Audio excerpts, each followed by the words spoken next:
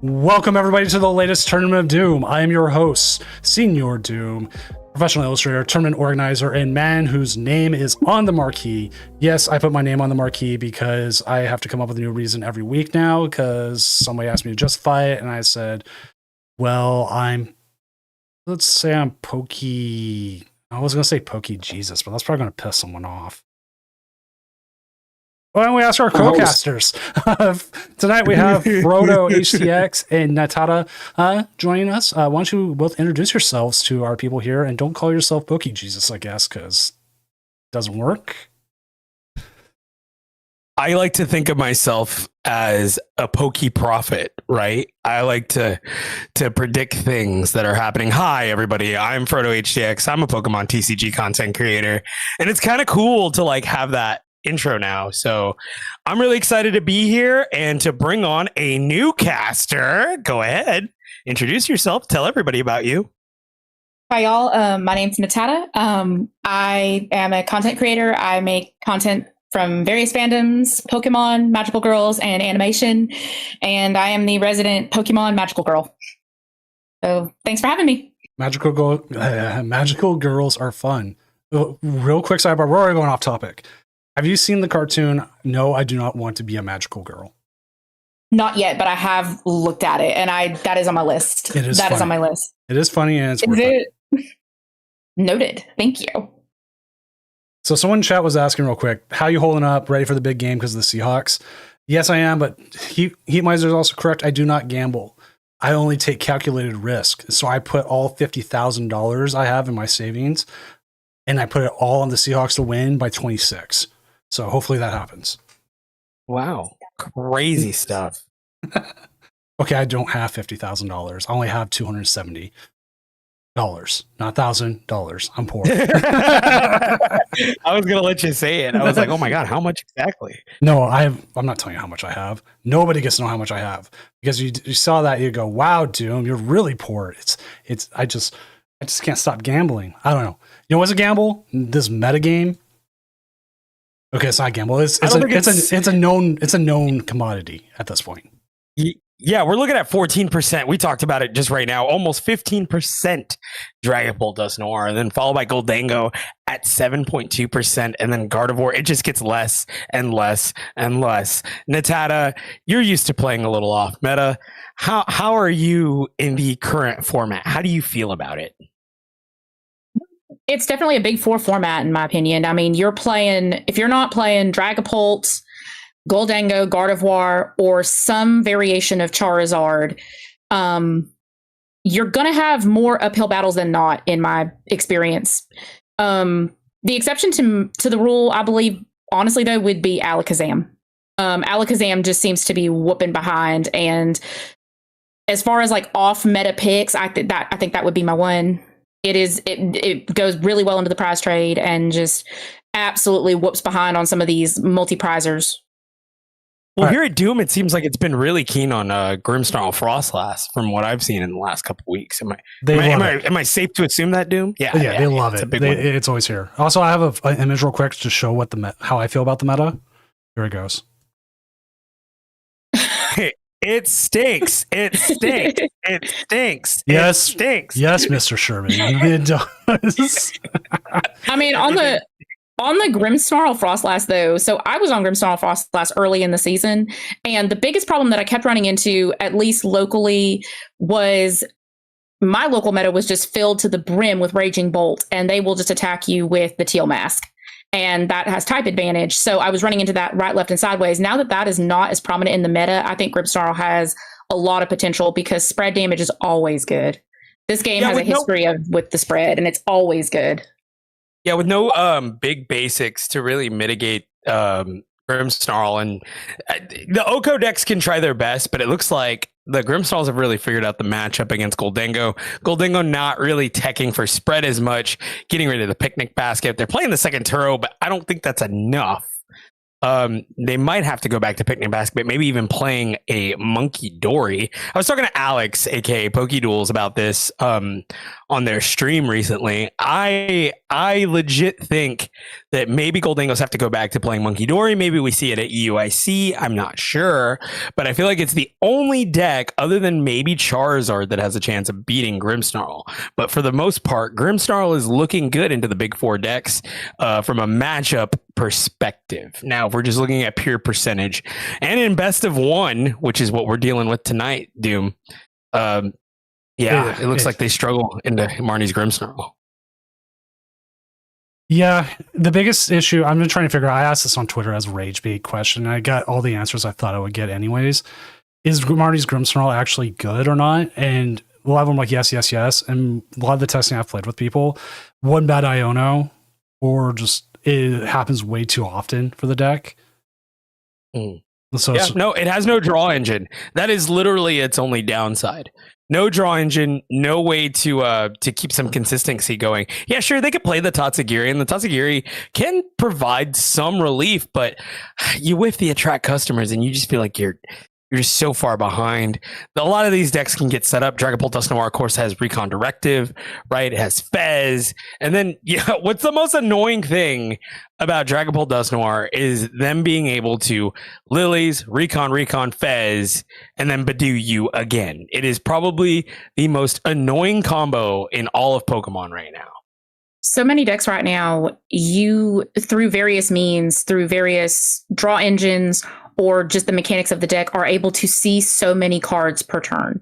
And being able to see that much of your deck per turn over and over and over again and opening up those options is kind of an underestimated advantage that Marnie's Grimmsnarl just does not have as it sits.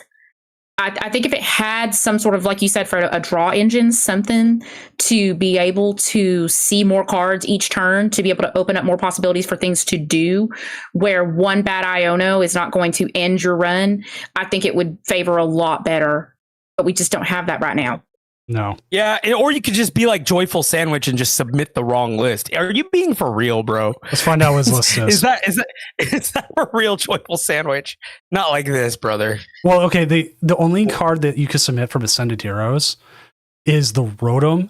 And I don't know how I missed it, but I had to manually enter every single card line by line. So I probably saw Rotom and thought, oh, wait, there's already been like a bajillion Rotoms, and I just smooth brained over it. Oh. So he's playing the Rotom? No, someone else was. It was somebody else was playing the Rotom. Okay. Yeah. Okay. And I said that was on me. You can go ahead and play it because he submitted it. I could check when he submitted it. He submitted it tonight, like 20 minutes before the round started. So I'm like, that's on me. You submitted a list. They didn't read the big thing saying it's EUIC format, but they were still able to submit a list and it didn't stop them. Yeah, I mean, hey, I'm not very good at keeping up with what list I'm playing at the time. I really should, because whenever I'm like streaming, I always forget which one is like the one I'm playing with and which one am I testing, right? Because I always try to play a different one on ladder than I do in the tournament, and I end up crisscrossing them. That happens a lot at the first rounds. You get someone, I was playing ladder, and then they jump to the tournament, and I go, okay, it's fine. We have a process for that. But when it happens like 16 times, you get tired of it.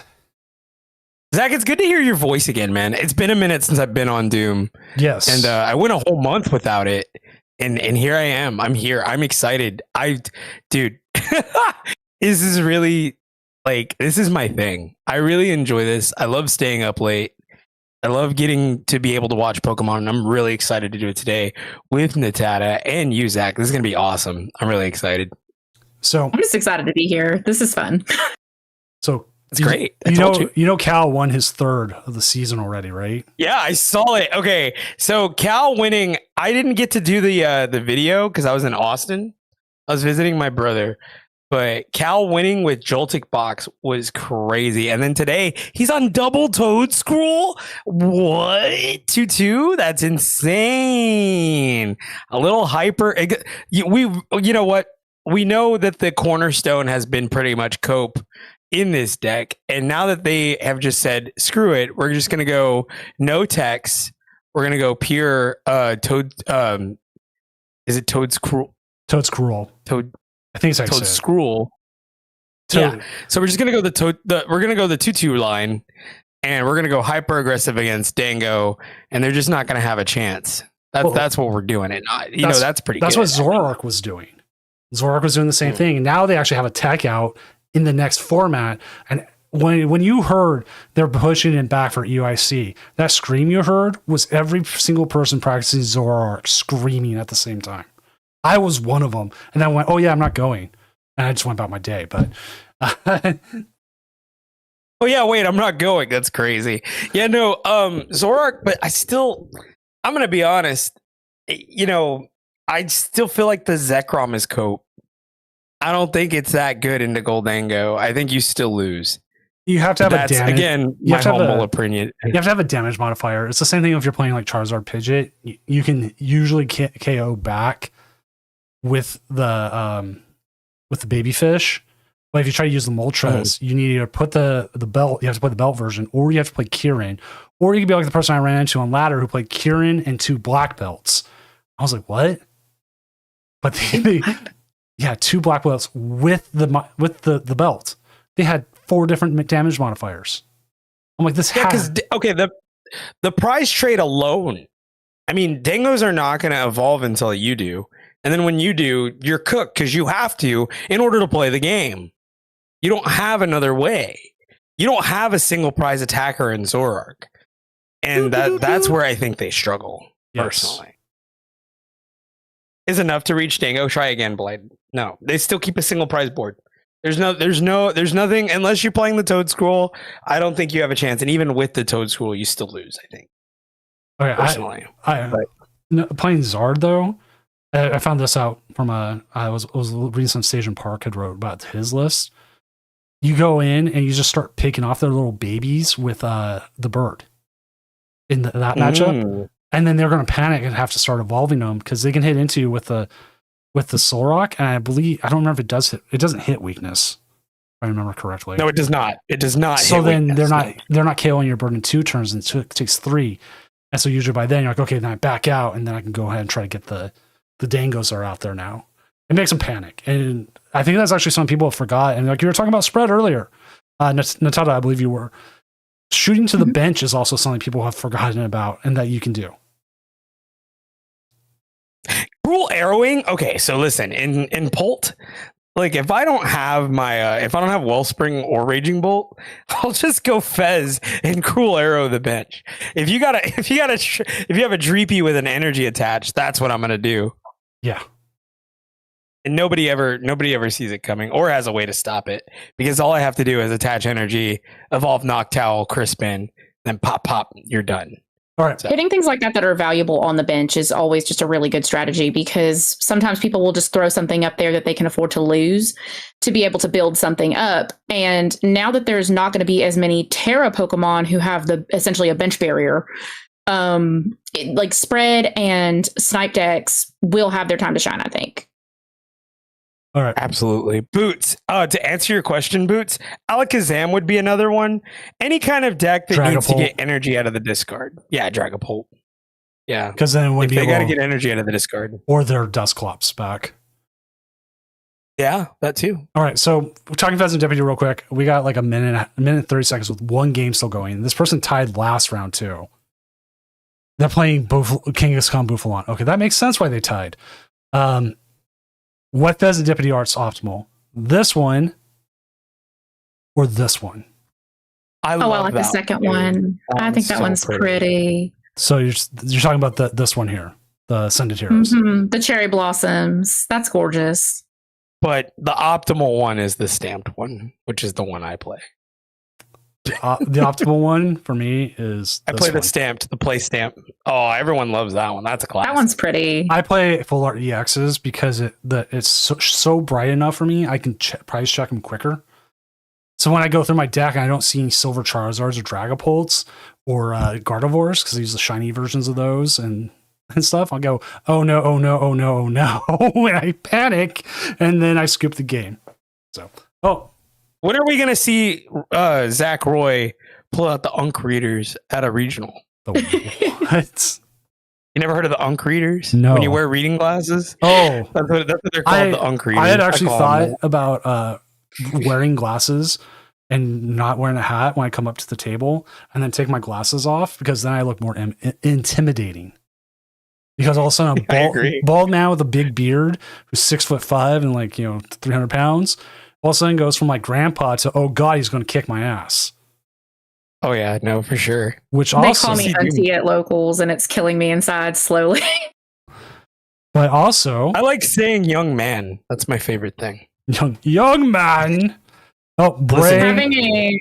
Having a fellow master in your division sit across from you, put their playmat down, and say, "How old are you?" And you say, "At the time I was 33," so I said, "I'm 33." And then having them go, "My mom is 32," and you just sit there and say to yourself, "Lay me in the river at dawn." Yes, We need a separate division. What do you think, Zach? I Well, think we we talked I about agree. we talked about that. I think- we I called said it for a the- while, Master should be an adult-only division. I will stick to it. I will go 10 toes down on it. No, but no. There should be a cutoff. 25. So when your prefrontal 25 cortex and is up. fully cooked, 25 and up, you're officially grandmaster. I don't know. okay, so we got our Something. first match. wasn't there a name for We've- Pokemon we got trainers the- that were older? Oh, Round Okay. is up. So we're doing the mirror. We're doing the mirror. Bray redeemed, so you get the Okay. Dragapult mirror. Sorry, redemption's redemption, and I will at least honor it for now. So, sorry, first one's a mirror.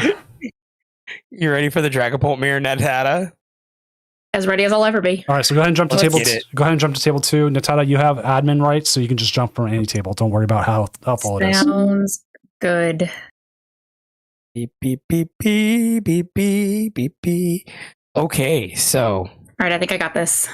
All right, I will switch the game here in a second. For some reason, the chat's open. It's weird. I didn't really. I always forget there's a love that. Discord chat in this.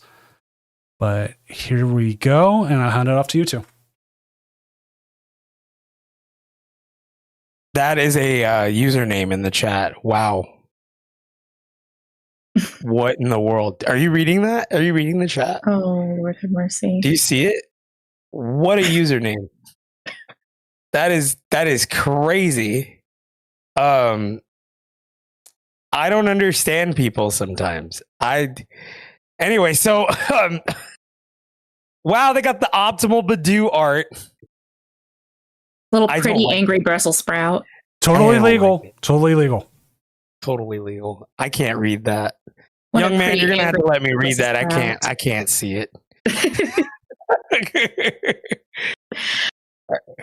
Okay, they just get the Ultra Ball. They're gonna drop a Dreepy, obviously. Because what else are you gonna do in this position? And we get a pass.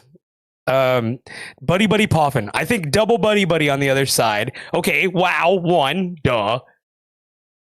Because why not? Or do they just go Opening. double? Predict the opening, Natada. Tell me what you think here. If it's not a double Buddy Buddy Poffin, I mean, that is going to be optimal. Get 2 Buddy Buddy Poffins, get a Duskull and a Dreepy, and their own Badoo, preferably. Get the Badoo active so that they can be the first one to itchy pollen. Yep. And then there goes the Lily. Wow. Okay. I feel Lily's like into so the much of Ultra these Ball. games are going to be who's going to itchy pollen first when it's a mirror match like this. And I know that sounds a little silly, but it not only buys you time, but it stalls your opponent out. So Oh, and they couldn't again, get the Dreepy out of the active, Natada. Okay, there's Hallucia. yeah, no, whoever's going to itchy pollen first, I feel is going to have an advantage. Big one. Okay, they get the attach here with the luminous energy. It looks like Jeremy may have. I would have just. Oh, and they're going to Iono it. I don't know if I I don't know would if I have would done have that. Ionoed there. I don't know. It seemed like they had a dead hand, but oh my god, double buddy buddy. Double Buddy Okay. Buddy and a Dusclops. Here we go. This might go quick. Oh. This might go quick. They're getting set up, and here comes the itchiest of pollens. Spring is in the air, and we take it back to Jeremy, who probably just got the Ultra Ball but can't use it. I can't use it. Yeah, or if you got another pop and you can't use it either. I'm telling you, not only does it just kind of like stall your opponent out, but it buys you time. Having more time to be able to dig through your own deck without that restriction while your opponent has one of the harshest restrictions in the game is such an advantage. And they had to Turo it. Wow. That's probably, I think they only play one Turo in the list. So down to Itchy Pollen. So now we're item locked for the rest of this game, but there's a Lilies in hand, and a lot can happen with that one Lilies. They'll attach fire to the Recon. If they could get the Dragapult here, I think they can start popping off. Yeah, they're gonna get aggressive. I mean, they have They can get the Dragapult off the Lilies. And there it is. Oh, wham bam, thank you, ma'am. There it is. They have the Eclipse. And then the Hawlucha also. And the Hawlucha, yeah, no, that is glory be. That is quite the play. That is quite the hand. And here we go. We're just gonna board wipe because why not? That was pretty much as good as it could get. Oh yeah. Crazy stuff. This might happen. Bray might just sweep Jeremy here with Jeremy no follow-up. Does Jeremy have a follow-up here? I didn't check the list. Maybe Jeremy plays the rare candy here, put himself back in, but with no energy. They would need Neo Upper also, but they're going to be able to play items this turn. So maybe there's a comeback here. Here comes the Ultra Ball. Grabs. Are they going to get their own Dreepy? They must have the candy. They must have candy. There's the Neo Upper. It's almost like oh my god. Candy. Wow. Yep. Called it. And there it is. And we're back. Just like that. And now and an Iono. Yep, now we can do something. Oh. Just when you thought they were out, they are back in. They're back. They're right back in. And then here comes the Phantom Dive to KO the Duskull.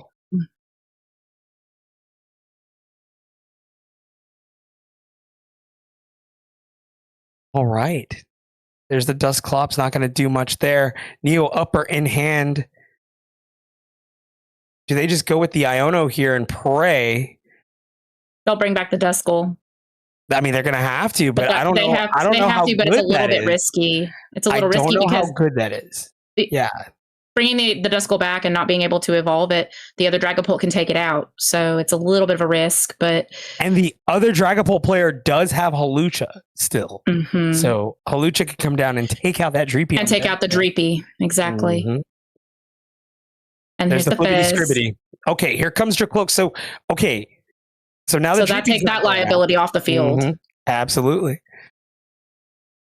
At a certain point, it becomes less, what am I going to do? And it becomes more, what liability am I going to deny my opponent? I feel like sometimes you get punished for being aggressive in the mirror, but I feel like it's very...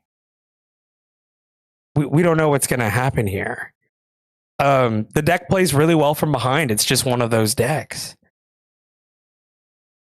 So with it can make a comeback because all it needs is to set up a Dracloak and maybe some sort of draw supporter, and you can get a totally fresh hand. Yeah, I think another Iono right here from Jeremy might be the play. Keep this hand small. They have Hilda, they have Lilies on the side of Bray here. No KO, so they can't Fez. Oh, and there's the Iono. There's the Iono. How can I just predict this? Oh my god, I've called everything. They may Turo up the Hawlucha and take out that... well, no, they can't because it's already evolved into a Dracloak. Scratch that. And then there's the Phantom Dive. We're going to KO... Are we taking 3 prizes here? I think so. Oh yeah, we're taking 3 prizes here. So the 3 prizes, we're down to 1 on the Jeremy side. Dawn in hand. So Dawn's in hand. They're going to be able to set up a Dragapult here and KO. Yeah, I think it's over here. Yeah, there's the Ultra Ball. Yep. Looks like Bray's going to... he's going to get out of this one. Here goes the Ultra Ball. And you could just Iono them to 1 and we'll probably see a concede here. Yep, that'll do it. There it is. Go ahead, hit that Iono. Hit that Iono. Hit the And then, yep, they'll Iona their opponent to 1 card, and then that'll be that. All right, once this game is done, we'll jump to another table. Swiggity swoogity, Yep, there I it told is. you. Oh, All right, You right. need to start playing the lottery, Frodo. I swear. You have I've just seen clairvoyance. this too many damn times. You have clairvoyance. I watch this so often. Let's see. Joyful Sandwich is up against Gardevoir. How's Bisquit's game going since that's Cerulean Edge? Bisquick is up against Gardevoir. Zard against Gardevoir? Zard versus Gardevoir. If it's Zard against Gardevoir, I'm cool with that. All right, go ahead and jump to table 2.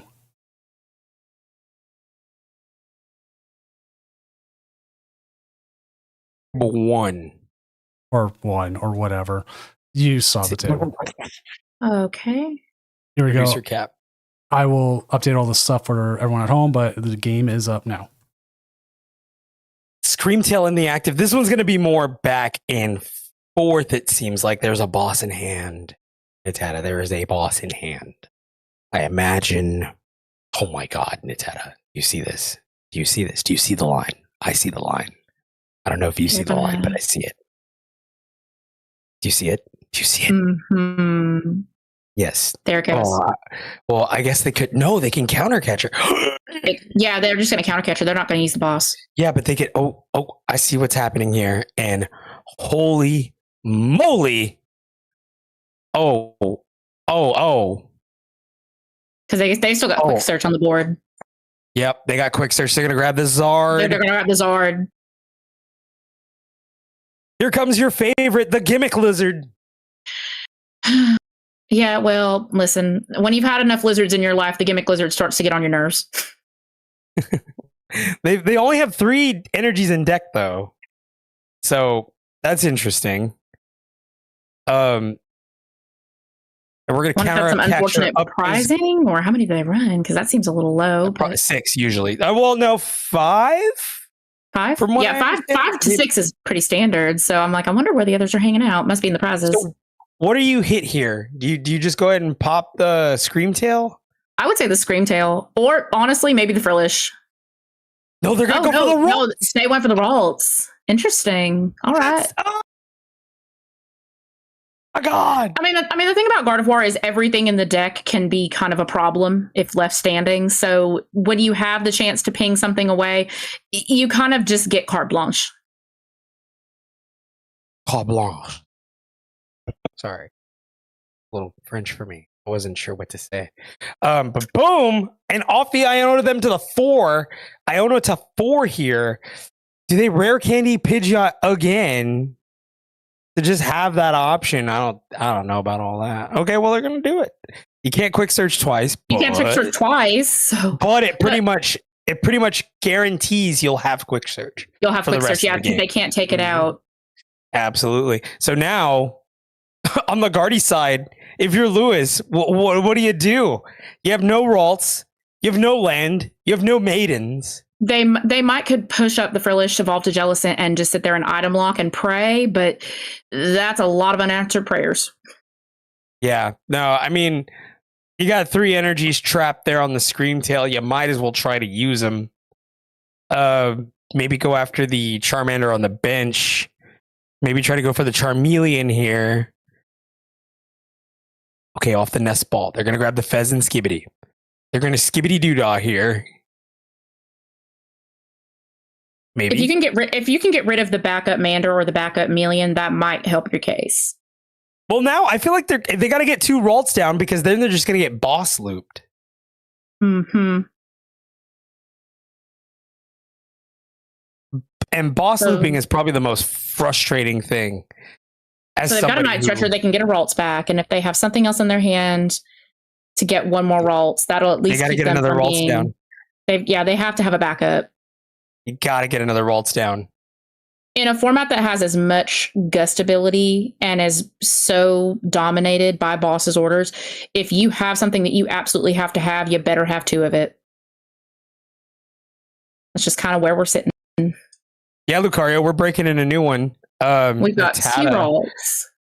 The Tata who's never casted before, and I knew she'd be really good at this, and so far she's doing an excellent job. I'm so proud of her. Holy moly. And here comes the roaring scream to take out the million. Charmeleon. Exactly. Yep. So now you got to either take out. Well, actually, if you're the Charizard, you're pretty confident right now. You could just cook a Ralts on the bench and then boss up the and then use your last boss to get the Fezandipity. I mean, well, I don't know. It really just depends on the list. Maybe they don't play a third boss. I know they just threw one away. I don't think they run Palpad anymore. In the olden days, Zard used to run Palpad. I don't think they do that anymore, but this Gardevoir player is so far behind. Charizard is a deck that between its energy acceleration and its ability to run better the more you play against it, it just makes it such a force to contend with, because it is one of the few decks in the format where the better you do against it, the more steam it gets. And that gets so frustrating because you feel like you're winning and then all of a sudden you are losing just like that. Another deck that plays really well from behind. Because it just keeps getting stronger. And there we go. We're going to grab more energy. That back into the deck.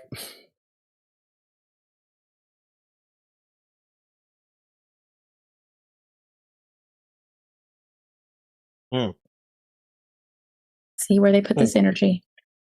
Yep. I mean, that looks like what this has been. What do I do here? Okay, here comes the boss. Here comes the boss. Are they going to go for the Fezandipity, or are they going to go for something else? I think going for a Fez is fine here, because then you leave them with a single prize board, and it won't even matter if they bring up the an Iono. Iono instead of boss. Interesting. Okay. Okay, wait. Hold up now. Okay, so they've got the million. There goes the million. Energy in hand. A KO on this. This is good. Actually, yeah. They're gonna see six. They have 6 cards here. They'll go 6 cards here, and and there is the counter catcher. Briar is another thing too.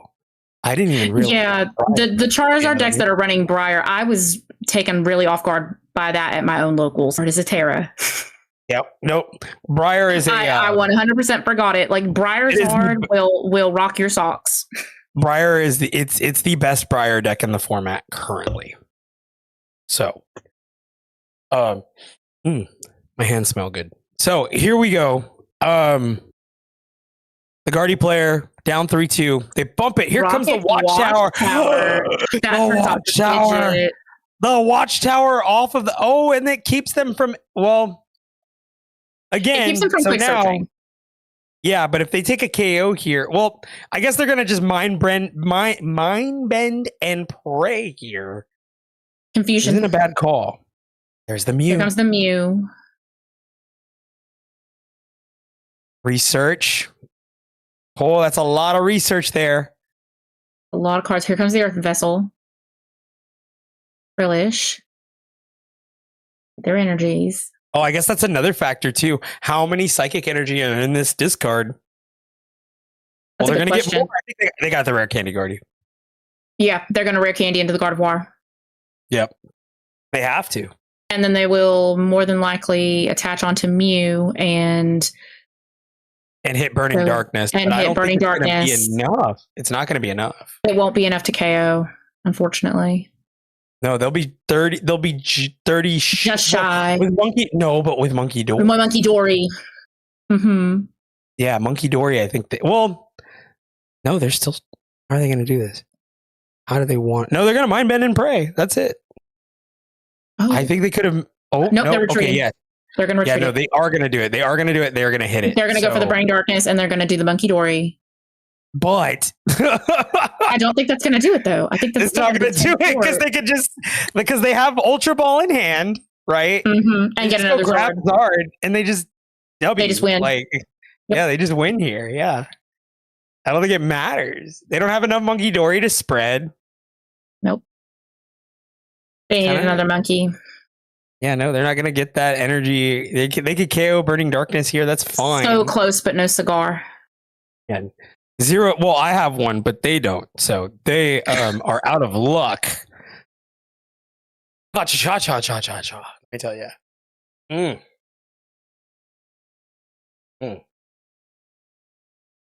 Delicious. Let me tell you. And there goes Pidgeot. I mean, they don't need the watchtower was so crazy. Big jump scare. And that's what they were afraid of. Drawing into the energy. They got a Lilies to get that energy. They may have to Lilies to get that back into the deck. Well, they could super rod the energy. They can super rod the energy. Yeah. And they could get another Zard. Oh my lord, they have the nuts. They have options. They have options. Oh god, no. They just get the nuts, bro. A little bit of this and a little bit of that and a little bit of this and a little bit of that. What's it like to be God's favorite?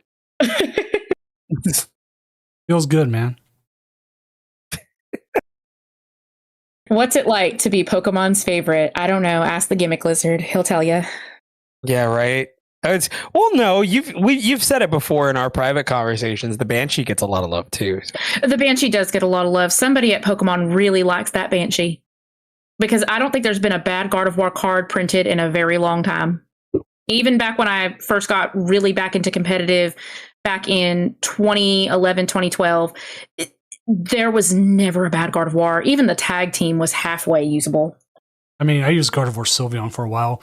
All right, let's take it back to the casting desk here in Seattle. So go ahead and join me up there. I mean, we could look up every Gardevoir card right now. I mean, there's a lot, but we could. Sure. But Natalie, how you feeling? That was your first round. How'd you feel? I think I'm doing all right. I don't think I'm too bad at this. I think you're doing more than all right. What do you think, Zach? How do you think she's doing? Doing a lot better than I was going to say. Doing a lot better than I thought. No, doing a lot better than we've had some people on here. So you're doing great. Trust me, we've had doing great. There's like 3 people. I won't name them because 2 of them are banned for different reasons. Who are real stinkers, and you are nowhere near them. So I'm very nervous. I do not want to embarrass anybody. And I certainly don't want to make Frodo look bad. Great. No, making me look bad. No, Frodo makes himself look bad. Don't worry about that. Thank you. Thank you. He does very well. I'm very proud of how he does. I just didn't want to embarrass him at all. She's proud of me, chat. Do you hear that? All right. Here's my, and this is for everyone in chat too. Like talking about what makes a person a bad caster is when you speak in a really low voice, like this, and then you just don't say anything for 5 minutes, and like it's not like not 5 minutes. Like Frodo just keeps talking forever, kind of 5 minutes or something. You don't say like your co-caster like hands it to you. Like, how do you think about this turn? How do you think about this turn? Can I do my Chris Farley when he interviews celebrities? Yeah, go for it. It'd be like, hey, Doom, remember that one time when Frostless Monkey Dory lost in the finals? Did you like that? If I'm ever picked to do this again, I should use some of my voice acting voices and just use it as an excuse to practice. No, just do it. For it. That's just what we do do. It. Yeah, that's what we do now. What do you mean? We do it now. We're just a bunch of goofy goobers, bro. That's all we do. That's like I'm literally not coming up. I'm just coming up with the reasons to not say you're doing great just because I want to. I'm just like I'm gonna play bad cop to Frodo's good cop, but I'm not really good at being bad cop. So can y'all switch those positions? Because I know he's always going to tell me I'm doing good. I could be doing awful, and he's going to say I'm. That's not true. I've told you when you suck. I've done it. That's fair. Yeah, you know what? Yeah, no, that is fair. That is actually fair. No, it's true. No, I have. I don't pull any punches with you. If I think you did something bad, I'm going to tell you that. So you know what? No, that's fair. No, I am a no. Okay, so I don't know if you know this, Doom, but Natata and I are together. I don't know if you know this. Right? If it wasn't obvious from Twitter. Apparently it's not because my TikTok chat was like lost in the sauce. They were like, "What do you mean Twitter?" That's I was like, TikTok though. It's a completely different world. They live in I won't lie. At one point, I sent Emmy a screenshot of you two interacting on Twitter, and I said, "Are they together?" And Emmy says the same thing. Like their Twitter conversations makes it seem like it. I'm like, okay. Like, well, cool. Yeah, no, we're together. So it's not like but I feel like I've been very honest with like how she performs because she's like getting into this and she's doing things, right? She's branching out. And if she does something that I think is like boring or lame, I'll tell her straight up. But if I feel like if she's doing something transformative and different, I'll let it play out. And usually I think it's really good, regardless of what the view count says. I think it's good stuff, personally. But, he's really supportive of my content that is not just Pokemon TCG because I didn't want to pigeonhole myself. I like yapping about whatever I want to yap about that week. And she likes her magical girls, bro. She loves her magical. I love my magical girls. I love my magical girls. This is a big thing for content creators that out there in general. Do not put TCG in your name. You will instantly pigeonhole yourself without even trying. Nope, I'm just Natata. I yap about whatever I want to yap about. I literally had to make this a very clear point in my TikTok stream the other night because somebody was like, "Stop doing this, stop doing that," or they came from one of my videos and they're just like, "Why are you talking about card captors?" And I'm just like, because it's my channel and I'm the princess of my channel, and if you don't like it, I never recalled calling for the court jester, so you can take your clown ass right out the door. We talk about don't let it smack you in the butt on the way out. Oh yeah, we talk about wrestling a lot. Yeah, that's what we do. There's actually a huge crossover of Pokemon and wrestling. It's hilarious. Yeah, we do it a lot. I love, well, more so, I don't, now that we're like ramping up for WrestleMania season, I'm more so into wrestling right now, but during the other times, it's like, whatever. Yeah, bro, I'll be blunt here. I was honestly kind of disappointed with Royal Rumble. Really? I don't know if it was just the location or the lack of like really big like surprises or something. They played it a little too safe. Yeah. I think it was a little too safe. I'm fine with Roman winning. I'm totally fine with it. I just want to see LA. I like to see LA Knight get a push finally instead of just continuously buried by Triple H. It seems like he did something to him. It's like LA Knight went to a cup and played like Gardevoir, and Triple H told him not to. You need to play something else, bro. And he kept doing it, and then Triple H is like, "Fine, you're not winning the belt. You're not never winning Royal Rumble, even though you get over all the time." I was like, really? That's the thing, man. I feel like he didn't suffer what Zack Ryder suffered from though. Oh God, and I think it's because we don't have like some monster. Well, I think Obi Femi is now that monster, right? I think he's going to be the one to probably bury someone like an LA Knight every now and then now. Well, I mean, he just did it to the War Raiders, but that one, at least how they acted with it and everything, how their characters are, it came in unprepared. So. Oh yeah, no, for sure. They weren't ready for that one. I don't know. I try not to be so like, what's the word I'm looking for? I don't try to like critique wrestling from a mark perspective. If I feel like at this point, if it feels good, if the business feels right, who cares what happens at the Royal Rumble? There was nothing too special about this year that made me think, yeah, this guy's got to go over, or it's crap. You know what I mean? Yeah. I don't know. Did you see what happened in AEW this week? I did. Yes. Brody King is amazing. And he's amazing. I'm glad they let that chant go over. And I'm hoping he re-releases his shirt he did of that because... Yeah, I want it. It's so cool. Yes. Which, let me see if I can find it for chat because it is really cool. Plus, if you don't know who Brody King is, he's a wrestler, but he's also the lead singer of a band called God's Hate, which is death metal. And he's about the same size as I am. And when you see him in person, he's huge. And he's friends with Danhausen. And they like go to signings together. And Danhausen's not that big of a guy. He's like 5'7". And like, you know how he is. But Brody King's big, thick guy at 6'5". And you're like, wow, jeez. And then they'll travel with, I forgot who her name was. The one was part of House of Black and now isn't. This House of Black is all on WWE now. She's like 5 foot. So you watch like the scale of people. That's weird. Yeah, no, I believe. Oh, say his name and So really he fun fact, appeared. y'all. My coworker, she's also a good friend of mine. Amy is in the chat tonight because she's normally in my TikTok chats every stream I do.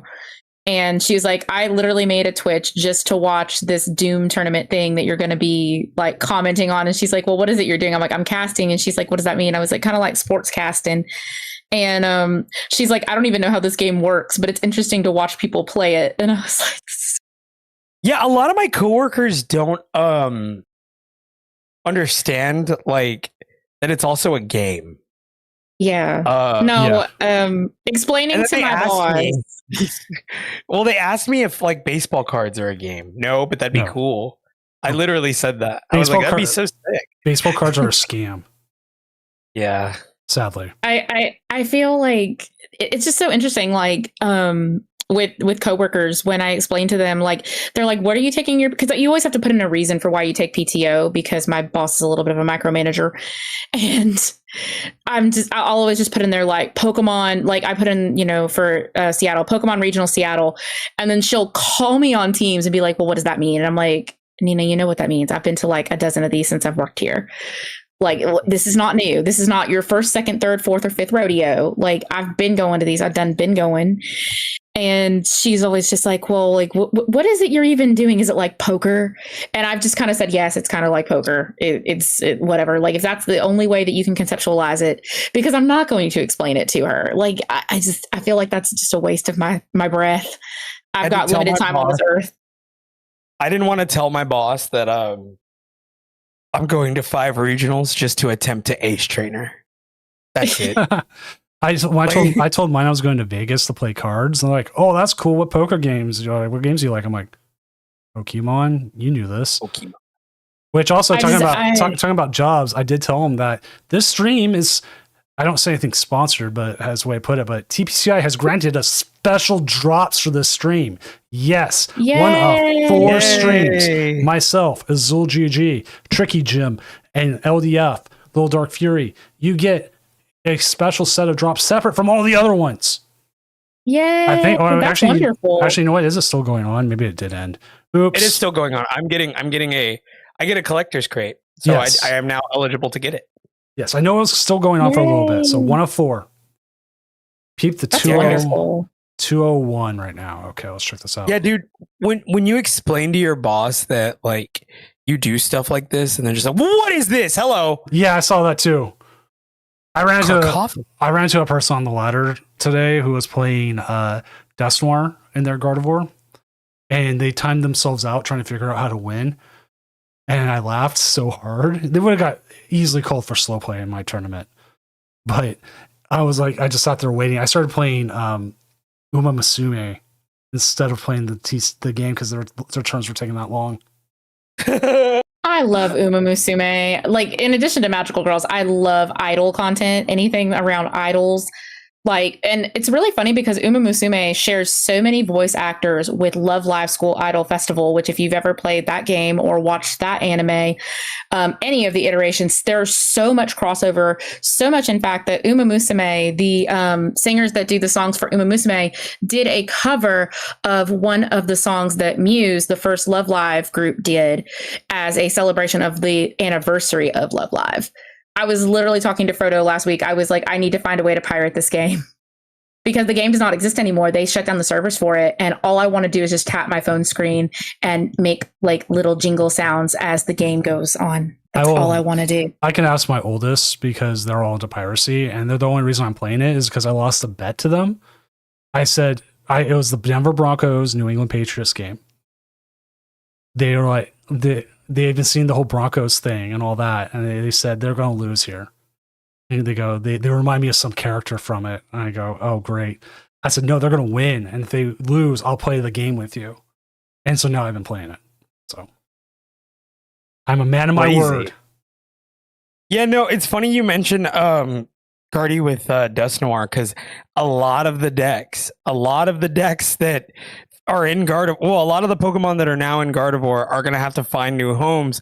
Mega Diancie being one of them, right? Is now becoming a Dust Noir deck along with Gardevoir Jellicent, and that's another one that is now going to have to become a Dust Noir deck. So Jellicent Dust Noir post rotation sounds. I feel really like quad Jellicent is going to be a thing because just denying your opponent the ability, essentially, to play the game, denying items is so powerful, and just that times 4 is going to cause people to flip tables. Mark my words.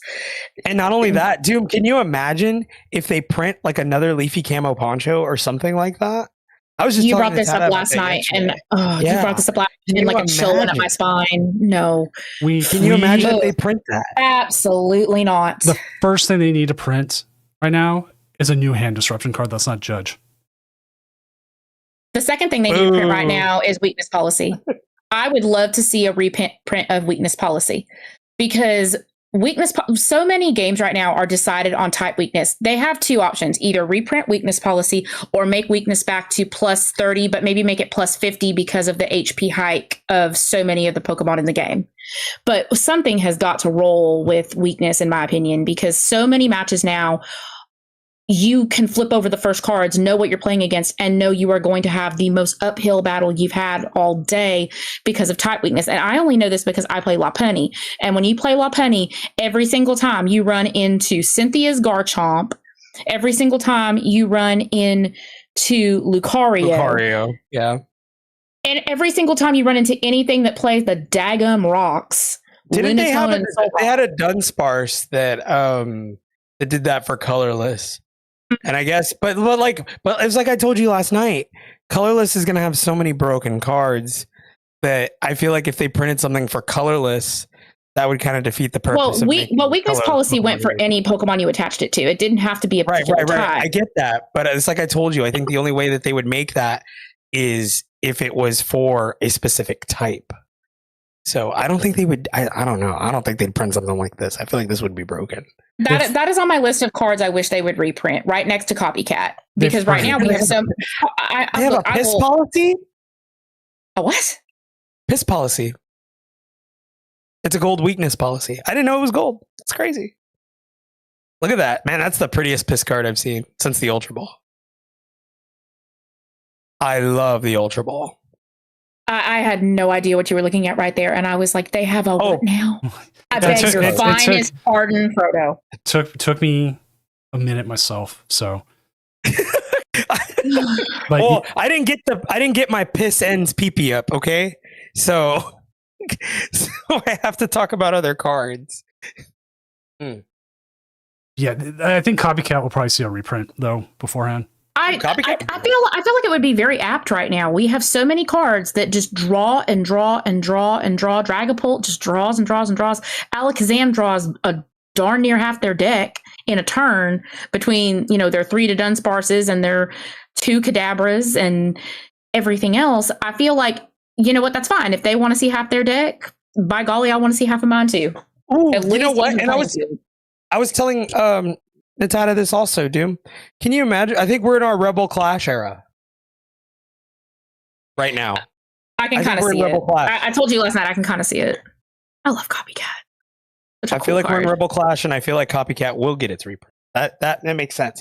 A lot of things that we saw in Rebel Clash are about to come out. So, print Ash Blossom for Pokemon? Yes, I 100%. Dude, next round is up. Round 4 is up. Let's go. Got to cut in there to get everyone in chat know. So we are into the next round. So round 3. Let us find something. We do have a couple players. We just had Joyful Sandwich on. I was gonna say, I'm looking at people we do know can stream. I can always reach out. I have a couple of 3-0 drops tonight. Interesting. Joyful Sandwich just got Grimmsnarl. Grimothy Snarl. BizQuick's playing the Swirl Edge. He's got Kangaskhan Buffalon. Actually, you know what? I would say this would be an interesting one, and it's not something we're going to see normally. Yeah, we could jump in. Let's go. All right. Let's do it. Let's do it. Where are we going? Table 5. Table 5.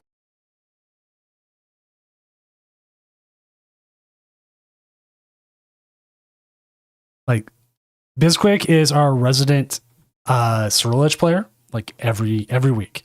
This man does not play anything but this.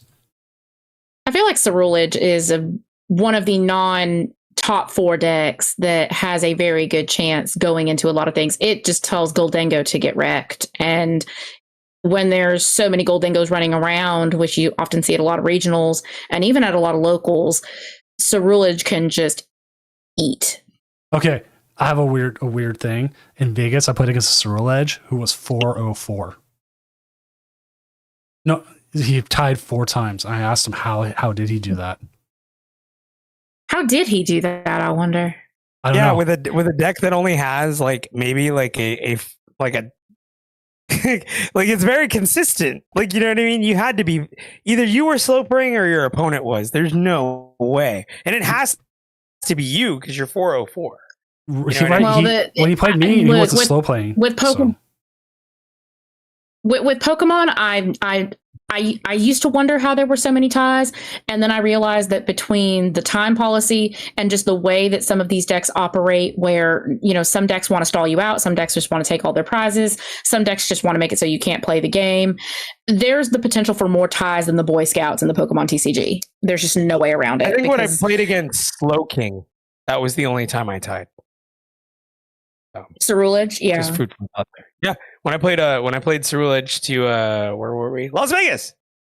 I played Cerulege to Las Vegas, and my only tie was against a deck like Slowking. I think if they got paired into some rogue matchups, maybe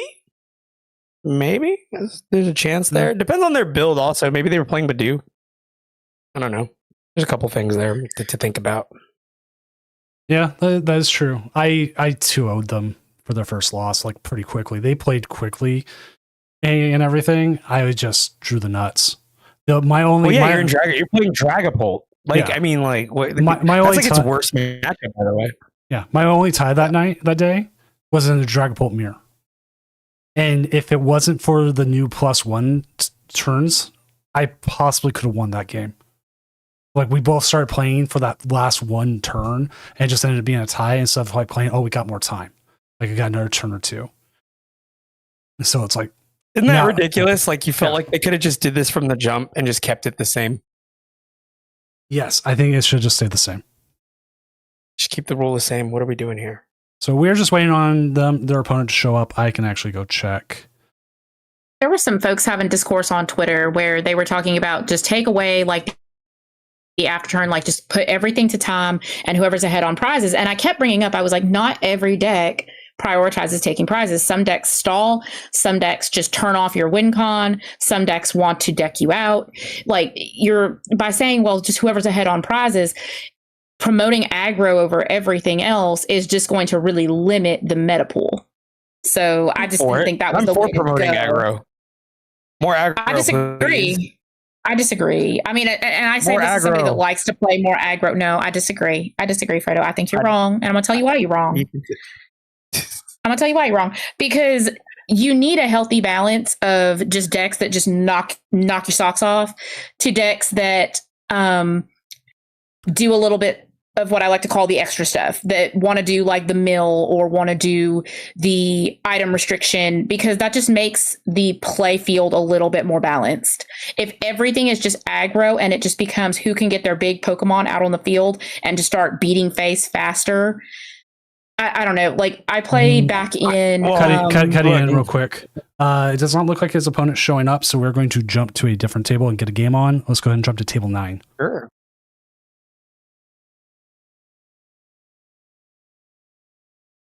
All right, this game it's Control. Yay, but it's something to get on. That's not Joyful Sandwich again. Sure. Pulsar into Control. Okay, Pidgeot down. Here comes the Pidgeot. Now this is where things are gonna start getting crazy. So Natada, do you have any experience against Pidgeot control? I have never played against it. I'm actually very interested to see how this is going to go. Oh, this is going to go swimmingly. Pulsar, not great into control. The only ups that it has, oh my God, okay. The ups that it has is that it's able to, what's the term here? It is able to be more consistent. So if you can be more consistent, against pitch out control, kind of just win the game. So Yeah, I have never had the pleasure / displeasure, whichever one it is, of playing against bird control. I have a vague understanding of how the deck works, but I have never had the experience of playing against it myself. So I think Charizard, just with the consistency that it has and its ability to set itself up, might be able to overcome it if it just plays fast. well, it depends. I mean, if they Elgin them, that's where it gets kind of Yeah. It's where it gets then they're kinda kind of stuck in the weeds, crazy. but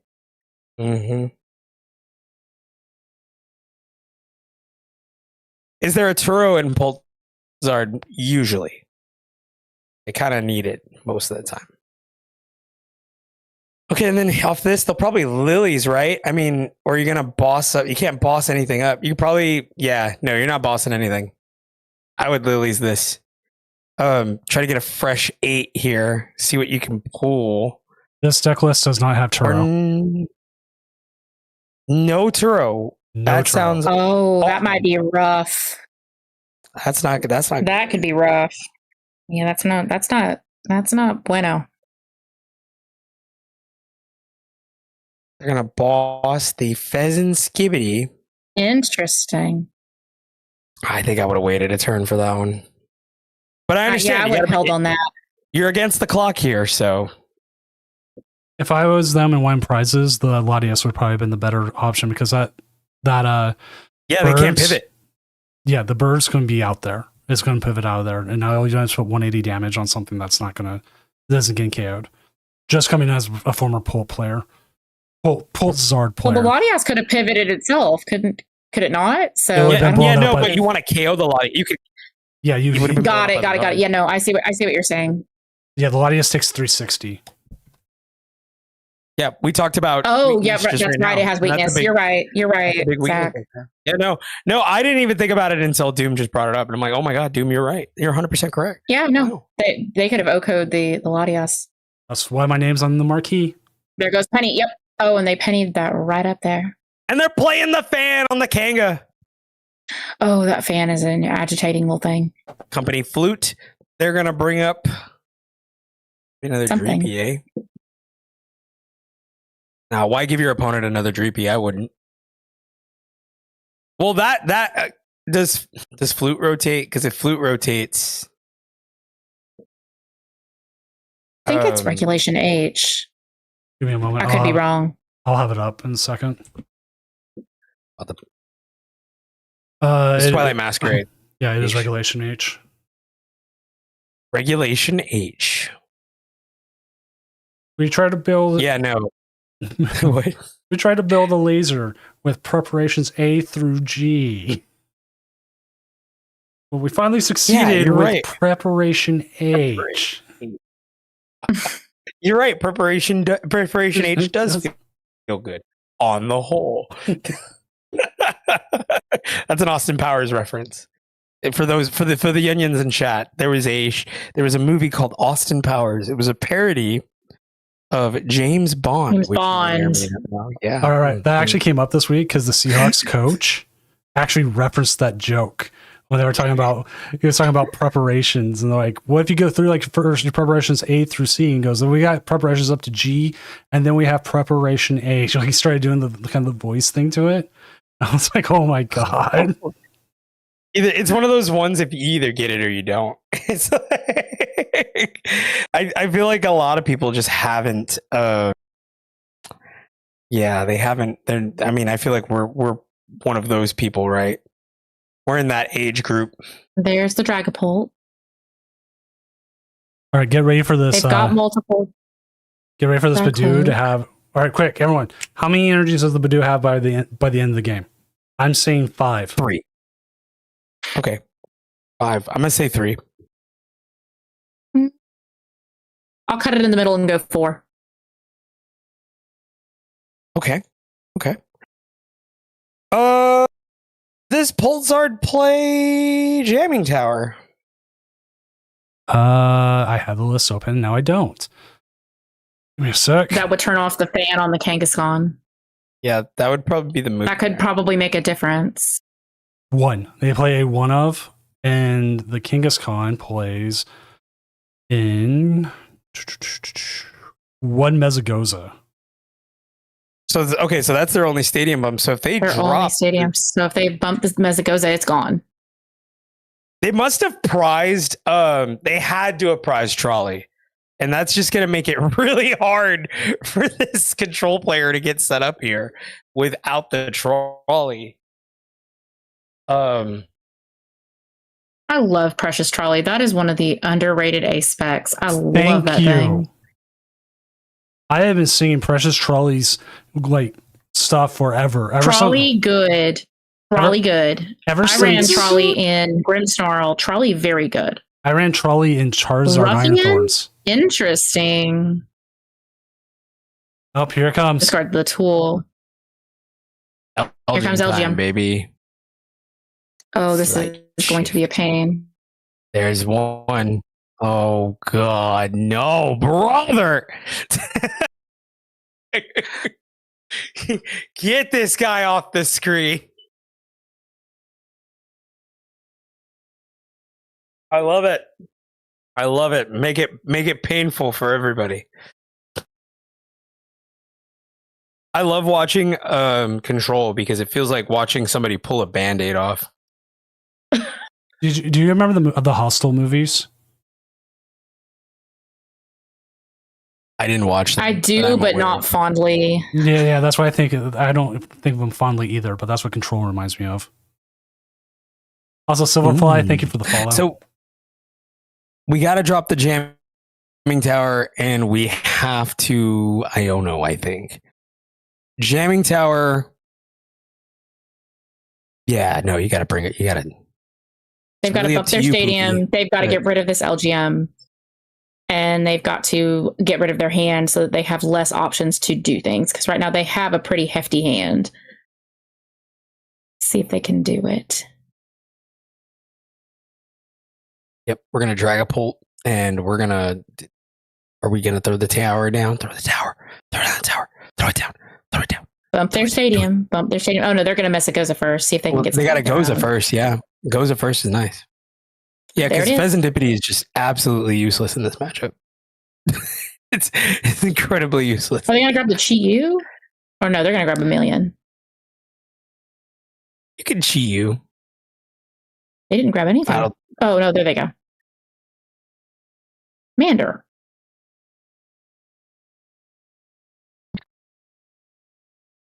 Man. Drop that tower. Maybe. You're down tower? to 14 cards. I think tower into Iono. I think Iono. Get your stuff back in your deck.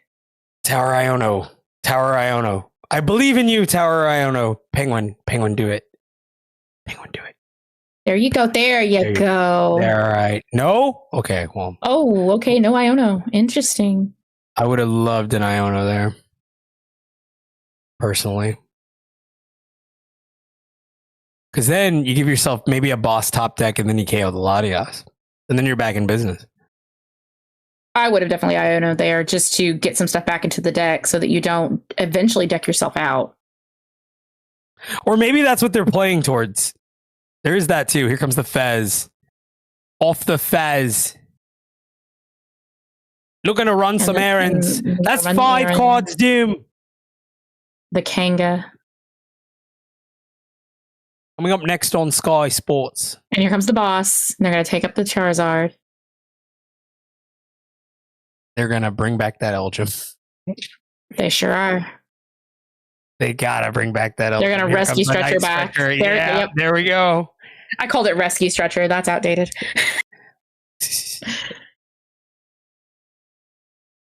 There's the Night Stretcher. Night Stretcher. See, not Rescue Stretcher, Night Stretcher. That's what happens, kids, when you're older than dirt. You start confusing cards from cards of the past. Look at that, Natalie. Already 2 energy on this Badoo. Maybe I'll win. Maybe I was right with 4. Come on. I'm not a gambling woman, but we'll see. There's a boss. But how do you get this Zard out of the yeah, I don't think you can get this Zard out of the active. They don't run Switch. Oh, let's see what they What can is do. What is in you? And you don't run it. You don't run a Turo, which like That not running hurts. Turo is gonna hurt because all of these energies on this Badoo. You eventually want a Turo whatever all the energies are on, so that way you can super rod it back in. But Into the that's deck, just not yeah. gonna happen. Yeah, they're just gonna pass because what can you do? Yeah, they might be chalked here. Actually, I think maybe playing for the draw. Here comes the Eerie. Oh, Oh, I love Eerie so much. That's an underplayed card. You want to talk about underplayed cards? Eerie is an underplayed card. Eerie right is now. mean. Like just being able to take things out of your opponent's hand and just deny them something, a win con, a pivot, and out is so powerful. And there we go with 3 on the Badoo. Yeah, so You might be right on this. Go ahead. You're saying? You might be right on this one, Frodo. You might get to 5. No, I didn't say 5. I said. Oh, you 3. said 3. I said 3. I said 5. No, I'm starting to think. You said 5. Doom Zach said 5. Doom said 5. I think either. Yeah, I think you could say either. It's fine. Yeah, everyone knows my name. Like Oh, I apologies. I make sure my portfolio is available and all that because being a world-renowned artist, you need to make sure people know who you are. Nobody ever calls me Josh. When people call me Natalie, I become frightened. It's like a fight or flight reaction. Who in the world is that? I tried so hard at the beginning of the stream not to full name you. I appreciate that. Thank you. Thank you for not doing that. I've been full naming you for so long now. I think that might have put me in the grave because I'll be like, oh no, not People my like government to- name. People like to call their partners little pet names. Me, I full government name mine, and I think it's really funny. I do not. I do not Another at all. Eerie. Another one? Oh my goodness. Ah! Oh, and they took away the Slight shift. Oh, and now there's 4. 4. Am I going to be right? Am I going to be right? Am I going to be right? Am I going to be right? I 12. love being right. 12 Come on now. I love What do you being mean? right. Did you say 5 too, or what? I said 4. I said You 5. said 4. I I could- doubt it. I cut it right in the middle and I said 4. You said 3. Doom said 5. I cut it right They're down the gonna middle get- and I said 4. They're gonna get 5 here. If this Elgin lives, which it looks like it will. All right, playing against control, especially if you know you're rolling up against it, you start one Pokemon and that's it. You try to get rid of everything else. No, there's 5. That's 5 on the. Oh my god! Well, Right. Phil DD. All right, Mike over on YouTube asks, "What do you guys think of ends in the current meta? Maybe as an EUIC pick."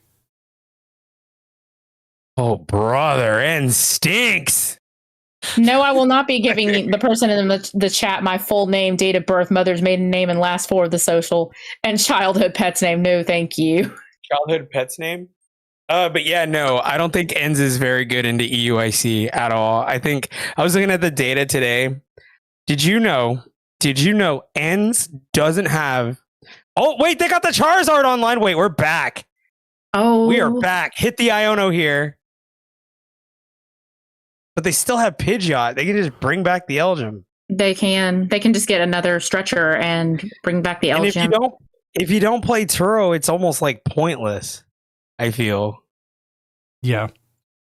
Also talking ends, I think it gets better with Ascended for EUIC unless you practice it a lot and you know every single matchup. And I would definitely say you should look up Liam Halliburton's stuff for that. He's really probably the person who digs into it the most to figure out if it's worth playing or not. But you just can't pick it up the day before and play it. You need the reps. It's one of those decks where you need the reps. Another bad thing. Oh, jeez, Louis.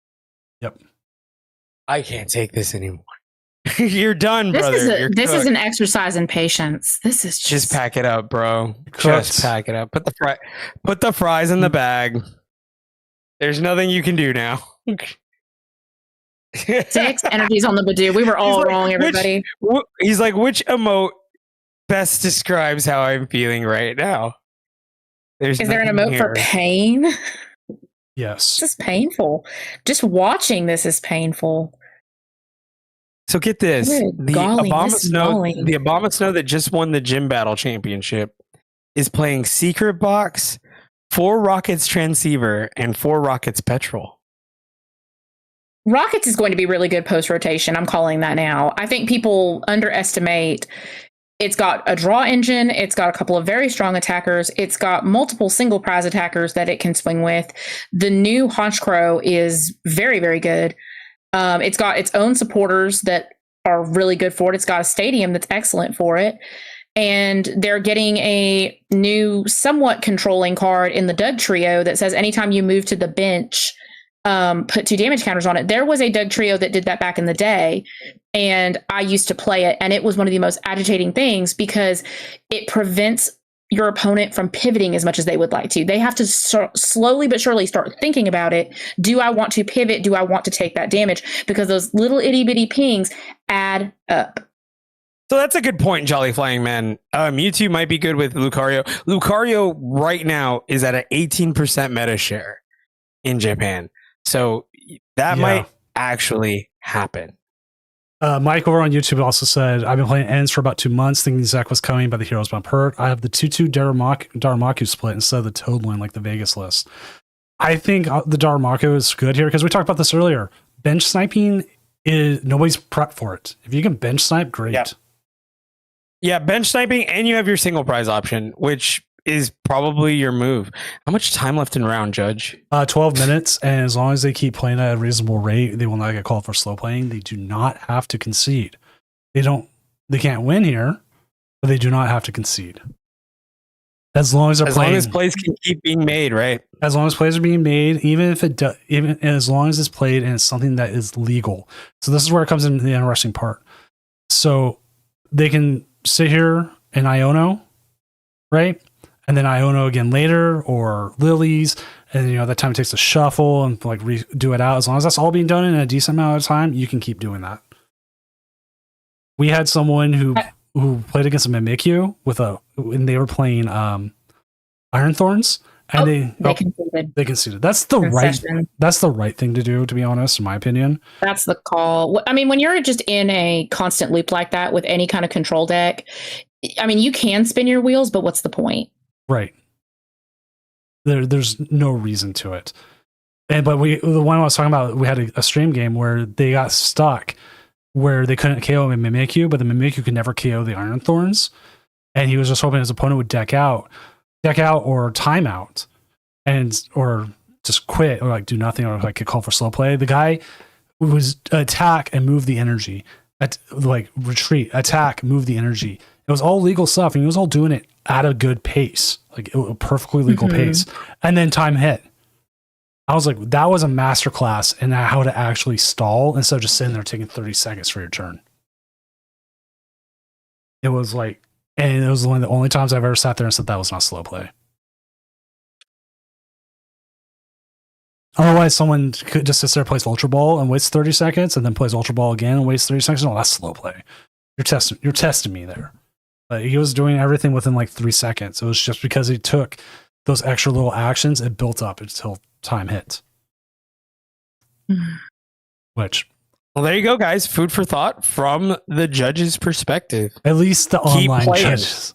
Well, at least the online judges. Online judge perspective. Just keep playing. Keep making moves. But you want to know the fun thing? Round's done. We're moving on to round 5. Thank Jesus. I know some people. Round 5. I know some people are going to sit there and be like, "Dude, you're teaching them to cheat," kind of thing. It's not so. It's that fine straddle line, and like one of those things where you see someone kind of cheat it, and you go, "Wow, that was like a masterclass in kind of cheating, like a legal cheat versus like they slowed their whole play down all of a sudden out of nowhere and played for it." I think the whole slow playing discourse is just so tired because when you have very recognized players that have, played for forever and a Sunday, longer than I have, some of them, sitting there saying, well, time management is a skill. It's just a circular argument. People are going to say yes, people are going to say no, people are going to say, well, learn to do better. But hearing it from a judge's perspective, I think is very enlightening, because they're going to go by what's in that book, and they're going to go by, making viable actions in a timely manner, as opposed to whatever the heck time management means to somebody's imagination. Exactly. Everyone's gonna jockey for the win as it is. We're gonna go jump to Joyful Sandwiches game because they are playing against a 4-0 Lucario. All right. Oh, fun. Okay. So that is something that hasn't been there. So let's jump to table 1. And you two are already ahead of me. All you had to say was Joyful Sandwich. Yeah, I'm sitting there talking to chat. I'm like, here we go. We're gonna go watch this, and you two are like, yeah, we are. We're gone. Oh, we're watching it. Oh, I'm so sorry. I didn't realize we were all gonna follow the leader. No, it's all good. Like I was saying exactly what we were going to do. You just fast. We follow Doom to the next game like nice little ducklings. All right, so Pie Life Game 541 is what is everyone's go-to fast food meal on YouTube? And the reason why I announce it out is because Twitch can't see YouTube, YouTube can't see Twitch, so I try. We got a judge call by. Are they asking us what it is? Well, you go first. You go first, Nat. What's your thingy? Yeah, what's your go-to fast food order? Also, what do you think about that, Mike? I would, if you feel comfortable with it, I would stick with it. If you ever feel comfortable with a deck and you feel like you can play with it, stick with it. If you don't, don't get away from it. Yeah. If you don't, then it's viable to change. But talking about favorite fast food, what's my go-to? It used to be a Wendy's Baconator or Dave's Double, but their quality in like the last year has absolutely bombed. So now is a Taco Bell Lux meal, is whatever they got featured, as long as it's usually pretty good. So mine is also Taco Bell Crunchwrap Supreme with black beans on it. That's what I want. And I want a little cup of the little cheese to dip it in, because I'll cut it into little pieces and I'll eat it that way, and I'll dip it in the little cheese. That's what I like to eat. If we're doing Taco Bell, okay, I had it today. So Lucky. I usually redeem my points because of course I did. I usually get the Build Your Own Lux box because it's an app exclusive now. Yes, that's Mrs. Doom's go-to. Yeah, so I get the cheesy gordita crunch, and then in the Lux box, it's a cheesy gordita crunch and a taco with the Fiesta potatoes. So that's usually what I get. But are you getting the slushy though? The little Mountain Dew slushy? I don't. Why? That's delicious. I don't like slushies. Why? They're delicious. Oh my goodness. That's grounds for leaving him. Do it. I have so much. You don't got it like that. Do it. Actually, if me and Mrs. Doom would have broke up over like me not eating certain foods, that would have happened like 15 years ago. So I ghosted a girl because she didn't like pizza. Because like, what is your problem? That was my response. I love pizza. That should have honestly been my response. I do love like a Hungry Howie's What do pizza. you mean you don't like pizza? What, you don't like fun? Like, I'm so confused. all right. Littlest Doom doesn't like certain companies' pizzas, and like we're trying to figure that out. I don't like Pizza Hut anymore. I used to love it as a child, and now I just can't eat it. I feel like it's mostly bread. If I wanted to eat mostly bread, I'll just eat bread. I feel like the bread to sauce to cheese ratio on Pizza Hut is just very, very skewed in favor of the bread, and I don't like that. So I get a lot of crap for liking Domino's. I like Domino's. I don't hate on Domino's. We go to Domino's, but Little Doom hates Domino's. He is a Costco. It's dandruff pizza. I get it. He is a Costco pizza kid. He absolutely loves Costco pizza. I love Hungry Howie's. I will eat a Hungry Howie's pizza. And I think it's because I dated someone in college that used to be a manager at a Hungry Howie's. And so I got it for free all the time. And I think it embedded itself into my flavor palette. And now I can't get it out because I want flavored crust. Hungry Howie's. Never heard of that. Hungry Howie's. I think it's more of a southern chain. I really do, because I've only ever seen it in Florida and Alabama. I didn't even see it when I lived in Mississippi. Hungry Howie's. I'm about to take a look at some of this pizza. Let me see. Hungry Howie's. It's yummy. I mean, it looks fine. It looks like Little Caesars kind of stuff. It's a little better than Little Caesars, but it's not quite as good as Domino's. Like, I think I just developed a palate for it because I got it for free all the time. And when you're in college, anything that's free is automatically delicious because poor. It does, but it looks like it has the same like crust and everything as a Little Caesars pizza. Like I'm looking at this and I'm like, it's actually a little better than Little Caesars. I'm telling you, like it's a little bit deceiving because it looks a little like Little Caesars, but it's better. Trust me, the flavored looks crust exactly makes a like difference. it. Well, yeah, that's true. That is true. The flavor on the crust is actually really fun. Aldi pizza is good. I do agree. I do like the Aldi pizza. I do like the Aldi frozen pizzas. All right. Here's something fun. Little Caesars was the first Hawaiian pizza I ever liked. Really? Okay. All right. That's interesting. They use a sweeter pineapple than most other places do. And I really like that. I love pineapple on pizza. Well, okay, I know so, that's like a big so controversial actually, Doom, it might not have been the pineapple. It might have been the sauce because their sauce is really sweet. Little Caesar sauce is very sweet. I think they put sugar in it, to be quite honest with you. Like, because I have seen people put sugar in things like spaghetti sauce or pizza sauce when they cook it at home as kind of like a way to kind of cut the acidity of the tomato. And I can see why they do it. But at the same time, I'm just kind of like, that is a little too sweet. I don't know how I felt about the cosmic beam on the clef key. I don't know how I feel about that because now you're a counter catcher away from them taking out this Raulio. They've got 2 Riolu, but they've only got energy on 1. So Riolu, that's how you say it. Riolu, yes. Riolu. And now there's Ultra Ball with the Pidgeot. We're going to see a counter catcher, I think. Counter catcher. Yeah. Oh. Counter catcher up the Riolu. And they could still fez. There's a lot that could happen here. There's Mesagoza in hand. They're gonna flip the script. They'll see if they can draw into it organically. If not, they will. There's their secret box. I mean, you could do whatever you want here. Realistically, double Duskull down. Are we going to see the Ultra Ball? Which I feel like that's coming. I feel like the Zard player here just kind of has a la carte. They can pick whatever they'd like to do.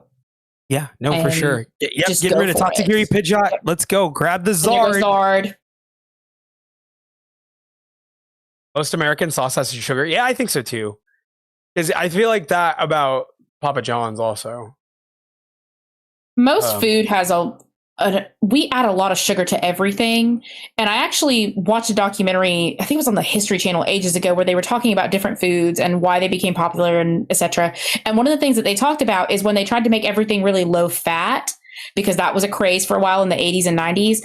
They took all the fat out, but they replaced it with sugar because fat in food, natural fats that occur in food, are one of the things that makes food more palatable. So if you take one thing out, you have to put something in it to make humans want to eat it. And lo and behold, sugar fits the bill. Am I crazy? I think I would have grabbed the counter catcher there to take out the Riolu. I would have taken out the Riolu with the energy on it. Or maybe even the Makuhita, because then they can't do the heave ho. Oh yeah, they can't gust. Yeah, they can't because the Hariyama with the heave ho ability is a very that can catch you off guard if you're not prepared for it. No, that's a really good call out. No, for sure. Because then if they Makuhita, if they Hariyama, they can Hariyama up the Fez, KO Fez. Up the Fez and KO it, yes. And so when I usually see those Makuhita hit the field, if I'm able to get rid of it, I get rid of it. Because I don't want that coming back to haunt me. Oh, that's a good call out for sure. Because one energy KOs a Fez. So. That is how I got really close to beating Lucario with Lopunny, even though I had a type disadvantage, was getting rid of that daggum Makuhita. I see that thing hit the field, it's got to go. So now the question is, did they dead draw here? No, there it is! Oh boy. See, bring up the Fez. What did I tell you? What did I tell you? What did I tell? And then now they can power up. Predictable as the sun rising in the east. And now they can power up the Hariyama if they choose to, or they sure can, or the Riolu, whichever they want to do. Oh, the Riolu and the Hariyama. 2-1. Mm-hmm. Not a bad call, because the Hariyama also has a pretty decent attack on it. Yep. Again, Great call out. if you're going against this deck, if you're going against Lucario, and they're not all the way set up yet, and that Makuhita is just sitting there, you want to get rid of that thing, because once it becomes a Hariyama, they can pull some very, very sneaky plays. So going back to the earlier play when they KO'd the Klefki, I didn't even think about it. They're out here trying to play around Briar, which is like a notable concern. You're going to have to try to play around Briar, but I still think counter-catching the Lucario there would have kept the KO. Even if they were able to bring up anything, they still wouldn't have a way to KO there. But there we go. Heads On the Mesagoza. We're going to grab Dust Noir. We're going to blow up the Riolu, I'm sure.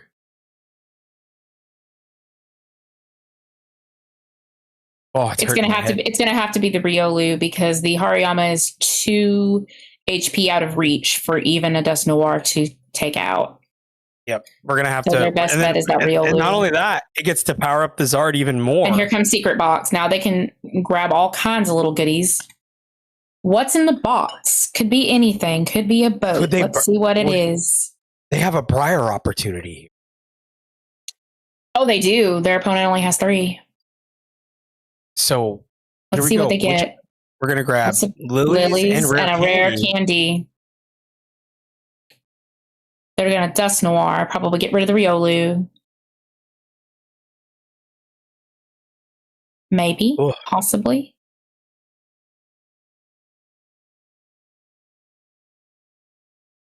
Show me what you're going to do, buddy. I believe in you. Yeah, because if they Dust Noir... Oh, Iono. Okay. I think they made their choice. Yep. They're going to rare candy, because they're going to Dust Noir. They're going to get rid of that Riolu. I can almost guarantee it. Oh, no, they could Dust Noir. Yeah, they take... Oh, they could Dust Noir.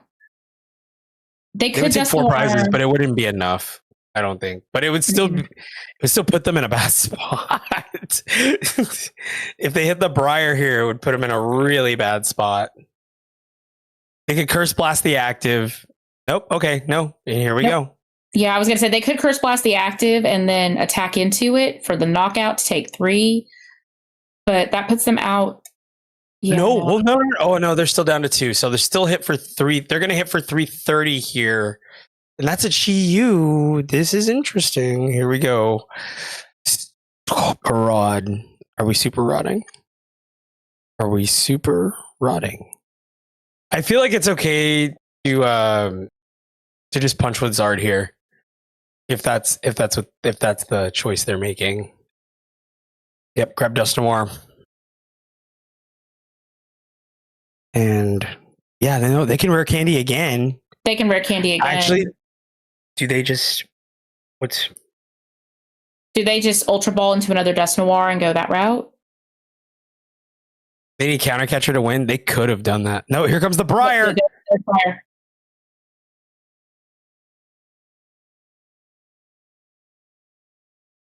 There goes Dust Noir. Because they could, well, no, because they would need one more prize. Or do they? Well, they'd have to do it to the active here. Yeah, it would have to go to the active. Oh, no, they're going to take out the Soul Rock. Interesting. Does Briar still work if you do that?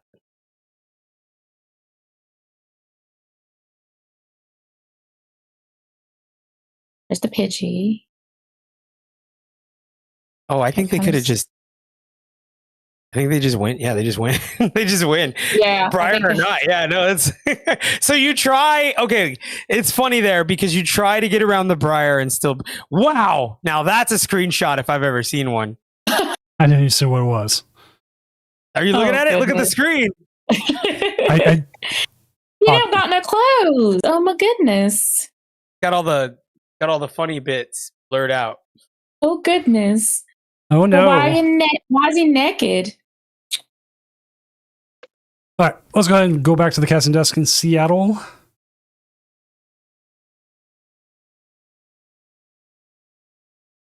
I was just listening to the game. I was actually painting my gun plus during it.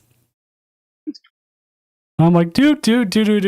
I'm trying cell shading, so Fun. I've got a whole bunch of like spare Gundam parts that I'm painting, and I'm like, how does this work? But yes, Crazy Dub. Let's update the standings. Let's see where things are at since we didn't get a chance to check out the standings last round because since we ended like right away.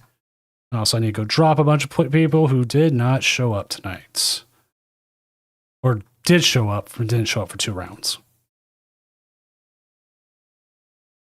Boop boop. All right, all those drops. Joyful Sandwich currently at 5-0 with the Charizard Pidgeot. We got a pair of Dragapult Dusknoirs at 5-0. We have a 401 Gardevoir, a 4-1 Gholdengo Lunatone, a 4-1 Dragapult Dusknoir.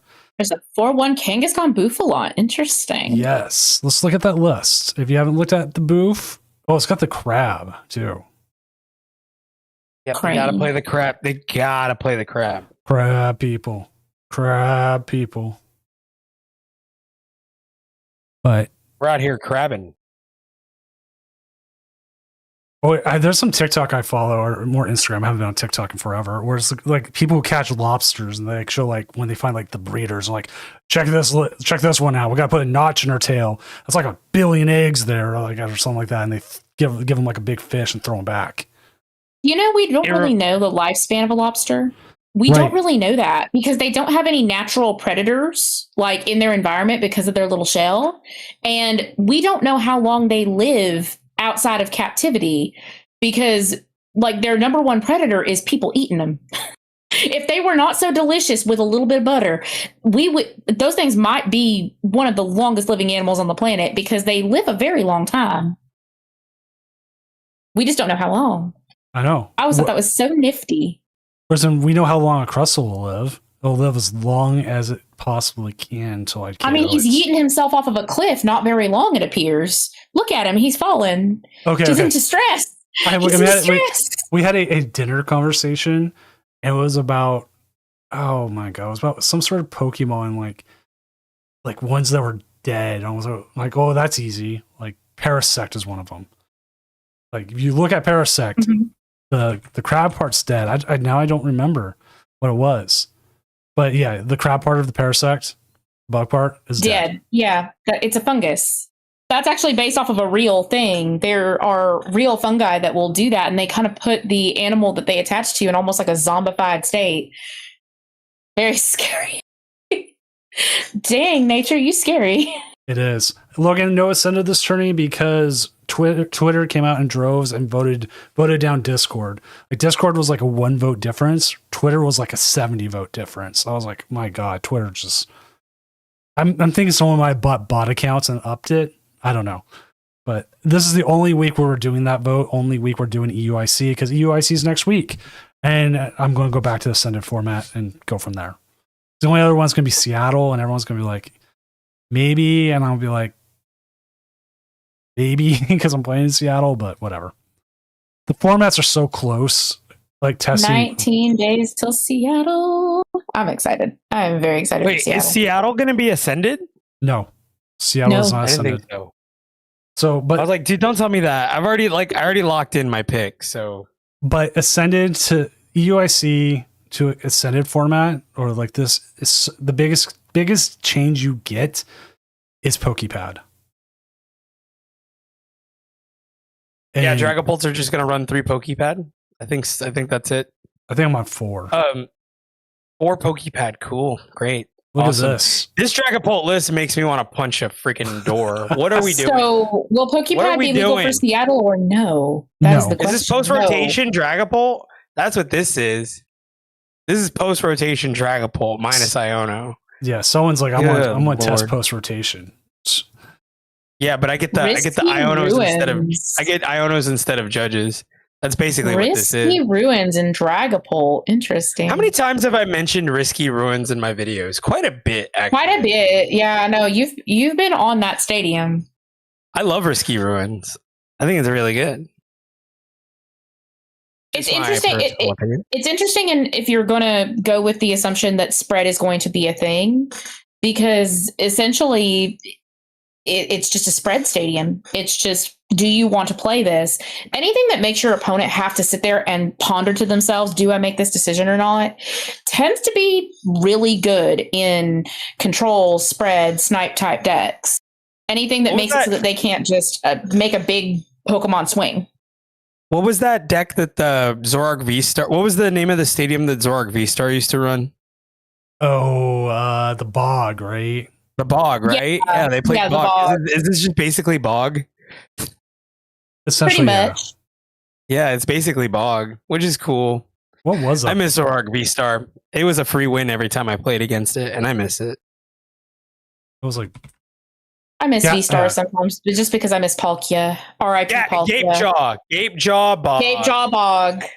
But Risky Ruins but that was if they put any basic. This one specifically says non-dark. So I'm actually surprised that people don't run it with Grimmsnarl. Just to get a little extra. Just get that little bit. You need your Marnie Stadium. You just need it better. Hold on. Time out. They did. Now, the deck list didn't catch on, but it was 4 Rockets Bomb, Grimmsnarl, and Gape Jaw Bog with 3 Monkey Dories. That sounds nasty. Rockets Bomb. It wasn't. It was terrible. But in concept... Yeah, I was going to say that one might be one of those ones that like the concept makes you kind of run a chill up your spine, but then when it actually has to play it out... Because again... Cal Connor lost to Lucario! No! Not like this. Well, he probably got Kangaskhan twice. Oh, no. Lucario. Oh, Lucario is going to be so good. I'm glad I ordered the pieces. Let's go, baby. Since we are in between rounds, do you guys mind if I step away for just a moment? Take all the time you need. Get out of here. Thank y'all. So, I got disappointed. I got disappointed today. Mrs. Doom came to me talking about like events and stuff real quick and said, Doom, you need to spend some time out of the house on the weekend. You've been like watching the kids and all this other stuff, right? Is there a tournament? I'm like, yeah. There's a tournament. I like at this one store. I look it up and I'm like, oh yeah, still going. I'm using the Seagrove TCG event locator. They had moved the tournament due to Super Bowl weekend, but the Seagrove said it was tomorrow. And then I messaged Heatmiser about it, and he said, dude, that's the 21st. I'm like, no. I look, it was. I was like, no. There's like a cup going on tomorrow, but I just wanted to do a challenge in the afternoon. I'm like, no, I don't want to do a cup and spend 8 hours. Your whole day. I need some rust off. I don't need to go super competitive because we got sweats here, but I'm like, oh man, come on. But like the week before Seattle, almost every card shop here is running some sort of event. So I'm like, you know what? We'll do it that week. Yeah, you guys got a healthy amount of locals, right? I'd imagine. Oh, extremely. One of them's Cal Connor, so we gotta watch out. One of them is Cal freaking Connor, bro. Man, I would lose it if I had to pair. Man, if I had to pair into Cal Connor every cup, I'd lose my mind. You would. You're like, what do you mean I have to face Cal Connor? We have a lot of good players here, and it's a lot of steel, sharpened steel. And I am so rusty that it would be like the steel would clank against me, and my sword would break, and I'd be like, oh no. So that's me, but that's why I'm going to Seattle with more like I would like to make day 2. I could possibly make day 2. Also, Divine Elginus or something. Divine. We'll call you Divine. Thank you for the follow. I'm going with the mindset. I'm going to just grind ladder, try and make my day 2. Like I've hit so many win-ins, I've lost them, and just have some fun. It's the hometown. I get to sleep in my own bed. You know, I took Thursday and Friday off from work, so people who are coming into Seattle and say, "Hey, Jim, we want to meet up at some point." I will probably be at the venue around noonish to 1, and I'm just going to hang out all night. So I'm trying to figure out what our plans are. I think Friday we're just not going to go to the venue. I don't know. Get your wristbands, but do it quickly and then just leave the venue. Because if anything, I will tell everyone who's going to Seattle, there's one place you need to go, and that's called Dick's Drive-In. And you'll be like, why? I'm going because do you remember the McDonald's cheeseburger? Like when it was good? Just the plain cheeseburger. Just a plain cheeseburger. Yeah, that's Dick's is like it's even better. Mm. They just did a 19-cent burger day, and that like right here, It does look good. it is good. And I like burgers. I have tried to get them to sponsor me for Seattle so bad. I'm like, I will wear your hat. I will do whatever. You hand me anything, and I will wear a shirt that says Dick's on it to this. There's probably going to be people with it. Like, I might just buy it anyways. I mean, look. I'd love to see the Space Needle. I know that that's like a big tourist attraction. I love doing touristy things whenever I go to a new city. Like everybody's like, oh, don't just do this. No, I want to do the touristy thing that everybody talks about because I just want to be able to say I did it. The Seattle Call me Center. cliche. The Seattle Center is a nice area. It is very nice. I kind of want to ride the ferry. I'm not even going to lie. I keep seeing TikTok videos of people riding the ferry at night. I'm like, that's so pretty because you can see all the little lights in Seattle. And anything that gets me close to the water, I just feel like that calls to my spirit. So it is a fun thing. We got when we got our new car. First thing we did was we took a ferry ride out to the peninsula, drove around the peninsula, and then we took a ferry to Whidbey Island, which is another island, and then drove that island, and then drove home. I was like, man, we put the new car through its paces right off the bat. I'm like, this is what you're getting into, car. But YouTube asks, what are you playing in Seattle? Me right now, I'm testing Charizard Pidgeot. That is what I've been playing. It sometimes has the worst absolute starting hands, and it feels a lot like Grimmsnarl, where either you set up and you keep going and you just keep powering up and keep going and you win, or you start your lone Charmander and you never start anything else.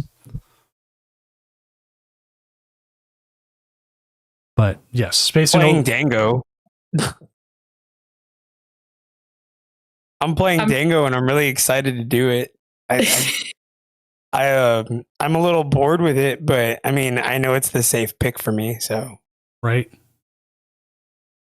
I am playing Judy Hopps deck. I am gonna run with Lopunny, and because I was telling Frodo last night, I was like, I'm gonna do it one time. If I flop, I flop. I want to run this deck. I've been playing on it for a couple months now. I've gotten some pretty decent little challenge finishes with it. And I'm going to bet on the bunny. And then if the bunny just doesn't give me what I want to give, I'll swap on to Dango. Yeah, I told her I was going to give her Dango for Houston if she didn't do well. So I'm a fan of the bunny. I have to give Judy Hopps one rodeo. I gotta give her one pass around the arena, and then if it just doesn't go, it just doesn't go. But sadly, Lopunny Dusknoir tonight is 2-3. Mm. Is there any ends? Are they running the Wallies though? Is the question. Are they running the Wallies? Let's find out. Because I feel like the Wallies has most definitely won me games. They are no not. Wallies. No Wally. No Turo either. No Turo either. Oh, you have to have one or the other. I prefer the Wallies. Being able to get 2 uses out of your enriching energy, underrated. All right, so this player, R2D2 Rec, every week without fail, he has played Slowking. He has made cut with Slowking. He's had days like today where he won 4 drops. He is talking about grinding a deck. That man is grinding that deck. There's something to be said for finding a deck that you just vibe with and rolling with it. Like getting the reps in, knowing your lines, knowing your sequencing, knowing your matchups, and just letting everybody just be like, LOL, bad deck. I mean, let them. Because I feel like a lot of people are way too quick to just kind of want to hop from deck to deck to deck when they're just like, well, this is not BDIF anymore, so I'm going to hop on to the next one. But if you play something so many times where you just know it like the back of your hand, I feel like that is kind of an underrated advantage that people don't always take into account. That is me with Raging Bolt. I feel like I know. That is 100% you with Raging Bolt. I know my lines so well. You know that deck like the back of your hand. Yeah. Which, funny enough, Raging Bolt versus Alakazam was the last game we were waiting for, and now that it's done, we can move on to round 6. Yeah. So let us 6. 6. 6. The number of the beast. That's such a good song by Iron Maiden. God, did you know? My son is such a big Iron Maiden fan. It's so Come on, mine strange. too. Little Doom loves Iron Maiden. I'll put on Iron Man. His favorite song is Phantom of the Opera. Isn't that so crazy how that just happened? Yeah. You know what I mean? The kids are all right, man. I'm gonna be honest. All right. Do we want to see? Do we want to see Cal with the Absol box go up against Raging Bolt? Yeah, I'm down. Let's do it. Sure. Let's do it.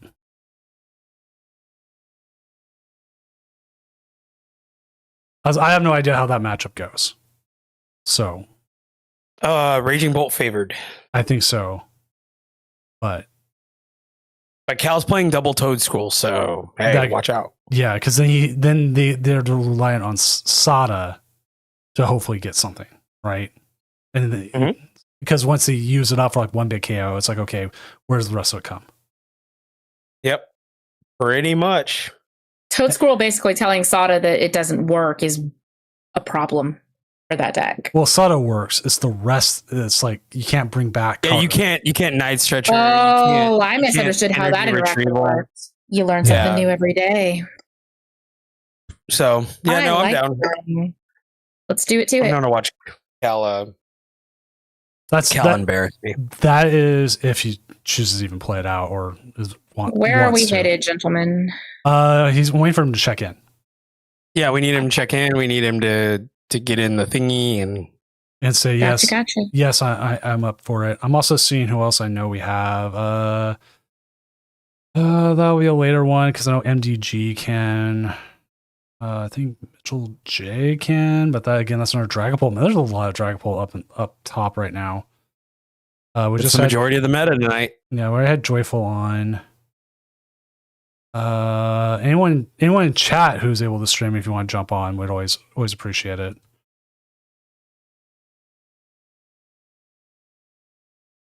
But yeah, so that matchup is incredibly Bolt favored. But skill diff. You feel me? It's Cal Connor. So also their opponent can 100% just not draw. There's so if I don't get a Fan Rotom turn 1 in that matchup, I'm screaming. Well, turn one no Rotom stinks no matter what. So we do have Dragapult versus Swirledge, so that would be a pair of 3/2s, but it would be something. Dragapult Swirledge. Interesting. It's not. So it's not. Dragapult just steamrolls and it sucks. So Reggie Uni, go ahead and share your screen there so we can always jump to you because I see your screen hasn't shared yet. We still have 2.5 minutes before you need to check in as it is. Yep. I'm just seeing because like I know certain players I know who can. I'm like, okay, I could go ask them, but like it's like, oh hey, look, it's Dragapult Dusknoir again. Yay. Another Dusknoir mirror. What if we get you remember that one Doom where we saw 5 Dragapult Dusknoirs, 1 Goldango, a Marnie's Grimmsnarl, and I think it was a buff Kanga in top 8. Yeah, I remember that. Goldango ended up winning that one, but they ended up facing. I think it was all Dragapult Dusknoir the entire tournament. So they were able to clean up. Making all the graphics, all the top graphics has been a lot of fun, and you get some really weird ones. Oh, there's Cal. He's just checked in. I'm actually checking the tip sizing on something. Damn it. I just bought a new marker because I was like, okay, I want a thinner tip. Turns out it's the same tip size. Or I had bought the thinnest tip. Well, that gives me 2 blacks. You got to keep, checking your tips, bro. What are you doing? Don't touch tips. Yep. Got to be careful with them tips. All right. He just checked in. We'll see if he can, if he sees the message. If not, or he's like, whatever, we'll jump to table 3. Actually, you know what? Let's jump to table 3 anyway, so we're ready. Table 3.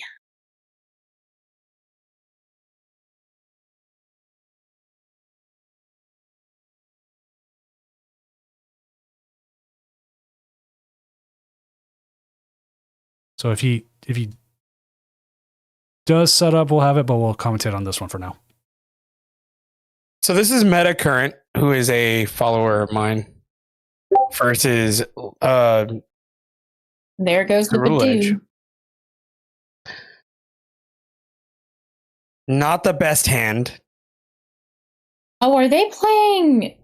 I see as well as Yeah, no, it's the Hydreigon. the Hydreigon.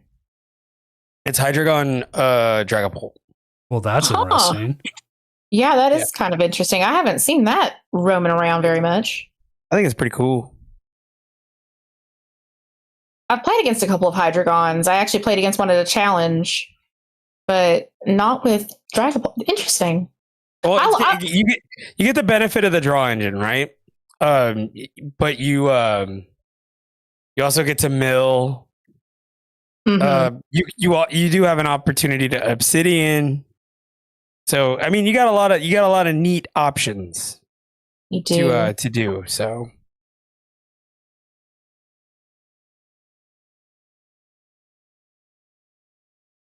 and they're just going to end turn here. That is not good.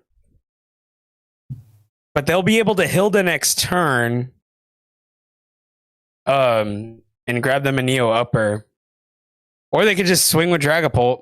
Hilda being isn't able a to bad grab idea. those special energies, to be able to grab Neo Upper, to be able to grab Jet, to be able to grab any of your special energies, it just makes it so good. Because Yeah, so often no, with for sure. anything that searches out an energy, it specifies basic. And when I saw that Hilda didn't, I was like, oh, well, whoop-de-doo. We're definitely going to find a use for you. Yeah, no, absolutely. I mean, Hilda's really big in this deck. So even if they do take the KO here on the Dracloak, They can get... oh wow, they could Hilda. I don't know why I was thinking Dawn for a second. I thought Hilda was Dawn for like a minute there, but there we go. 190 already though. With Cerulege, yep, there you go. Yeah, no backup. There is no backup Charcadet though. So putting If they can take themselves this out. in danger. They're gonna grab the Hilda, get the Neo Upper. They're gonna do some milling. Hand's kind of dead.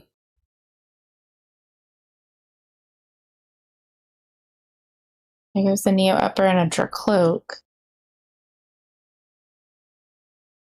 And they don't really have much else they can do because Nope. already used They're their gonna have support the for fun. Lilies next turn. They have the Lilies next turn and hope to get the nuts. So there we go. Crushing headbutt. And it's 2 energy. Oh, and it's 2 energy. Oh my goodness. They might have just played themselves. Well, Yeah, but the Nest Ball gone, so there's no way to look for a Charcadet. But we're gonna Lunar Cycle another energy for 3 more cards. There's Here's a the Charcadet. Charcadet. Is there an see, Ultra Frodo, Ball you've in played hand? this deck before, so you kind of know how this likes to move. Yeah, but it's never this one-sided. But I've said this before, and I think I said this. Charcadet Conchise wins just basically because it's so consistent. If you want to talk about a deck that just does what it's supposed to do, it's Cerulege. Cerulege just goes fast and it's able to draw everything it needs because you're milling all the energies. You're milling 21 cards out of your deck. So think about that. You're essentially playing with a 40 card deck if you do everything correct. At my So- locals, Cerulege is very much recommended for some of our newer players because it's a lot of fun to play. It's very quick to learn. And the engine for it kind of gives you a very good idea just kind of how the game operates. It's very fun for new players to play. And I think that consistency kind of helps with that quite a bit.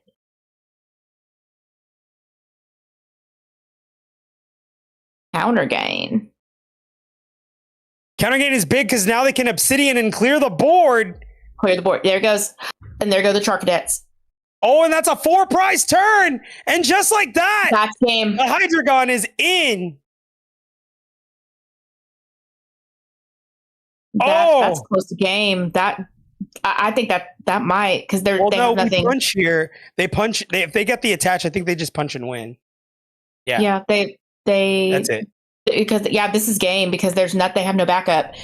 340 game. Yep.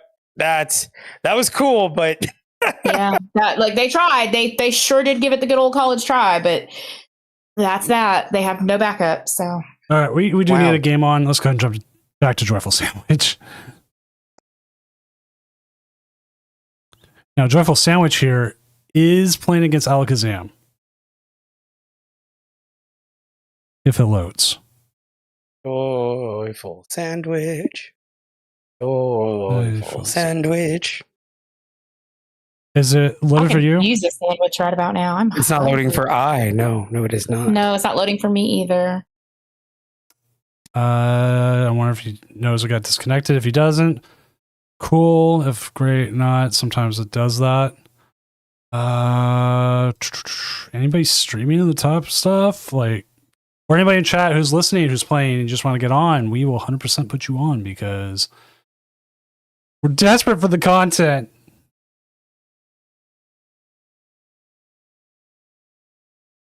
Step right up. Try your luck. Try your luck. Come on down to the Tournament of Doom. Looking to see who else possibly. Like, I don't ask people while It they're in can't the middle of hurt. I don't usually ask people in the middle of the game. So It can't hurt. It's my first time doing it too. It can be your first time as well. We'll learn together. Yay. Oh. I'm going to jump off it real quick and then jump back into this.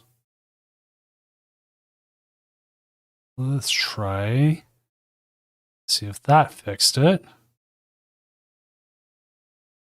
No, it did not. All right, just make sure it wasn't on.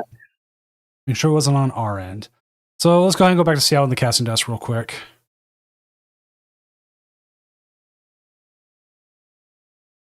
I will definitely probably be a little more proactive asking people we don't know next round because I usually try to go with people we know just to be on the safe side. Like if we know what they can do or like what their capabilities are, because some people can try and then we find out that they play on a phone, and then I got to find Subway Surfers and I got to put that on the sides, and you know, not as fun. Not as fun as that one regional player we watched. Do you remember that one, Proto? Regional player? Which regional player? The one with we went to their stream, which I don't even know if anyone's still streaming that we could watch. Talk about Losta? I think so. It was he had like Losta had he had Subway Surfers and oh, I don't think that was Losta, but it was the same regional. So I think they had Subway Surfers. They had the LOL worlds playing in the background. Yeah, it was like the most overstimulating stream I've ever watched in my entire life. And we sat here watching it, and he knew we were watching. We were all laughing. It was hilarious. Right now, we're selling Blake Underhill's stream because he's there. It's content. It's Gardevoir versus Goldango, which actually is kind of funny. I have seen Muse take KOs against Goldangos by discarding a whole bunch of energy. Oh, I don't think that happened this time. Which I will give them a shout out to make sure, because as long as I'm stealing someone else's content, they deserve at least a follow from everyone. Say Doom sent you or something. There we go. I love giving the little shout outs when I stream. That's one of my favorite parts. It makes people so happy. And everyone a little deserves bit of recognition. Everyone deserves the chance. Not everyone gets a raid from Azul like I did, and that kicked off my stream.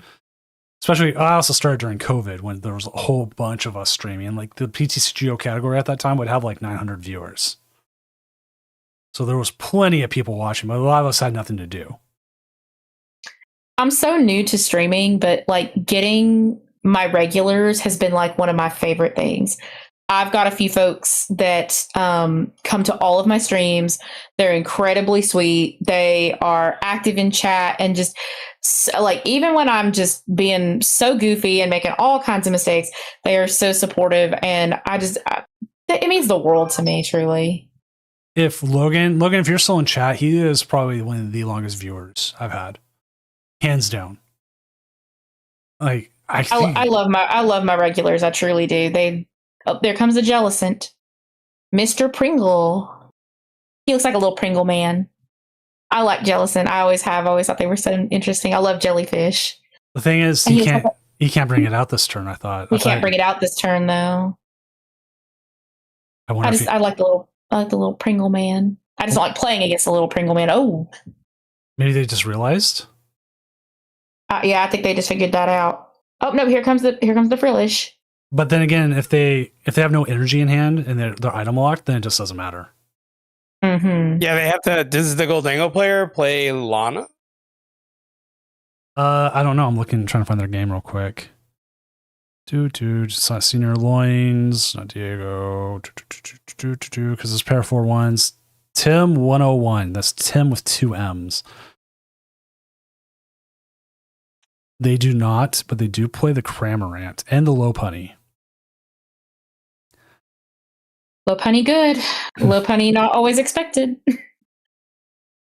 I played Lopunny in Zoroark. I loved it in Zoroark.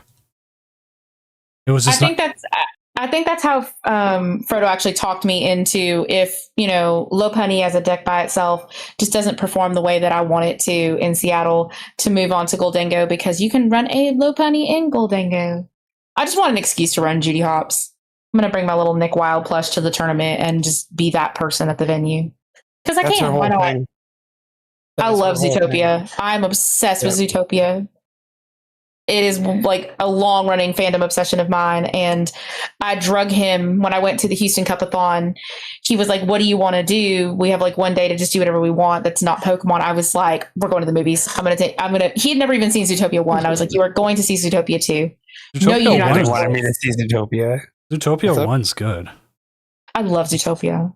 Zootopia 2 is even better in my opinion. They just knocked it out of the park with that one. Zootopia 2 is really good. As somebody who had never watched it before, yeah, really good.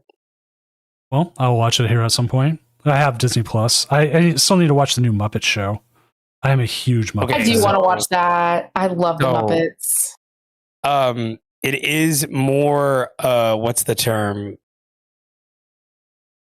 I'm going to say adult. It's more like the old Muppet Show, which was very adult. Mm-hmm. Was it really? See, that I didn't know. Yeah, the original Muppet Show was geared more adult, definitely. If you ever want to see a good clip, look up Christopher Reeve in the Muppet Show. He does like this doctor. That's a good one. That is such a good episode. He knows how to ham it up. Oh my god! Did they just Devo? Oh, they did. And just like that. Just like that. And just like that. GG. I wouldn't say game. They still have 32 cards in deck. It's fairly close. I think the Gardevoir might take this one. Gardevoir doesn't take this one. I will eat my hat. Superior. Double Goldango.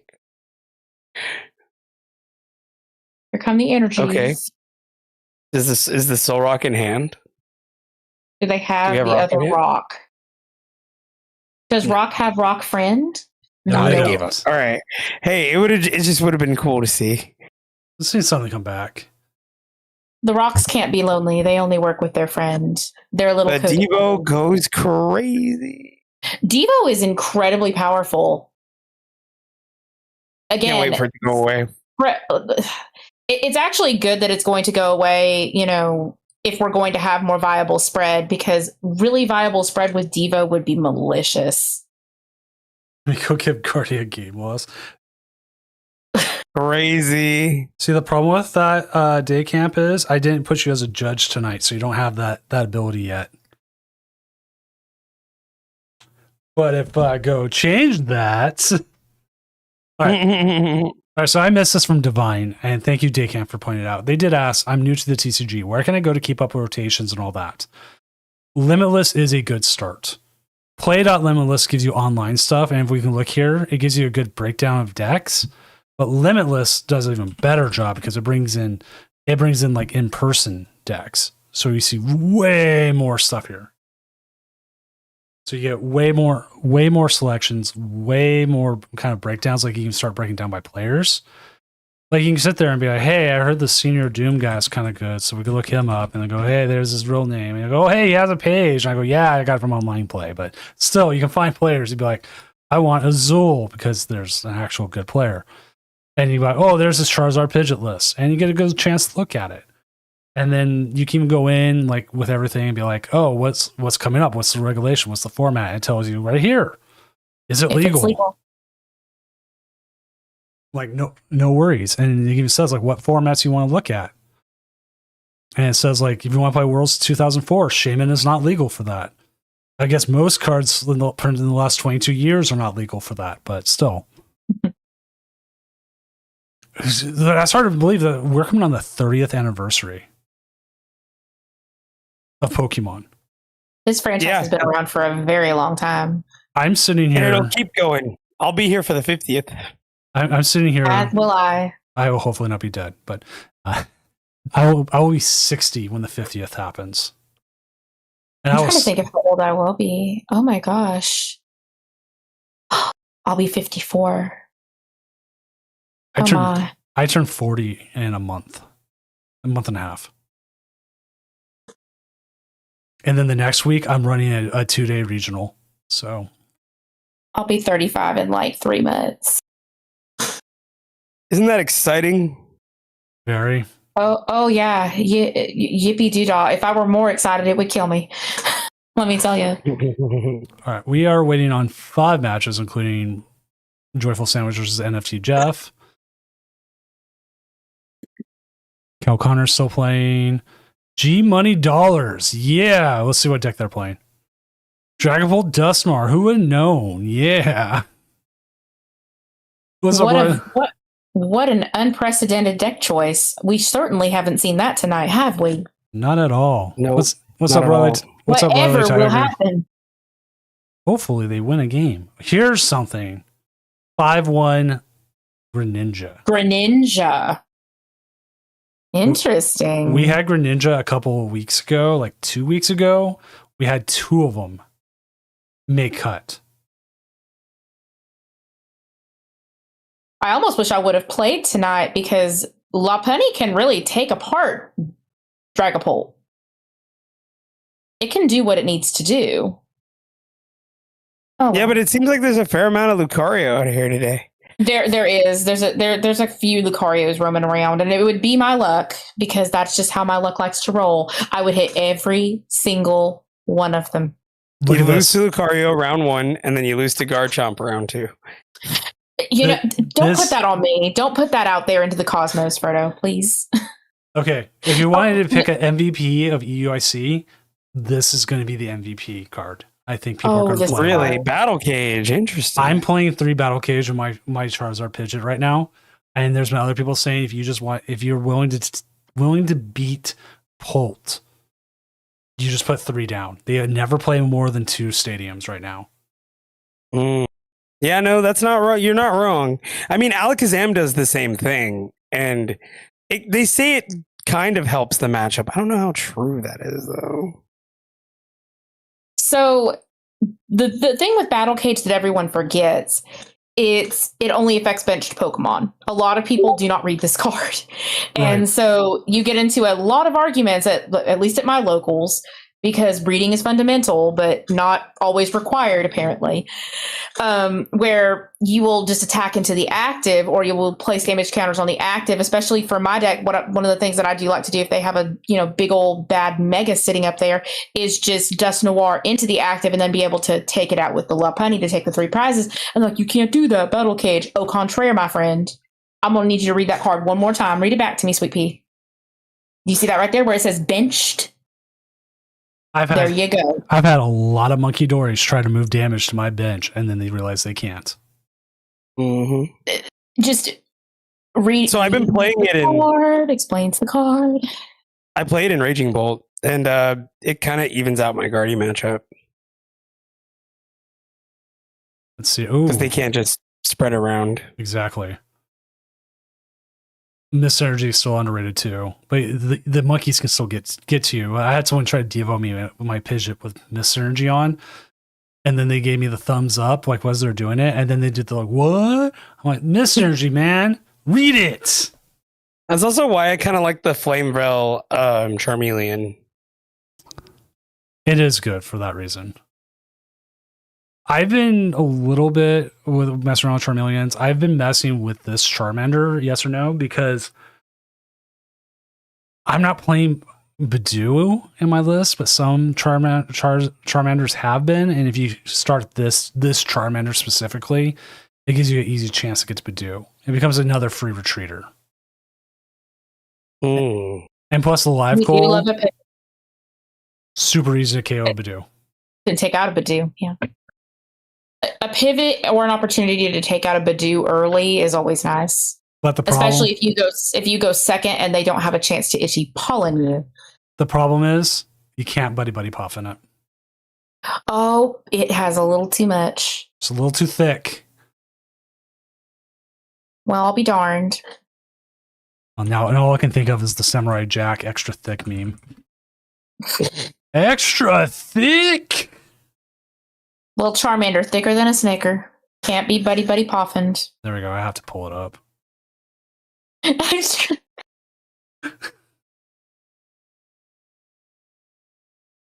I should order a pizza. Mezzagoza. Oh yeah, Mezzagoza. Joyful Sandwich, the person playing this, he's in the Discord streaming. He has a set of stats as Mezzagoza's #1 hater, 5-0. Oh my! Why'd you play it? Because he's winning with it. Savid, there's another longtime player, Dragapult Dusknoir. Usually he plays something a little bit more spicy. Okay, you know what? There's probably some spice in it. Let's find out. Oh, it's got Greninja. There it is. There it is. There's a Crispin. Greninja. Oh yeah, the Greninja. Yeah. Sparkling Crystal. Excel Sparkling Energy. Crystal. So it's similar to Ignition like the Energy. Hydreigon we just saw, just more The Ignition Energy. ignition. That's interesting.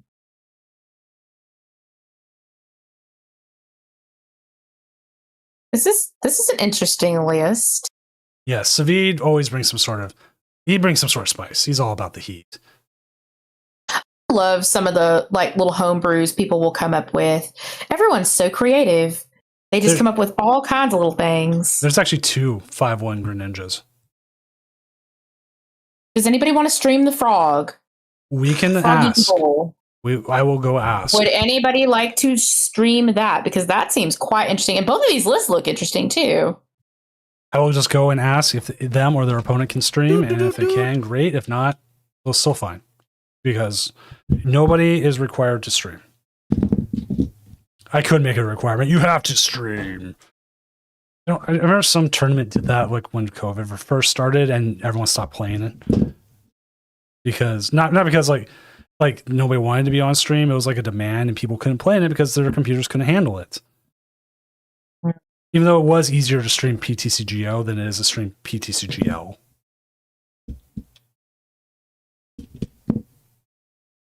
Oh, what I a think time. some people just have demand avoidance. You tell them they have to do something and they automatically become the world's biggest contrarian. No, I'm not going to do that. Well, then fine. Oh, we've had Sit over there. in your That's corner. kind of what happened in Las Vegas, if you remember. yeah, they're like, I don't want to report online. Refresh my memory. Refresh my memory, dear. What happened? I don't want to last night? report on my phone. Oh, You- yeah. Oh, gosh. The audible groan when they had. Oh, Like everyone complained about getting this. They finally got it. And then everyone complained about it. Like, what? What are we talking about? the one consistency in Pokemon TCG is no matter what decision is made, you could say the sky is blue and you will have at least half a dozen people firing up Twitter immediately to complain that the sky should actually be purple. And at this point, I've stopped arguing with them. I was like, you know what, honey, you enjoy your purple sky. Good luck and Godspeed. Because arguing with some people, you've got a better chance of winning an argument against this wall. Doesn't matter what the decision is, doesn't matter, why the decision was made. You could logic them through it 500 ways and they'll just sit there, cross their arms and say, no. No. Sharpedo, my baby Sharpedo. I tried so hard to make you good, Sharpedo, and I still believe you are. They're You just 42 need a right little now. something else. Sharpedo good. Sharpedo I've been 42. saying Sharpedo good. Sharpedo just needs a little something. I just can't quite tell you what it is yet. And honestly, I think it might just be a little bit more of a consistent draw engine because drawing off of its attack is just not quite enough. Okay. Check this out. Gardevoir and its variant are just killing it tonight. Gardevoir Jellicent. Like, yeah, I mean, that doesn't shock me with the amount of Pult in the format. Yeah, because in the current meta, yeah. Because if we actually look at it, Gardevoir is the number 2 deck tonight. If you add its variant in, so it becomes 26. Mm-hmm. Yeah, it was very close to me number 2, but it is. I mean, like tonight, the biggest one that I feel like that was a big surprise tonight was Iron Hand's kind of actually coming back. Like people are ready for the light ball. The light ball makes Iron Hands good. It makes Joltik Box better or good. Finally, again, which please no. I would love some more people to stream and we could kind of do like some best of the rest, like the folks that are kind of playing the more obscure decks. We try to. I love seeing that stuff. I just always think that's so interesting and fun because Kafka Greek. Yeah, we brought this up earlier in the person who built it. We showed it earlier. Yeah, I do remember. Yep. I do like it. I think it's really so interesting. They got ways of moving damage to bench. And then they can spread with Monkey Dory. I mean, that's really good. The one game we're waiting on is Cal Connor. Come on, Cal. Come on, I Cal. always found this Pokemon to be one of the creepiest things. I hated getting the Runerigus. Oh, Runerigus? Yeah, that was a pain. I had to try to get it in the game was. I was trying to remember what I was doing. What's up, Xeno? Xeno, what up, dog? I was playing Sword and Shield. I moved like the starter over to Scarlet Violet. I leveled it to 100, then I sent it back to Sword and Shield. I don't remember what I was power running, but I blew through the game like super fast that way. It was like cheating, speed running cheating in a sense. I was trying to remember what I was getting. It was some sort of end game thing. Like Regidrago. I had the other Reggie. I wanted the Regidrago. I needed it. I wasn't going to do the whole Pokemon Home, try to find someone to trade it. So I just made a new profile, did that, and then went from there. I forgot Regidrago was in Sword and Shield. Like that's a Sword and Shield exclusive. Yeah, that and Regieleki. Mm-hmm. I was like, the 2 Reggies. And then the different forms of Calyrex. Or Calyrex and whatever the other one was. Or Ice Rider and Shadow Rider. Yeah. I needed both the horses. So I was like, Spectrier and Ice Horse. Ice Pony. Actually, funny enough, my oldest one who got me into Uma Musume, I always call Taika Shuttle, or however you say it, Applejack. I give them all weird nicknames, and they get so mad. And they you cannot unlock My Little Pony in my brain. We'll be here all night. Okay, I'll stop there. My oldest though now understands horse racing as a sport because of it, and so they've like watched horse racing. Like they watched the Kentucky Derby and like knew exactly what was going on. I was like, I have no idea. See, I'm actually auditioning. I'm doing a voice acting audition. I'm actually going to probably film my audition tomorrow for a My Little Pony Friendship is Magic fan project. They are redoing all of the voices with an original story, and they are looking for voice actors and actresses, and I'm auditioning for both Applejack and Fluttershy. Applejack, I'm going to lean more into just kind of the natural twang my voice has, and then for Fluttershy, I'm workshopping something for that. So, all right, just giving that a shot. I've got a redemption here that's going to be funny. I'm going to redeem random fact because sadly, Emiosaur, who used to come in all the time and redeem random fact, I haven't seen him in a while. But here's the random fact because I got infinite points and I can do that. Any good other decks this turning? I don't think there's any good others this week. One of the longest books in existence is a Fallout My Little Pony crossover. What in the world? Yes, it is. Oh my gosh, Fallout Equestria. Fallout Equestria, there's hardbound versions of it out there. There are. You can buy them. So that is, and people really underestimate, like, that is like so gritty because you got to remember it's Fallout. It is like post-apocalyptic Equestria. So you get all of the magic and the lore of Equestria with all of the like violence of the Fallout universe. That is like right up there. Hey, we have a Stevens S4 too. Ooh. But yes, it is up there. It is hilarious. Like I found that out like recently. Also, Fallout Season 2, so good. I have not watched it. So I was always a BioShock girly. Frodo and I had this discussion. I was always a BioShock girly over Fallout, but I think I might get back into Fallout just because everyone says the show is so good. And I have Amazon Prime, so why not try something new? Yeah, right now I'm pretty addicted to Fallout. I'm doing another New Vegas playthrough, and I'm just having the time of my life. I have been playing New Vegas essentially since launch, and I have never done a Caesar's run once. It's hard for me to like the Legion, bro. Like, even if I were to like do it, I don't know if I can do it. I'm trying to get myself to do it because I've never done a Legion run. I've never done a Caesar's Legion run. And yeah. Because like man, I kind of just, I tried to do it this time and then I just ended up chickening out. And now I'm doing my first Yes Man run. Because I've never done it before. I did like Yes Man on the first run I ever did. I was like, hey, this guy sounds cool. He's got a nice face. He says yes to me all the time. He helped me shoot Benny in the head, you know? Most of my knowledge of Fallout is actually coming from TikTok because I follow a channel on TikTok. I don't even know how I found them that just goes through all the different vaults in Fallout and what happens in them and how they come to be and how they come to not be. And I'm just like, this is so grim. But I don't know. My imagination, I've always loved just any kind of dystopian fiction, anything that's just like science fiction-y, dystopian. I either want like all of the, lighthearted / let's go explore the universe of Star Trek, or I want like the most grim, dark dystopia that you can get. There is no in between. Give me one or give me the other. And just like the vault breakdowns of like, oh yeah, by the way, in this vault, they basically just, made it into everybody had to gamble to get their resources. And I'm like, oh, that sounds horrible. Yikes. And then when you realize that it's like, you just can't leave. You're locked in there. And I'm just like, oh, well, I would be dead. And that's kind of how I watched those videos. I was like, would I survive this vault? Well, no, I sure wouldn't. I hope they just kill me swiftly. My thoughts on 76. I've never played it, but every year I get more and more tempted to do so.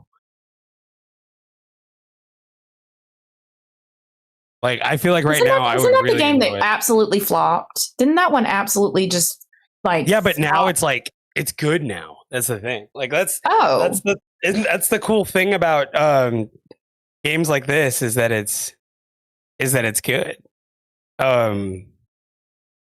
So it's kind of like No Man's Sky. No Man's Sky wasn't exactly great in the beginning, but now it's like better. All right, they just made the 2-minute thing. Cal Connor 1, we're just confirming, but from the sound of it, between them talking, it was like really clever game and just amazing. Did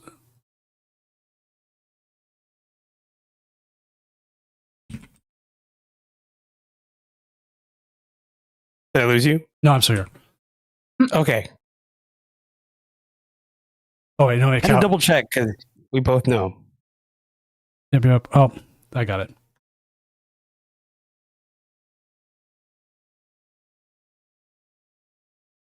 All right, cool. Cal did win. We have confirmed that, and we are going on to the next round. So let us get that going. But yeah, he said, I don't know how what they did, but whatever Cal did, it sounded like an amazing game. Sadly, Joyful Sandwich lost. We won. So wait, did Cal get it? Did Cal get it or no? Cal got it. Cal got it. That's crazy. I wish we could have saw it. Yeah. So I'm going to reach out to the Shroosty matchup, find who that is, and see if we can get a Greninja on. Yeah, I'm down for that. That sounds exciting. Greninja seems fun. I say let's do that. I mean, I'm asking them, and what was the other Greninja? Just to make sure I can grab them. It was Shroosty and William S. is the other. So let me pull that one up and see if any of those players. Oh, it's looking Savid. Savid's done it in the past. I don't know if they still can, but if they can, we can watch Savid. So it'd be Greninja versus Greninja Dragapult. So I have asked. Yeah, Cal, if you want to stream this round, go for it, man. We'll always put you on. I actually sent a joke to Cal saying at this point we should just send him a case of dual specs at this rate. yeah, if he's tired of using the other ones, let us know. I got him. I love my little dual spec sleeves. They've been serving me very well. I've got those little blackout sleeves on my deck, and so far I've played in 1, 2, 3, 4. I think this last one was my 5th event with them, and I haven't had to replace but 4 sleeves. Let me know, Cal, if you're tired of doing, the other thing. You just got to let me know. I got you. Okay, I'm just I know people. Just trying to find out which rows, which tables possibly. We have there it is. BZ Chung 5-1 Greninja, table 1. Which he definitely knows people. All right, let's do it.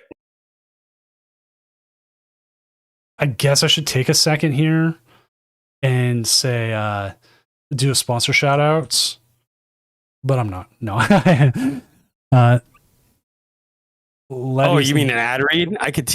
Ooh, okay. Well, I'll do it eventually, but you won't see it coming. You never see it coming. All right, the game's going. I'm just setting up the last of the names, so just give me a sec here. What's up, Z-Man? Z-Man! We're on round 7. Yep. Did I post that round 7 was up? Probably didn't. All right. Well, I'll hand it off to you two while I do the rest of this. Have fun with Greninja. Fun with the frog. Forg. No one circles the wagons like the Greninjas. All right, here we go. So, Duskull to active. What is Savid 400? Savid 400 is a online goat. Has been competing online tournaments for a long time, and this is a Beach Court. There's a stadium I haven't seen in a minute. Beach Court, yes. When was the last time you played Beach Court? Oh gosh. Take your time. I could tell you when I did. I'll be honest with you. I can't tell you. I don't have the foggiest idea when the last time was. I don't even have the foggiest idea when the last time was I played against it, played it, saw it, thought about it. Chen Pao, Orlando Regionals, 2020. There you go. That was the last time I did.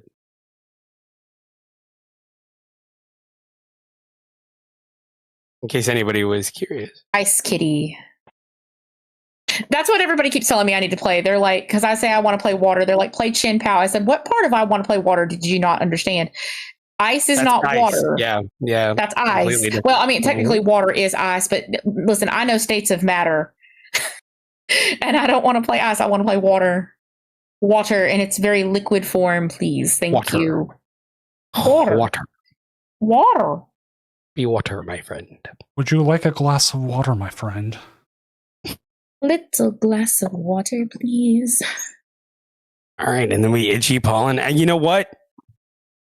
It's not the Battle of the Brussels Sprouts. we're right back in it. Battle of the Brussels Sprouts. Badoo versus Badoo. Who will win? This is pretty crazy because we're watching pure Greninja versus Greninja Dragapult, and I don't know if we'll ever see something like this ever again. It goes the Watchtower, so they can't use the Pidgeot unless they bump the stadium.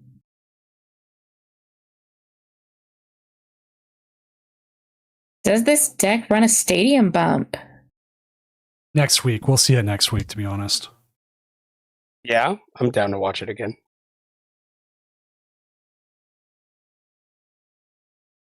I love the little sound effects that it makes now.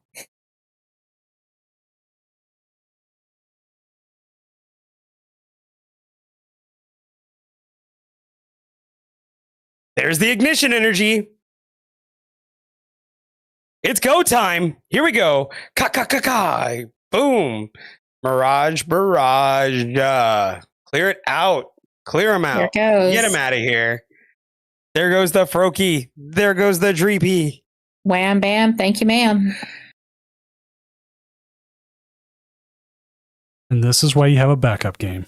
Greninja can clear a board rather quickly. So this might go fast. Very fast.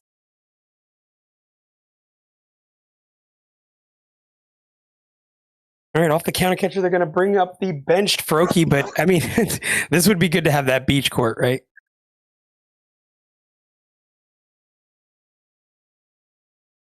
Libbity scribbity. Yeah, that beach court might have come in handy just to bump that stadium. Well, they have a Colress in hand. Be able to move around a little bit. I think that might come out. Possibly. Because the next move will now be to Colress, beach court. They have a lot ignition. of options. Yeah.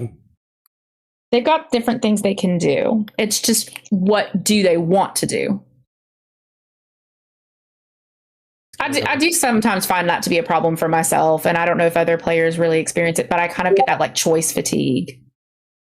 Almost just not knowing what, like, I have so many options, but what is the best option? Right. You got to try bouncing.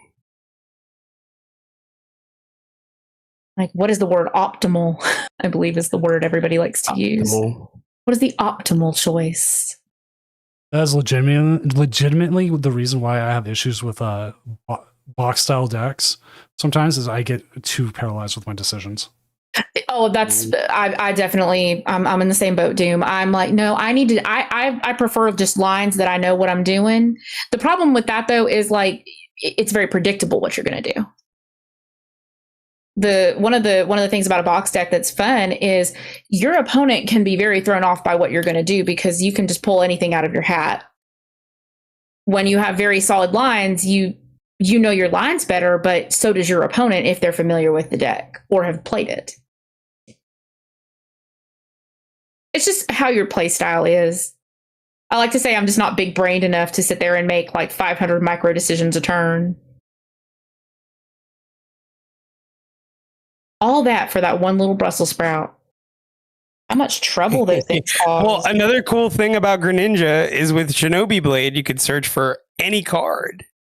So now they grab the rare candy, quite possibly for the Pidgeot, and to maybe even secure the game, assuming that Savage doesn't have an Iono here to disrupt. There's the Watchtower. No other stadium bumps left, so Pidgeot now out of the equation. Yep. So they can't use the Pidgeot. I think that. Ooh, and there's the Iono. Well, yeah, there's the Iono. So the another line would be to rare candy Pidgeot, ignition, clear the Watchtower. That would probably be the next move. They also play Crisis Punch. That's interesting. But they have game on board. They just got Iono'd into a Fez. I mean, they just got Iono'd into a boss. So boss Fez is that's game right there. So they kind of don't care what happens, I'd imagine. Oh, wait, no, there's a rare candy in hand. There's the candy. Just when you think. Never underestimate. Are they going to be able to clear this Greninja? They could. Well, wait. It could matter if they could clear this Greninja with the Dust Noir. Nope, no Dust Noir. That's game. No Dust Noir.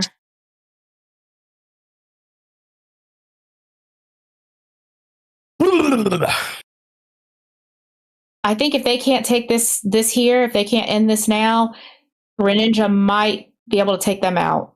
Yep, they couldn't do it. So there's the boss. The boss Frogadier doesn't matter. Boss up.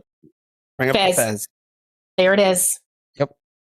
Shinobi and I believe that's all she wrote. Yep. Grab any card. Throw it in the air. They say it ain't over till the fat lady sings, but it ain't over until you boss for game. And we are actually moving pretty quickly. Looks like. Are we going into round 8? I was like, was it over? Yeah, I'm looking to see. We could jump to Meta's game just to get something up, see how that game's going. Sure. Because it looks like everybody else is pretty much. There's been a lot of quick games. And Zoroark versus Dragapult. Hydreigon. Yeah, a lot of other quick games.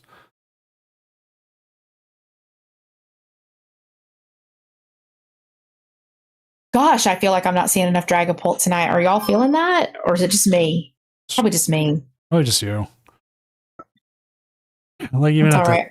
like even at this point, I'm just like, I'm not even going to update the names or the graphics. It's like, why? Why? This game will be over before I know it.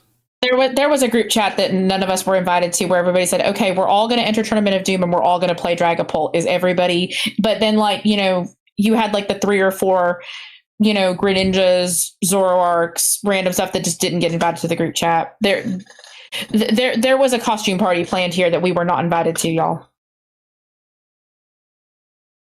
That's the story of my life. It's like you missed the group chat. What the crap? How come nobody called me?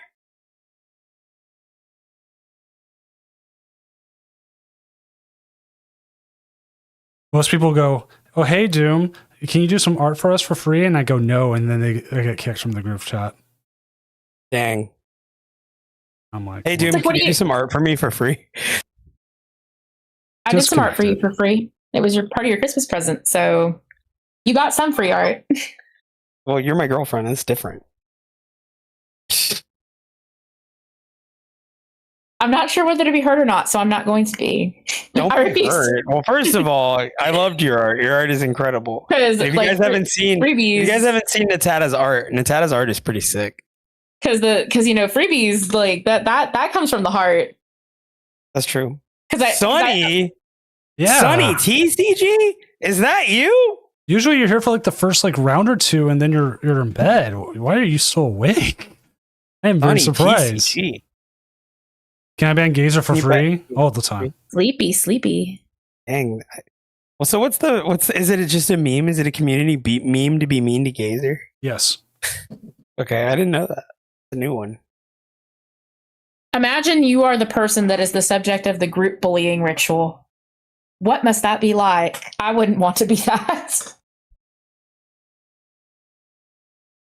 It's like, yeah, it's the meme to make fun of you. It's the what now? I would, oh goodness, I would simply expire. I don't think I would handle that, y'all. Sunny in the night. Yep, that tells you spring is on the way.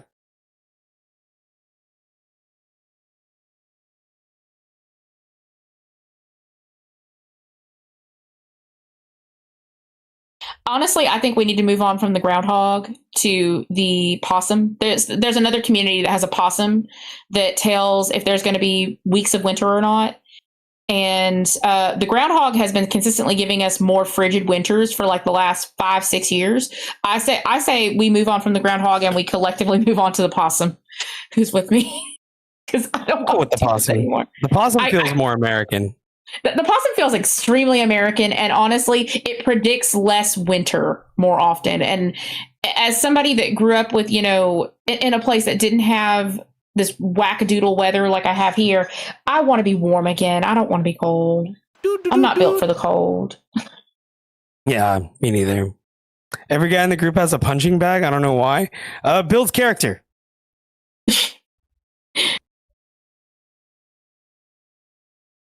We have the gooey duck up here, and if it squirts at its own shadow, then there's 6 more weeks of winter. What in the world? You know. So I want to. Here's the thing. It's all about if the groundhog saw its shadow. Are they interrogating it? Are they like, hey, did you see your shadow in there? Like, how do they even know? Or are they just holding it up to the light and then being like, oh, does it goes look back at in- something? No, if it they goes back into its thing or whatever. I think they literally just pull it out and bullshit their way through it.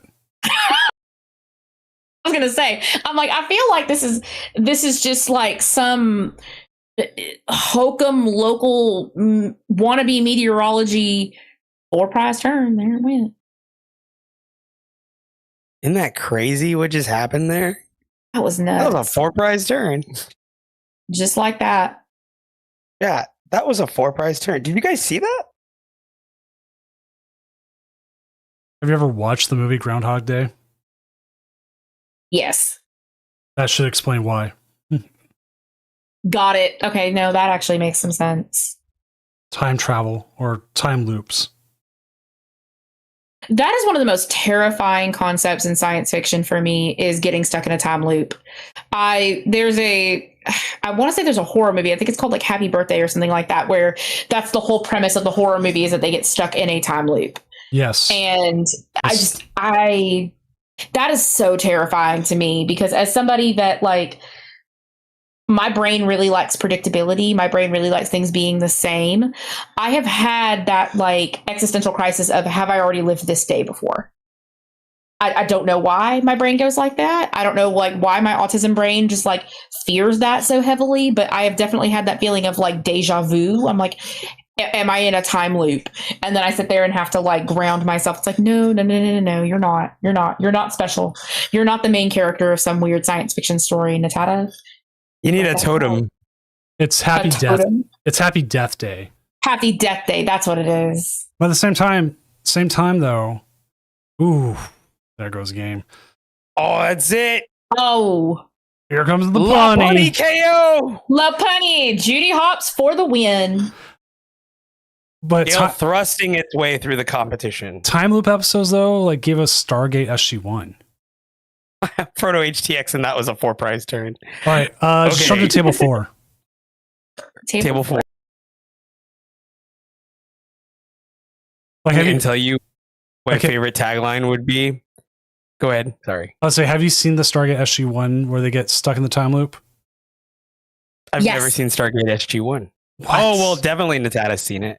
Natata's definitely seen it. I went back and watched that episode like 2-3 weeks ago, and now we're going back and watching through the whole series. What's your favorite Star Trek season, Doom? My favorite Star Trek season, Mhm. probably one of the later DS9 seasons. That's a good choice. Deep Space Nine is always a good choice. It's Deep Space Nine is my favorite. I love the Klingon arc through the TNG episodes. Same thing with the Borg. Like there's whole cuts where you could skip a lot of the filler and stupid episodes of TNG and get through it. You skip season 1 of like DS9, you're usually pretty good. There's a couple episodes in Voyager that are always worth going to. Like Year of Hell is always like a good two-parter. Which the original concept for that was to make that a whole season. It was supposed to get progressively worse as the season went on. I love The Next Generation. Controversial, but I did like Enterprise. I did like that one. I don't know why. I think it was just because like it was airing at a point in time where I could sit down with my papa and watch it. So I think it might be a nostalgia draw more than anything. But I did like that one. And then I really love Lower Decks. Lower Decks is amazing. When I used to have Paramount, because I love animation. Animation is one of my special interests for sure. And knowing that they were going to make an animated Star Trek, and it was just like so many fun little in jokes, and just I love that series so much. Like they did not know what they had with that. I'm convinced, because that was just fantastic. I love the Strange New Worlds crossover episode. That was a good episode. Yes. I have not watched the new season of Strange New Worlds. I've watched the first 2. I have not. I have not either. It just did not seem to interest me. Like I was bought into it. I think it just took too long. I really just I love the idea of Star Trek. Like just the idea of, we've solved all of the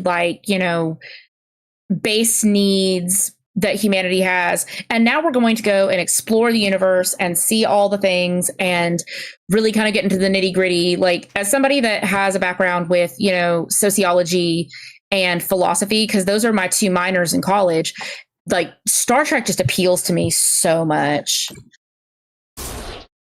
You're talking about all the topics right now. That means I'm going to bring you back now. Like Star Trek, yes.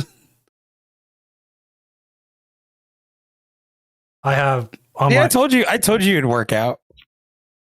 I have behind me on my display shelf when I start the stream right now. I have both the Enterprise refit from the motion picture and the 1A the Dash A refit from 4, 5, and 6.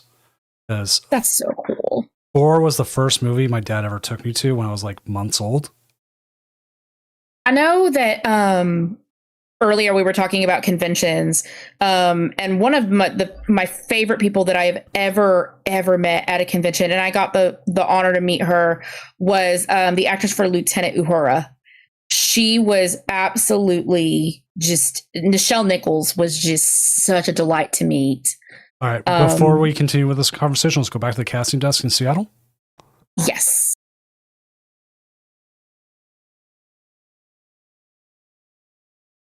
We're just waiting.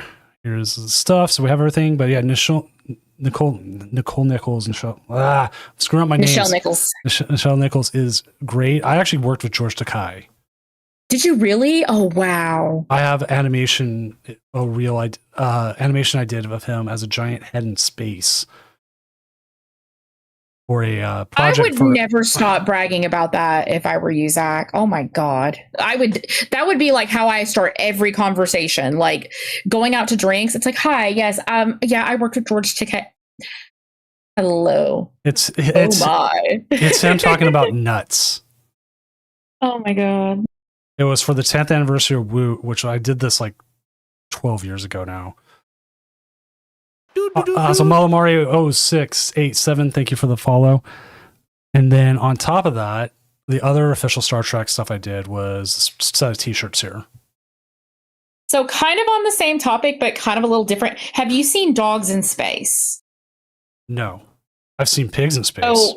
So on Netflix, there's a series called Dogs in Space, and it's essentially Star Trek, but instead of humans, humans have decided that in order to find another planet suitable for us to live on, they are going to send dogs into space. And the captain of the ship is a corgi, and his name is Captain Garbage. And he's just like the biggest, dumbest guy. And it is so funny. Like, I can tell they were trying to make a Will Riker out of him. I could tell that's where they were going with it. He's so overconfident and so cocky and so high on his own grandiosity. And I'm just like, I love this so much. And I saw it, and then I immediately started working on an art piece because my dog is my baby. Frodo will tell you, my dog Pepper is my daughter in everything but birth. And I immediately was just like, I want to make her a science officer. She needs to be a science officer. Because I'm a social worker by trade. And so the closest thing that Star Trek has in their universe to a social worker would be your science officers that kind of do like, basically therapy for people. And I was like, that's what I want Pepper to be. I'm going to make you. And then I tried to draw it, and I just could not get the art style of the show. I was like, this doesn't look right. This doesn't suit me. But it was a fun little experiment. So Z-Man Cuddles asks Alakazam table. Sadly, we don't have the Alakazam up, but we can ask them next round if they don't ID, because at 7-0 you should be able to ID if they're able to, or if their opponent I can definitely comment on some Alakazam. I have strong feelings on Alakazam. Strong feelings on the Magician.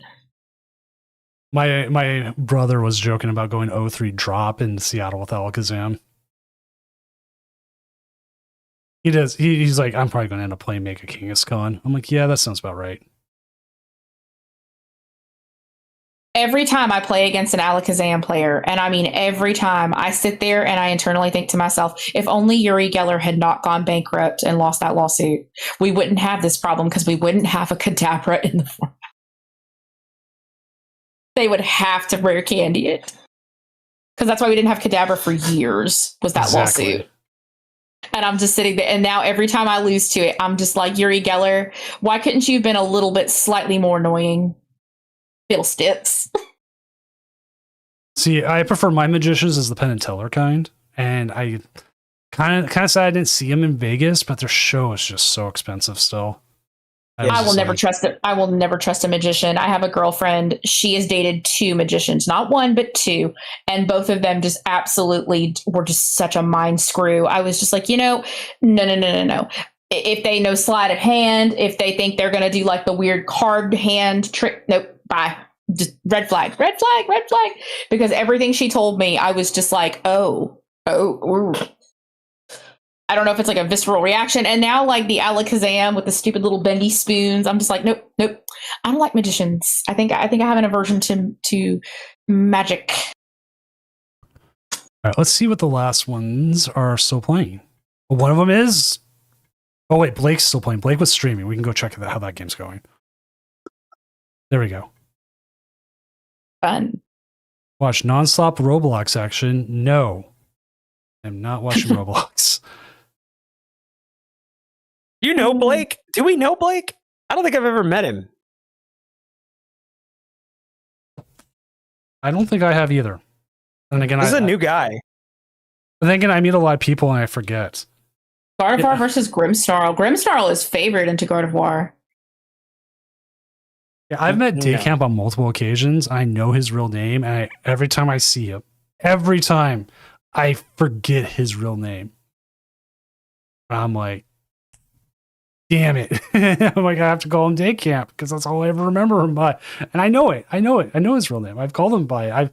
I've said his name on stream because he has a Limitless page. He's done really insanely well. He's taken Daycamp. You took what, 9th in Vegas? He was up there, and then he did well in San Antonio and some other ones.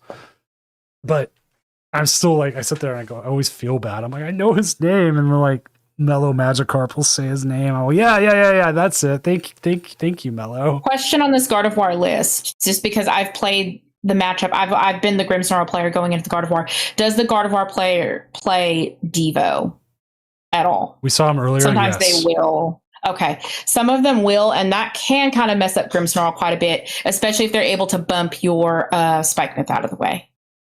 So let's see. Oh, there goes that. I think the Guardy players kind of got this, though. They're in a very favorable position. Yeah. Like that Frost Ice is just a little too late, unfortunately. Actually, well, Wait. Well, What's up, everyone coming in from Azul GG stream? I'm Senior Doom, tournament organizer, professional illustrator, and overall really, really tall guy. Welcome to what is currently round 7 of the Tournament of Doom. We're just watching Blake Underhill here finish up their match because they're one of the last matches that we are waiting on to go into round 8. Hopefully you had a good stream. Why did I not catch you were on earlier? That's me. He was watching Australia. Oh, he was? Okay, that's Yeah. probably where I missed it because I was looking at live. What the hell? what in the world? Who's playing that? Not me. Is that Not you? I. Mute the stream. Mute the stream. I had them It's on the stream. I've already muted the stream. I did. I don't hear anything. Now I don't hear anything after I muted it. What the hell was that? Is that you, Natada? No, it's not me. It is not I. I've just turned it off. Oh, you know what it was? What was it? Because the chat where I wasn't hearing it, I had Twitch open and I had cleared my cookies and it automatically opens things. So we'll go back. I'm like, okay, what stream was it? No, it was Twitch's homepage being stupid. But again, I'm Senior Doom. Joining me tonight is Frodo HTX. And Natada, if you want to give yourself an introduction to everyone who came in from Azul stream, go ahead. While we watch Nate here, hopefully, I think they win this turn, right? I think so. Looks like it. Hey, all. I'm Frodo HTX. I'm a Pokemon TCG content creator. And with me is... I'm Natada. I also create Pokemon TCG content as well as media content around animation and magical girls. So I am your magical girl Pokemon content creator. Nice to meet y'all. All right, let me check. I think that was the last match if they haven't already reported. I don't know why I have them open twice. Yeah, you were probably hearing it because I had it open and then my Firefox was going through sound. And I was freaking out because I'm like, what is it? And also, yes, we do have drops. If you're like, hey, what drops do you have? I have the similar drops to what Azul had, where we get the collector's case in 3 packs. So one of 4 players, you can do that. Do I like Breakfast? A lot. I do love Breakfast. Also, Red Charmer 95, thank you for the follow. I just caught that as well. Let's see who is number 1 right now. It was Keegan Wingate. Oh, we are still waiting on the Alakazam Gardevoir. And sadly, we do not have that as a game we can jump to. Otherwise, I would 100% have us jump to it. You want to know what my favorite breakfast is? My favorite breakfast is a Crunch Wrap from Taco Bell. The breakfast Crunch Wrap. But also, we do like blueberry pancakes and like sausage on Sunday mornings. Like we have a Sunday morning breakfast routine. My whole family eats breakfast together.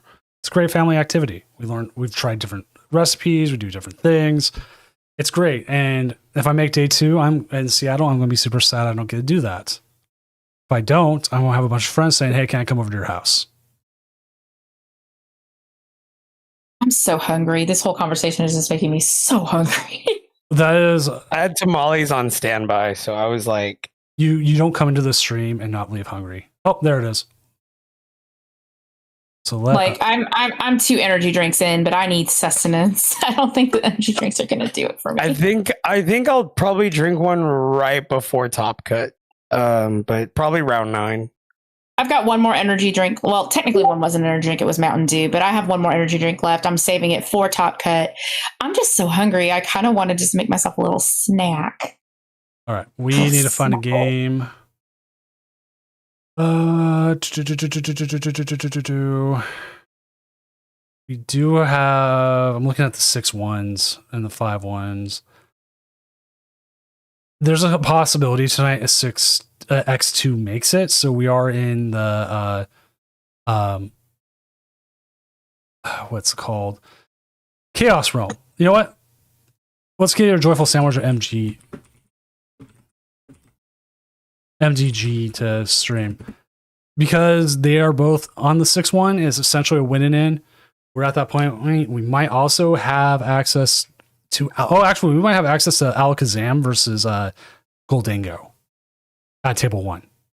That would be a lot of fun to watch. Let's go with that one. Would it be a lot of fun to watch? Mm-hmm. Okay. All right, let's go to table 1.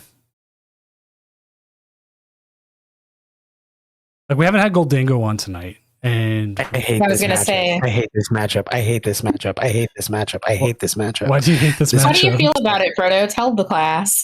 This matchup is absolute booty butt cheeks. Like this matchup is why you buy a bidet, because you have so much. I could say it. It's after midnight.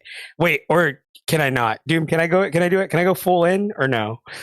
No, we're still okay on. You're on West Coast. You're on West. Yeah, Coast. we're still there. Yeah, I mean, you can talk about bidets, I guess. Like this matchup, bro. This matchup. I would rather. Oh God, I can't even think of a safe.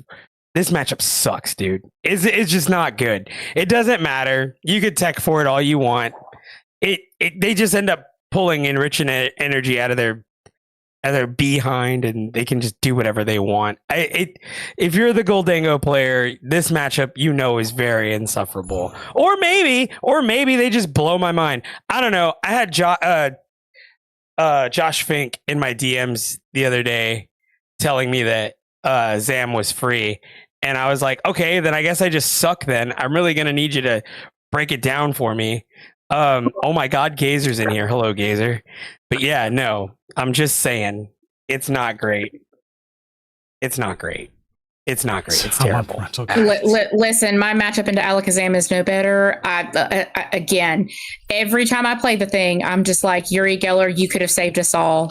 We knew not what we had when that man was trying to sue the Pokemon Company, because yes, he was annoying and a pain in the butt, but so is Kadabra and Alakazam. I hate this matchup. I don't like this matchup. And then the start. Oh, good. Both starts suck. So this is good. So we're kind of back. Oh, Buddy Poffin. Okay. They're going to give Eagles. Hold up. They play the Cram, so they have a shot. They play the Cram. They play Lana's. There's a Vit ban. it's not completely terrible. If they can keep a single prize board, it's not so bad. And go Iono into one watchtower. Yeah, but then they just pull enriching energy, Luke. You don't understand. Decks that don't have single prize attackers struggle against Alakazam because you have to kind of keep a single prize board. It's why my deck struggles against it because I don't have a single prize attacker other than Rotom. Constantly keep taking prizes. If you can't constantly take prizes, you just lose. Or you just play Dragapult and just run it over. What's it like? It's amazing. What's it like to just play Dragapult? I'm never doing it. Also, decent cup of coffee, don't go to bed. Your name is the way you could be able to play D&D tomorrow. And trust me, D&D either drunk or very tired is the best D&D. The best game of D&D that I have ever played. Oh, go ahead, Frodo. No, that was it. That was all I was going to say. Oh, no, I was going to say the best game of D&D I've ever played was a one-shot where it was a D&D campaign based on Scooby-Doo. I had the time of my life. That's definitely one thing you really enjoy, which is Scooby-Doo. I do like Scooby-Doo. I recently watched the Harvey Birdman Attorney at Law with Scooby-Doo, and that was pretty good. Harvey Birdman's an underrated, amazing series. It really is. It really is. That's Cole. That's Gary Cole. What was it? Gary Cole. Gary Cole. Underrated actor and comedian. Yeah, we're going to need you to cast tomorrow. That would be great. You know, that was a guy. Apparently, that was a boss he used to have. He did the exact. He did exactly what his old boss would do. And that was his inspiration for that character. Here come the Dunsparces. Dunsparces. Dun dun.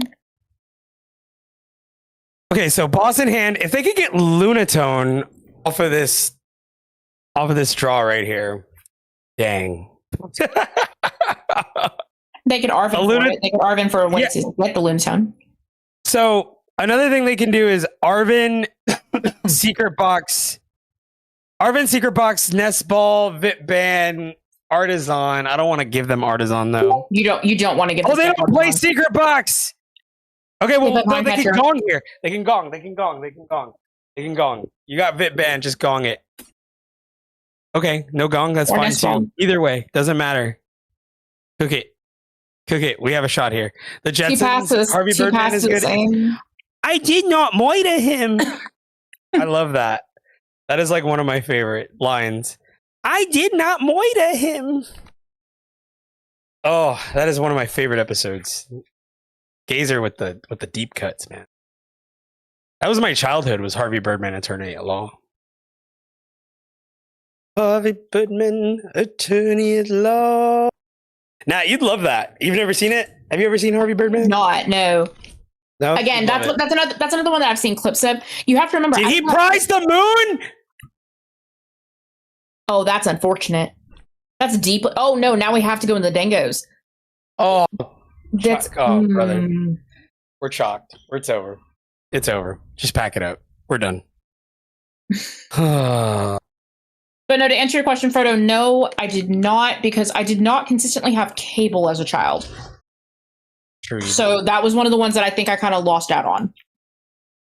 Okay, well, you got the energy to KO this stupid shaman.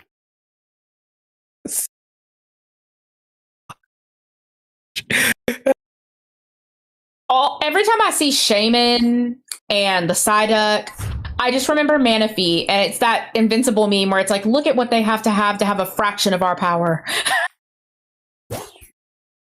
Prize the moon and you prize the sun. So, Luke Skywalker, I get that reference. That show was amazing. Invincible? Oh my gosh. I told Frodo the other week, I was like, you have to watch Invincible.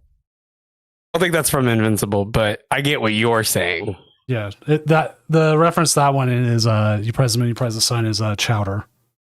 Oh, I'm sorry. I was thinking of. You guys watch Chowder? I've never seen it. That was before my time. That was after my time. Sorry.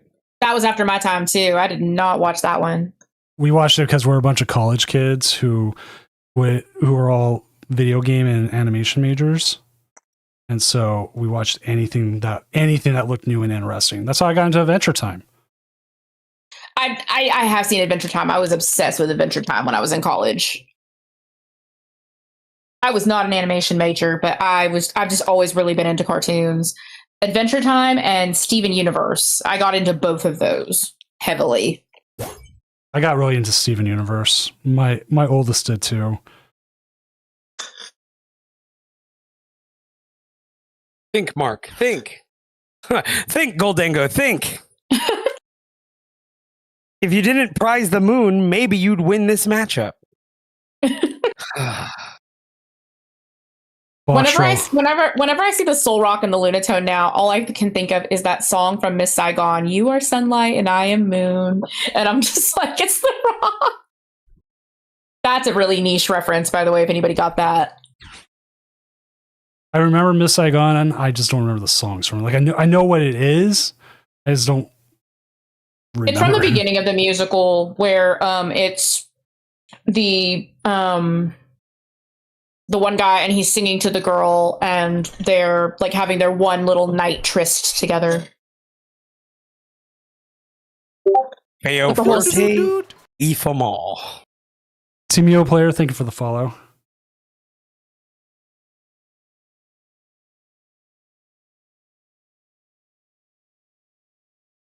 Spoilers, Spectral. Jeez. Is Top Cut best of 3? Yes, it is. Yes, it is. I'm glad I went and got myself a little snack. I'm going to need it. My blood sugar was going to plummet without it. I almost had a heart attack on this stream once, and I will never forget it. I will never forget it. Oh my goodness. Well, hallelujah for that miracle, not. Oh my gosh. I remember telling Doom, I was like, dude, my heart is racing right now. And he was like, someone in his chat was like, do some push-ups. And Doom didn't hear it, but I did was cranking out some push-ups in the middle of it. Like, I was like, please don't die. Oh my God, can they only hit with the roadie? The road okay, wait, hold up. Hold up. Goldango. Ooh, here comes Battle Cage. Oh, there's a shot here. Something's happening that I don't see an Alakazam yet. Hold up. Her sister was a witch. Sorry, that's all I could think of because I kept saying, hold on. Every time I hear witch, all I think is Monty Python. She's a witch. Well, why? What did she do? She turned me into a newt. I got better. As I tell it horribly. Doesn't matter. Monty Python. Awesome.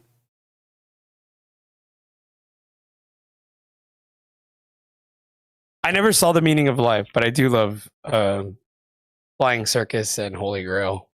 Meaning of Life has some of the best musical songs. Including the top. Like Holy Grail. Holy Grail isn't good there. Life of Brian's a good one. Snywalker, we're eating good. Anytime Goldango beats Zam, I'm happy. Anytime anything beats Alakazam these days, I'm happy. Oh, Bayo Fuerte, Efamal. What does that mean?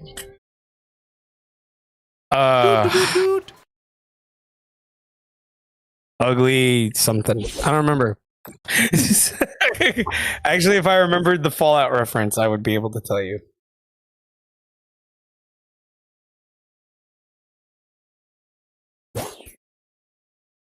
Came down in a bubble, dog. Afra, thank you for the follow.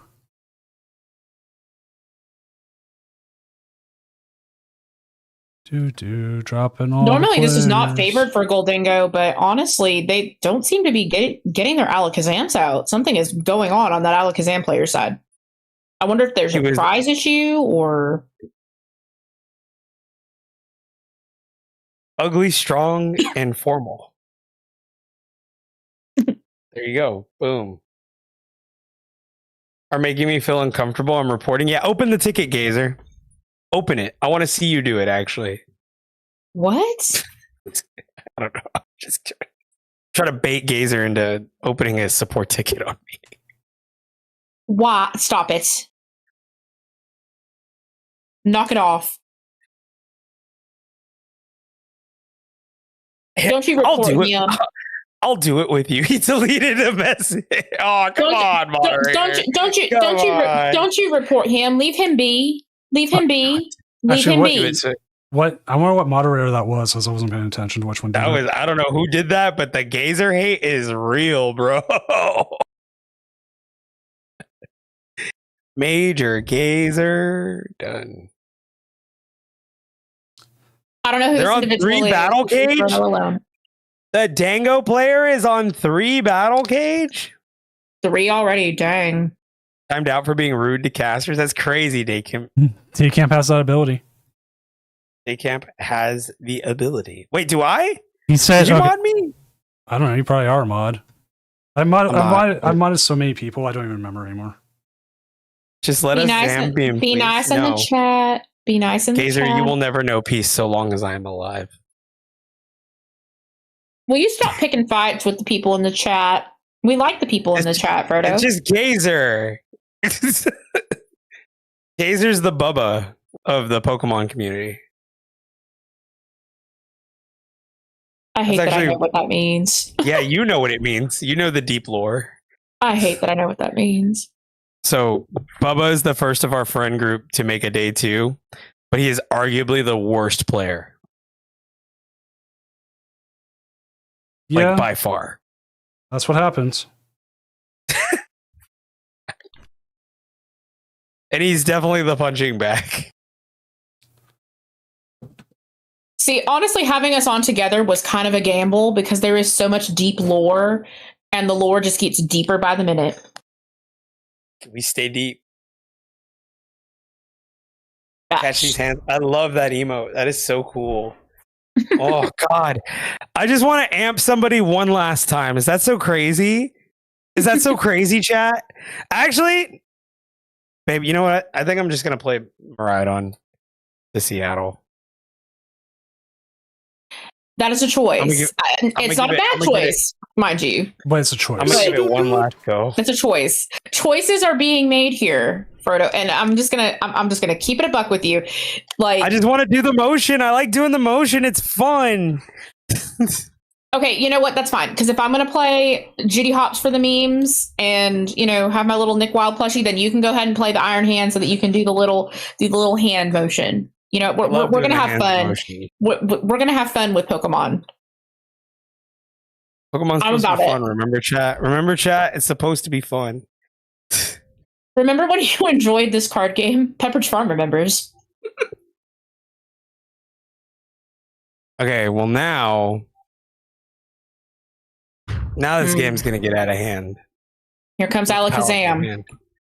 But you know what doesn't get out of hand? The condition of your sleeves. Guys, let me tell you something. I've been using the same dual specs for a while now. And there's nothing that gives you a more powerful hand than dual spec sleeves. So guys, right now, you could use code Doom, right? Is it code Doom? Crap, I have to look it up. It's some weird thing I gotta get fixed. So use Frodo's code for now. Yeah, use code Frodo, save 10% off of your dual spec sleeves. Or Help your use boy. mine. Who cares? Everybody Well, use okay, it. yeah. Or just win the tournament and get some for free. You could use code Natata or code Frodo. Or win the tournament and just use them for get them. Yeah, there you go. Boom. Right now. Do it right now. Dualspec.com. Use code Doom. www. Use code Doom at doom-gaming.com to save 10% on your order. Doom Dash Gaming has all the best gaming accessories. What are you doing right now if you do not have a Doom playmat? Guys, you are throwing.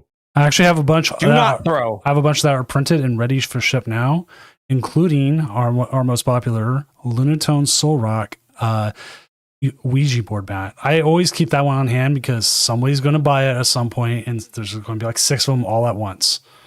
So Can I buy one and you just give it to me in Seattle? For you, yes, because I'll actually probably at some point run into you. Try to. If it's someone else, sorry, I tried that once. I tried that once where like I did pickup, and people were just absolutely horrible about coming and picking up their stuff, and I was just like, no, never Well, again. Doom is my goat, and I love him, and I assume he loves me too. So, yeah. If you guys were I'm cool really like glad I that, just got which to none of meet you him. are, by the way, I'm cool. You're not, and I'm just really glad I finally got to meet him. He is such a delight. 2K Really, subs really truly. changes a person. Apparently so.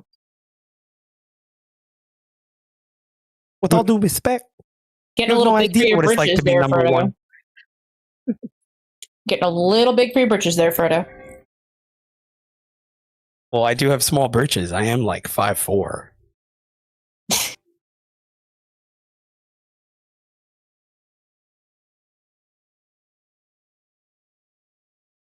Dude, everybody loves a Doom game, Matt. You know that Mimikyu, Matt, is like so hard. Like it goes incredibly hard. The color scheme is just beautiful, man. Another one, the Badoo with the skulls, incredible. Incredible. Bidoof, not Badoo, Bidoof. I am working on it. I am working on a Badoo version of that though. I'm trying to figure out if I just want to keep it the skulls or if I want to do something different. Put like Goldango skulls. Item based decks everywhere. You should make that a Snowgrave, Matt. I'm surprised that hasn't happened. We do have a Goldango mat, and I do have those printed and ready. Goldango mats are nice. The Goldango mat is nice. It's really cool. It's like a cereal box. Goldangos. It was based off Can I put a it sublim- was actually based off the string cheese packages. Oh, right. Because he does look like a string cheese. Can I He put a is a string subliminal cheese, message man. out there for a Mega Starmie mat? Mega Starmie, please. Mega Starmie mat. Mega Starmie. Starmie. Star. Yes, You could have him running around I with actually his think legs. I might have a Mimikyu mat ready to send if you bought it tonight. I forgot to ship off all my other all my other stuff today. It's in my car, my garage. Oops. Yeah, the Mimikyu mat is really good. You should buy it. It's so sick. It's beautiful. All right. Here we go. 2 prizes to take. And too many cards in hand. If there's no Iono, I mean, well, there's Lunatone. Sure. Why not? Now, mind you, here's something that people probably didn't realize. Since they did not ID here, well, there's a good chance that X2 makes it. Hey, all right. How about that? How about that, chat? Y'all excited? I'd like to see an X2 make it.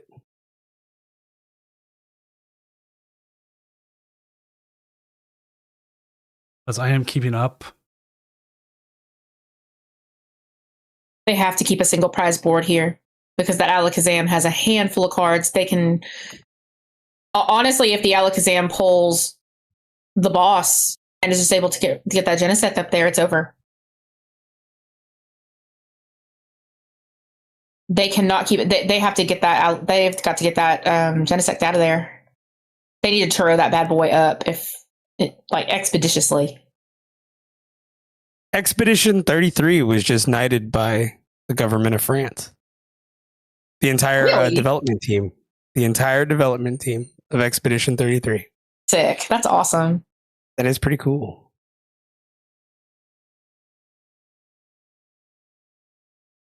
You guys haven't played Expedition 33. Now that's a game to play. Mm-hmm. I remember when we streamed the Game Awards, you and I did that, and that thing won so many awards. It's just that it's really good. It's a really good game. I enjoy it a lot. I'll play it. I'll always play it. It's like it's so hard. But I love it. Coin bonus. Do they play the Iono? Chat, do they play the Iono? Battle Cage is crazy though. I do like the battle cage, actually. Low key, high key, kind of like the battle cage. Battle Cage, probably really good deck, good stadium to have right now. Yeah, especially in Goldango with all the Grimmsnarl and the monkeys. Being able to shut off monkeys is kind of good. Kind of hype. Just scoop it up, brother. Yeah, no, yeah. I mean, they should have scooped it once they paired into Alakazam. That's what I would have did. I'd be like, you got it, bro. Appreciate it though. There'll be. And- I don't feel like embarrassing myself. So Okay, there should be a clean cut after this game, but then you never know with people. 620 damage. Damage. 620. All right, let's go Like ahead. Tulip. You don't see that every day. Let's go ahead and go back to the casting desk here in Seattle. I've been workshopping that. I'm not all the way there yet with getting that like naturally to come out. I think it sounded pretty good. I liked it. Like I need to watch more like NFL games where they do that. But Let's go to Michelle Tafoya. yeah. Let's go to Michelle Tafoya in New York. That's why I'm trying to work on it. Like casting, let's go to the casting desk in Seattle, because that's where I'm at. Let's go to the casting desk at Senior Doom's Volcano Hideout. Phil Sims in New York. Phil Sims in New York. Phil Sims, who does the? Well, I guess it depends on the broadcast. Should watch Red Zone. There it is. Okay, let's look at the standings. Here we go. I think we were going to check. No. Ooh, someone got down paired, I think. Not the down pair. Because I think I miscounted. Because right now, as it stands, Joyful Sandwich is number 8. So they would be like there. Yeah, trying to sound like a football announcer. Could you imagine someone going like the old Spanish goal announcers? Prize! Prize! Prize! Like during a Pokemon match. I could not keep that up. My throat would give out after like 10 seconds. That's kind of why I think it's good that they have blocks. All right, so Because yeah. you could probably just go that hard, you know? Yeah. So yeah, 7-2 is making it. Everyone from 1 to 7 can ID safely. And then Joyful's got to play it out. Joyful has the best chance. Doki Bird second. Brandon Smith third. I mean, look at all these 65 to 68s. Even Epic Fire has a chance, and way outside chance DMAY. Venomous Joke kind of still does, but it's in a place, and it's going to be a lot of fun. And we will definitely have to get a Joyful Sandwich on this time. Joyful Sandwich, you're still in chat, man. Yours is essentially a winning in. There's no reason not to have you on. Get on. It's time for the winning in. So the Greninja Guaranteed gets in. That'll be fun. Yes, so we'll have all the 7-1s. So here it is, updated. Joyful Sandwich will be playing up against Rule Edge, Partially Sunny. Someone we did see earlier tonight. Let's watch it. Joyful, get in here. Joyful.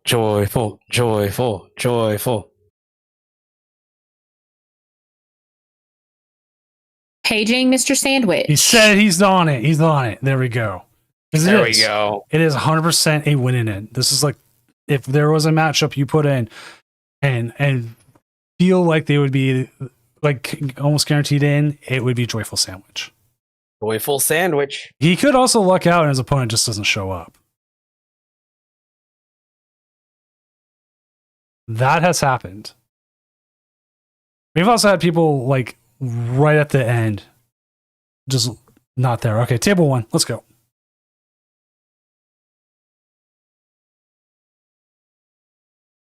So his opponent hasn't checked in yet. We did announce on the Discord, yes. We've announced on the stream, yes. So now we are just waiting for their opponent to show up. And I will reach out in case there's anybody else. So I know who can. We could always still the Blake U anti matchup. That might be one. Sadly, 5-5 Jeremy and Calvin Connor would be a good matchup to watch, but they're both 5-3s. I want them one of the best storylines. And technically, Keegan Wingate at 7-1 is playing to Epic Fire, who's playing Zorak versus Goldango. And I feel like they're going to have to play. I have not received any calls yet for an ID. Oh, everyone's playing it out. As it is, everyone's playing it out. Crazy. See, and you know what? And that's good because these are people that want to play. They want to play. They want the best to get in. And that's why you watch the Tournament of Doom, because you see people that love this game. And You- want to play. You also see people who play the weirdest decks and make Doom I look like up. that though. I do. I love seeing the homebrew stuff. I think that just adds a little bit of element of spice to the equation that you don't always see. Like Oh.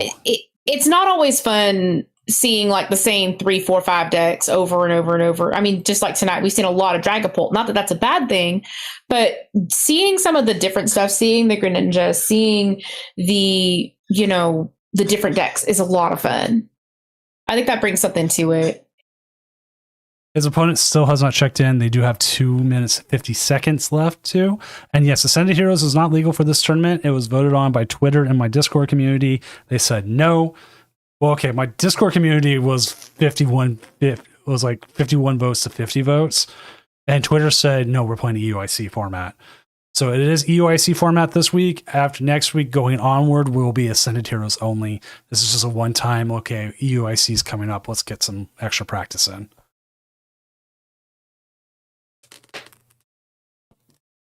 And then next week, we can say ends PP up all we want. Ends PP up. I'm sorry that I took that opportunity from you both. Want to say ends PP up?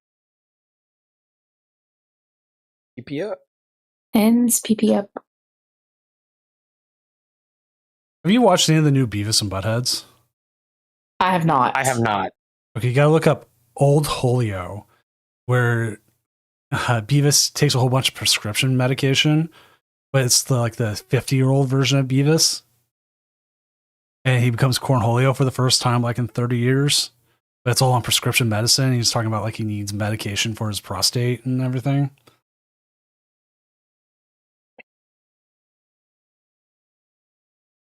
It's a very Beavis thing. It is. It's a very fun episode. Still hasn't showed up. 1 minute 20 seconds. Otherwise, we might have to jump to one of the streams here that Malamari or Blake Underhill. They were like, "Yo, I ain't built for this, bro." They might have just said, you know what, I'm out. I think I'm out, and I don't want to. So I've got Blake's stream up right now as a backup, and we finally got someone who looks like calling for an ID.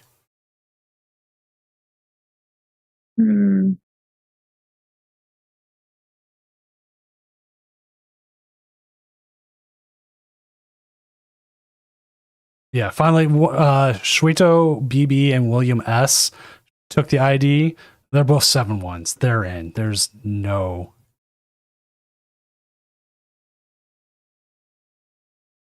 Has not shown up. He's got 28 seconds left. So Joyful Sandwich might get a free pass here.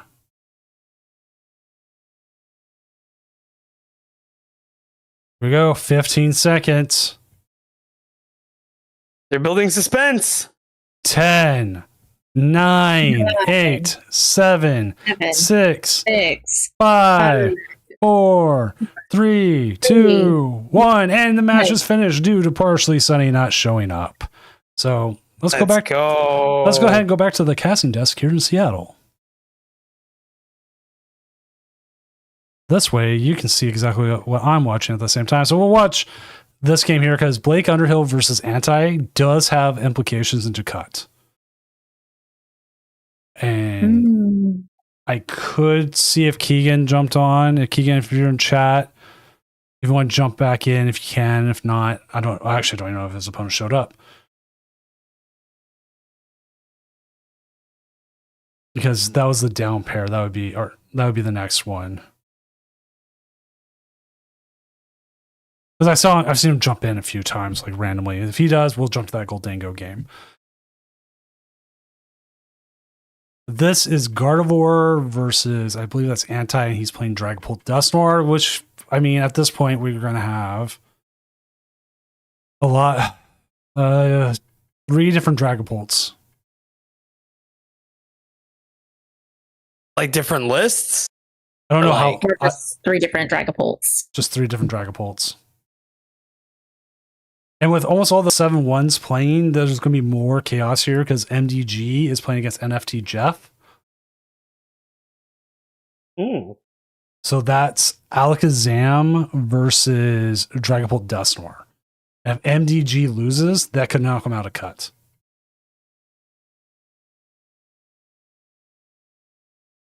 And I'm keeping the standings updated as games come in. Why won't it update on my end? Okay, there it goes. Sorry, I couldn't even see the stream. Okay, and we're going to TM Evo, it looks like. The double Ralts, we'll get Kirlia's online here. Oh, it's only one Kirlia! Oof. Shout out to Blake Underhill for playing it out. I think with all the people playing, Blake might actually have a chance. Blake probably does have a chance here. You're saying I have a chance. Let's see, they are currently 6-2 at 50%. Really long shot, but it could happen.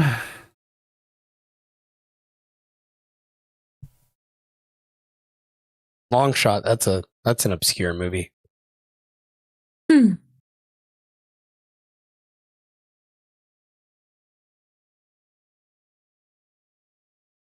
Jamming Tower. Jamming Tower messes with that bravery charm. Yeah, well, I mean, honestly, they probably could have waited to play that. But, you know, I digress. Here comes the Iono. Off the Iono. Lily's Clefairy. So I imagine next turn we're going to just start Frillish spamming. And quite possibly moving some damage off this monkey.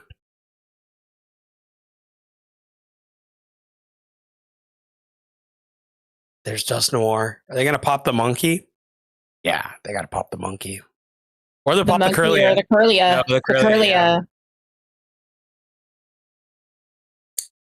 Because if they can't get a Gardevoir set up, there's a Jellicent. Mr. Pringle has made an appearance.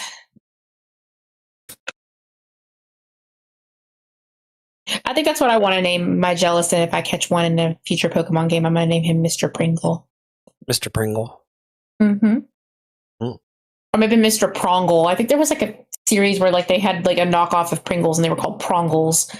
Prongle. Mr. Prongle. Prongles. They're made of prawns. Prawn chips are delicious. That would be delicious. Ooh, that would be such a yummy chip too. Like if you made the prawn chips flat and crispy like a Pringle. That sounds delicious. You're welcome. This is my idea. Okay, well, I'm not going to take it from you. Just make it so that I can eat it. Problem solved. I'm going to make the Prongles. The Prongles. The Prongles. Prongles. There's counter. You're going to be very wealthy, Frodo, because I'm not the only person that would find that delicious.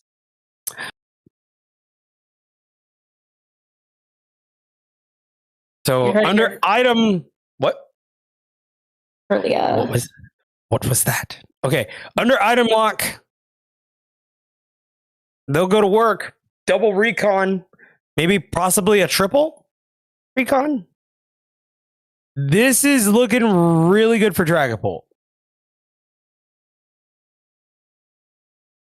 But we've seen this before with Gardevoir. Gardevoir going down, right? And being able to climb back. It's one of those decks. Dragapult, though, goes very well into Gardevoir because even under item block, they have such a good, consistent draw engine that they can still get what they need. They're not as reliant on all of those items to navigate through their deck because they have Recon Directive. Well, yeah, no. Well, I think Dragapult's better into the Jellicent variant than to the Turbo Guardy.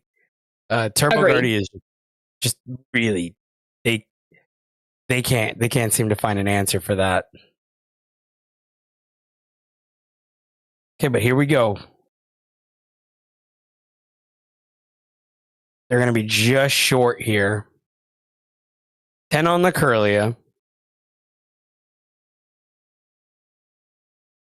That's another Psychic Energy.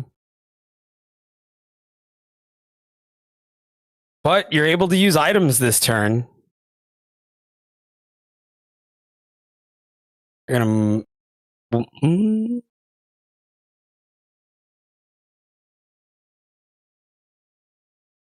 Now, what do you do?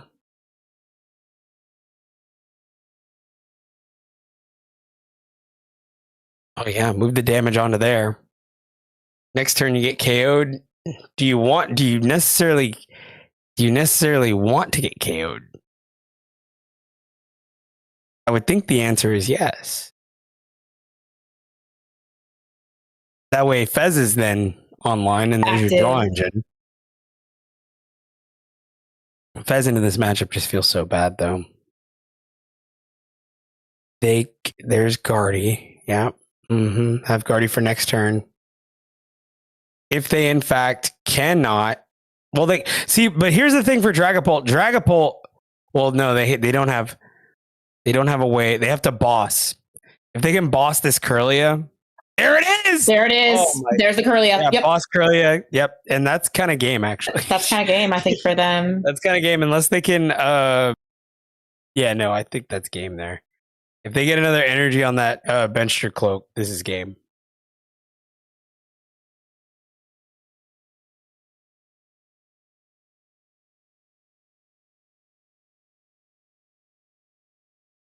I think that's all she wrote. Yep, there it is. There's the energy. That's pretty much checkmate there. Phantom Dive, KO to the Kirlia, KO to the Jellicent. I mean, to the... Is that Jellicent? Yes, Jellicent. I don't know why for a second I confused Jellicent and Frillish. Because they're both the same evolutionary line. One's just bigger than the other one and has a fuller moustache.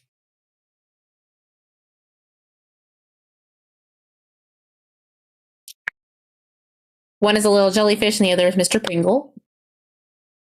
Or Mr. Prongle.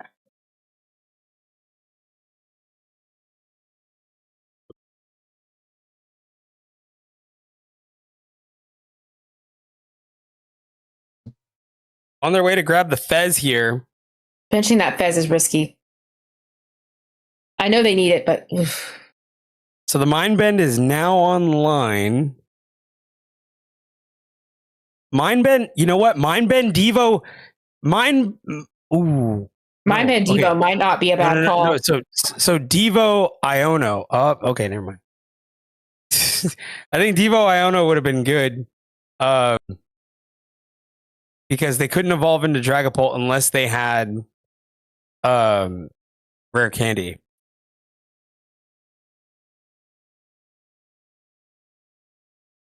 That was just my thought.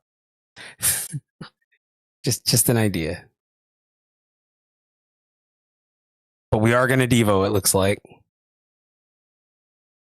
Devo, Ultra Ball. They're going to grab Mew. Grab the Mew. Okay, draw some more cards. I don't hate it. Oh, they need a stadium bump. Yeah, because Jamming Towers. Jamming Tower. Wow. There's the Artisan. Wow. Lucky day. Artisan for a Ralts. You got a Ralts in there? Ooh. Oh, I think he should have Adrena Brained onto the Jacloak.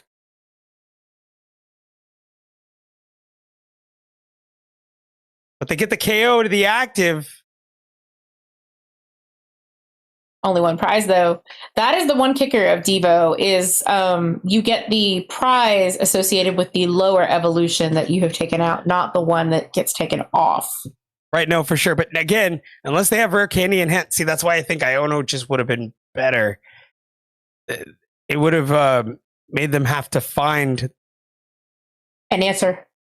Yeah, I mean they have to find rare candy, but there's their second Tricloak. There's Dusclops. I mean, it bought him a turn. It looks like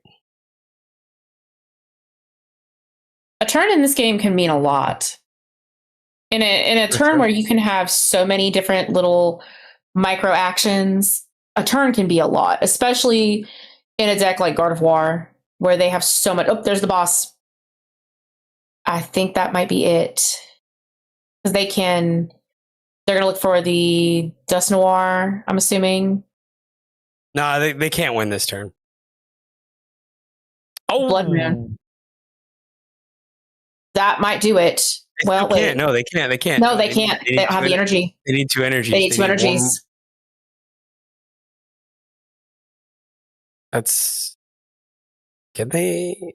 Oh, in there. Oh, that's how they're going to Yep, do it. That's game right there. Yep. That actually will do her. Yep. I forgot all about that. See, and there's lines right there. Look at that. Always Yep. find the lines. All right, let's update the standings. See where we're at. We're waiting on 5 matches, maybe 4, as we are just waiting and see if anybody else is there. Nope, Joyful Sandwich is still the only person we could have. As it stands, we're going to have a lot of 7-2s making it tonight. All right. How about that? Nice. So I lied to myself. I had to crack open this energy drink a little early. I'm getting eepy. I'm used to it. My old man body goes, oh, it's Friday. And it's like, we will function through the night. And I go, yes, we will. What I need to do is stop painting this Gundam because I keep painting over wet paint and I need to let it dry. Frodo, have you had a chance to build your Gundam yet that you received for Christmas? I have not, and I definitely need to do that. Sadness. I'm testing. I know, honey. I'm sorry. I'm testing cell shading, so it's like an $8 one I bought specifically so I could test painting on before I do the actual one I want to work on. So Natata bought me my first one, Which one? and she bought me. Let me pull it up. I have a couple here. Hold on. Give me a second. And we're waiting on one match now. Everything else is cleared, and NFT Jeff has run the gauntlet and has gone 9-0 with Alakazam. Wow.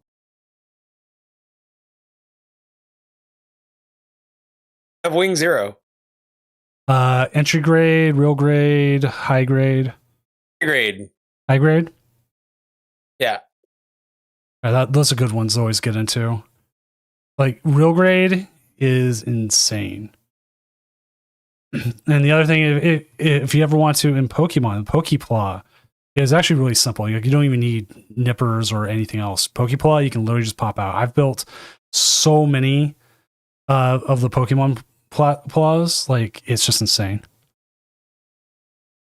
I've always been really bad at like putting things together. I don't know if it's just lack of patience or just trying to figure out how to like make how everything links together. Like I know there's instructions, but my brain just does not work that way. The exception being a jigsaw puzzle. I can do me a little puzzle. I can sit on the table and plot out where everything is and figure out where all the edge pieces are and then what connects to what. I used to sit for hours and do that, but for some reason making it 3D, my brain just cannot compute it. It just isn't. Like I've tried putting together Lego sets and I struggle. It's just not something in my brain just doesn't click with it. But the reason I got him the Gundam was he got me to rewatch Gundam Wing, and I was just like, oh, I have memories of this. And upon rewatch, it's actually a lot better than I remember it being. Because my issue with it when I've watched it in the past is like, this is basically just a soap opera. You could completely take the Gundams out as a plot device, and this would just be a soap opera in space. Yeah, I showed my oldest the first episode wwhere Hiro like takes the birthday invitation and is like, I'd rather die or whatever. And they're like, Oh, the meme of that is just so like that, and that was my biggest beef going into it. Is I was like, I remember Hiro Yui. He got on my last nerve because he's just such a jerk. Oh, he's horrible. Like I've met men like this. I'm just like, I know this archetype well, and they're horrible in real life. They're horrible in fiction. And like now upon rewatch, I'm like, oh, he's just traumatized. Yikes. He's just got a lot of stuff going on in that little old head of his. I mean, on Cal and Jeremy, one of these two. My problem with it was, the final battle. Okay. Earth Sphere Unified Nation, right? And the White Fang. Okay. The White Fang representing the colonies. Okay. Now, if you remember, the Gundams, they come from the colonies. Okay. The Earth Sphere Unified Nation wanted to destroy the colonies. Okay. The whole point of you guys even existing was to stand up for the colonies. Why? Why in this moment are you not going to side with Zex Marquise? Why in this moment are you choosing to side with Trace Kush Renata? Why are you doing this? What is going on right now? You know why? Because anti-bubbled at 7.2 at 62.85%. That's why. That's crazy. That's insane. Because the round is done.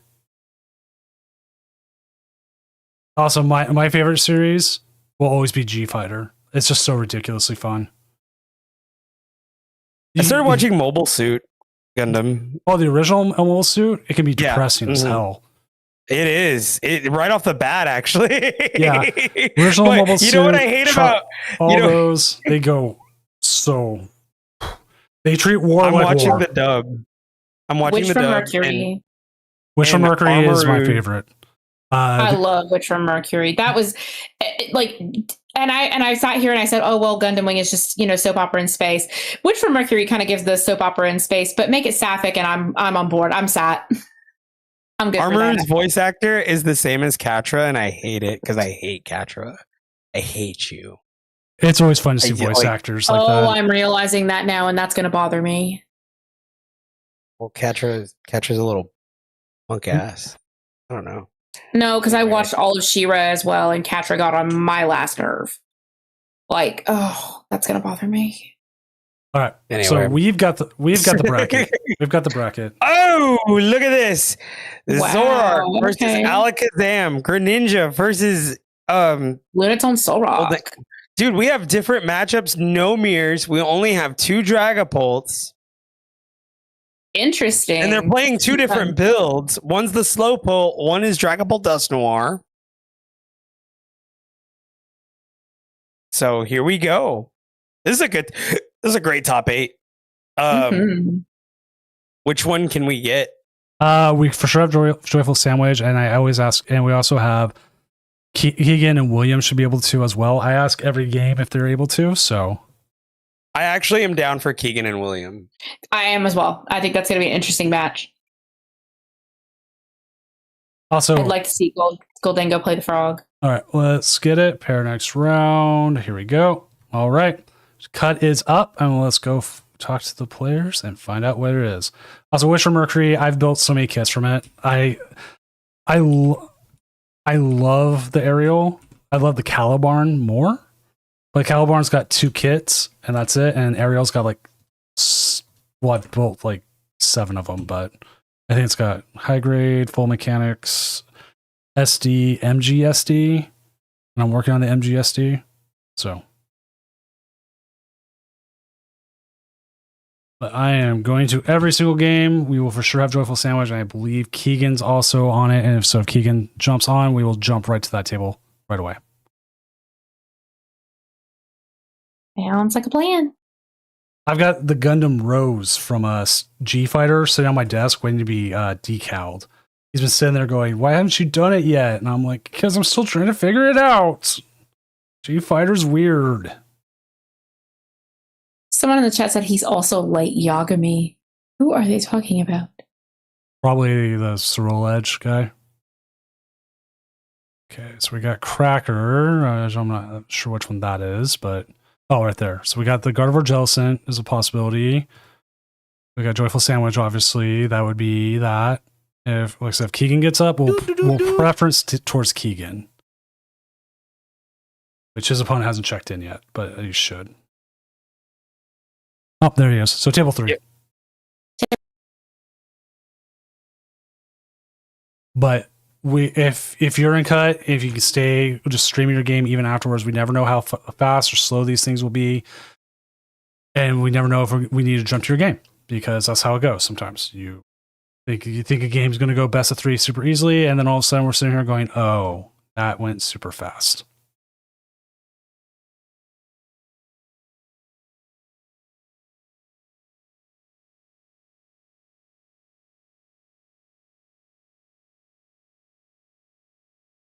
Now, if Bandai had any guts, they would release the Tequila Gundam.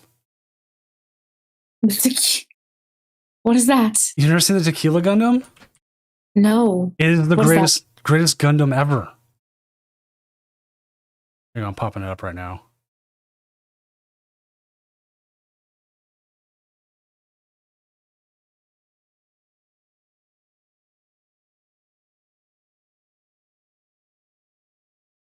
Oh wait, you're on delay. I forgot. I was still watching my part. So it'll pop up, but Tequila Gundam. They have not released a kit for this yet.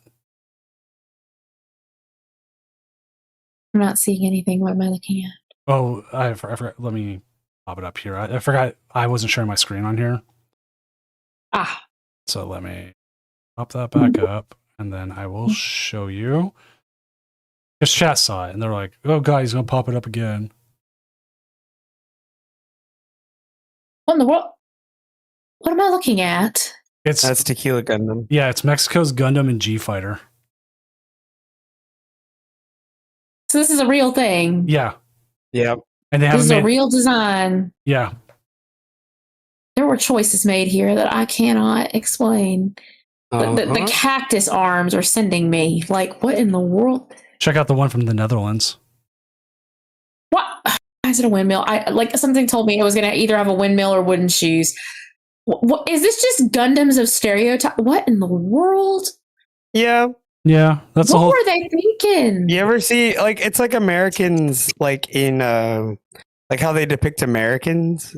Is the American Gundam just a hamburger or something? No, it's like Ronald McDonald with 2 AK-47s. No, it's a boxer. Oh, like a big thick boxer kind of thing. Here you go. They really has a football helmet. Oh my goodness. And guns. It has 6 shooters. Oh yeah, it's got the cowboy guns on the hip holstered. Yeah. Choices were made. Japan, they're setting up, but once we get them up, we'll have it. There was also why did I just forget her name? The Nobel Gundam. You'll like the Nobel.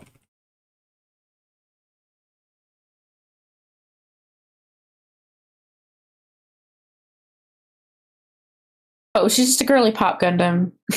Yeah, she's wearing heels. It's Sailor Moon. Yeah. It's extremely Sailor Moon coded. Yeah. Why does she have a garter? Never mind. You know what? No.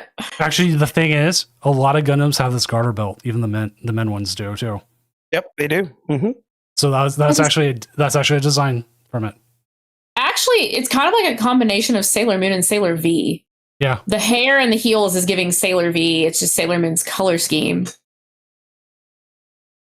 Is there a Finland Gundam? I think so. Let's find out. They did Gundams for everywhere. Yes. Yes, there is. Or someone designed it like as a Christmas tree. I think this might be fake, but it's still kind of funny. A Christmas tree. Why? Oh my god. That's so funny. Is the game's going to come up? Yes. We're just waiting for them to share their screen and if the game's going. See, that looks like it's somebody's Christmas tree topper. That looks like it just sits on the top of your Christmas tree. Have a very happy holidays. I think he knows. Oh, I think they played game one. They've already played through. And he just realized he wasn't sharing his screen. Oh, Let's go. All right. So we'll get into game two. So that was a fast game one. So. Yeah, they said GG lol. Oops. There we go. So let me kill my screen. There we go. But we also have Jeff Jubilant and Joyful Sandwich streaming as well, so we do have more. If this game ends fit quickly. I love that Riley's avatar looks like Shaggy from Scooby Doo. I love that. That's basically Scooby Doo. It is, man. And you know what? That is a good Scooby. That's a good Shaggy. Yeah, there's a Dolphin Fish Shaggy. Gundam. There's actually someone did a mashup of the Magikarp model with a Gundam model to make that Dolphin Fish Gundam. But yeah, here are some actual games. No more of that for a minute. That's what we have to do to fill time sometimes. Yep. It's my favorite part is when we're just killing time.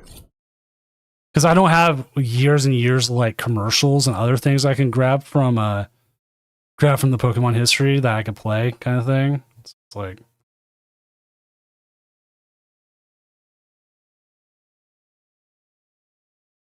Lunatone. Not a great start for the Gholdengo player. Not at all. Actually, a really bad start. This could be a quick game too. We could be going to game 3 of this. Ooh. But I'll step back. I realize I'm not filling time anymore. Have fun. All right. And here we go. Metallic Signal got to thin the deck. Get the 2 Gholdengos out of there. Especially if they end up under item lock this round. Which I'm going to check the deck list this time for once.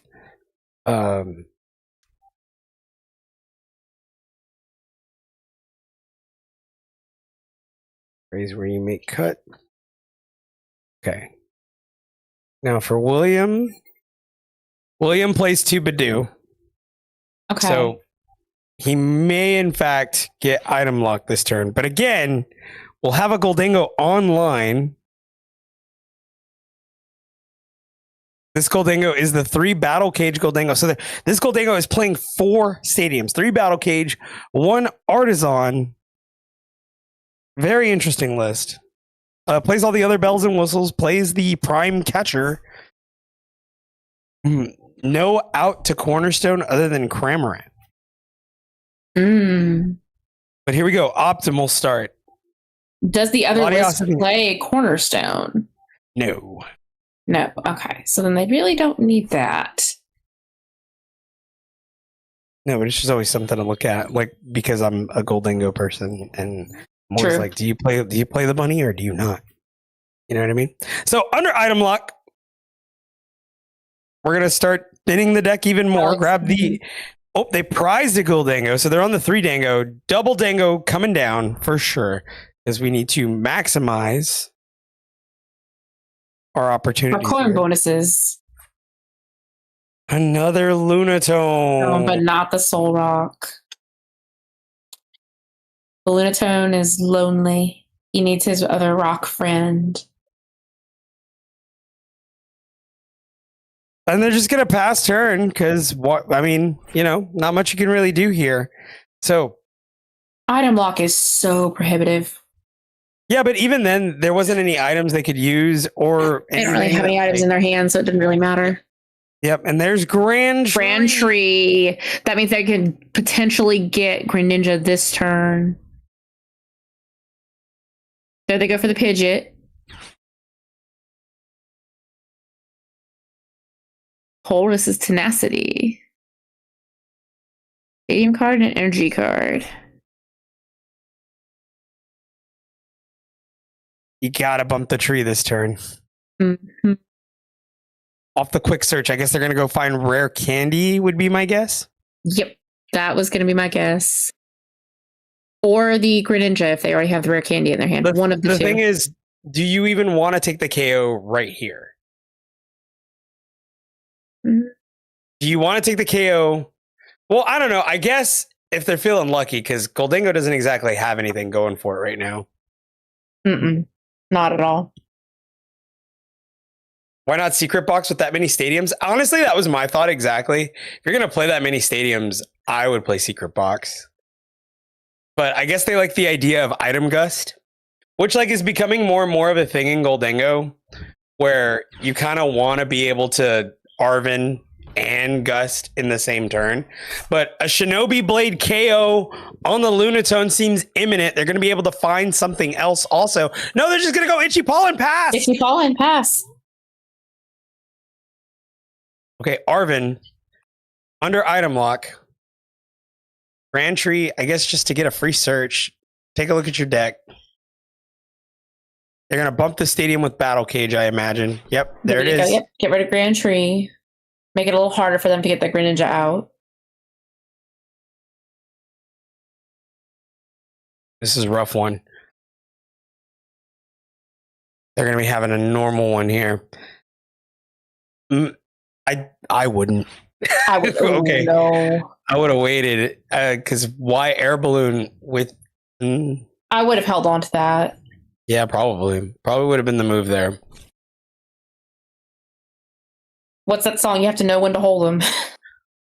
Know when to fold them. Yep, and there's Gong. That does nothing. Oh God, just really unfortunate stuff here. Mm-hmm. And they're gonna have to end the turn.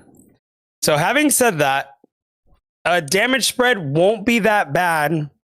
However,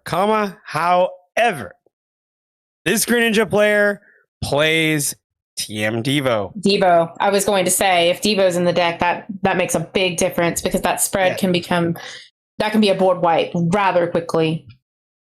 Absolutely.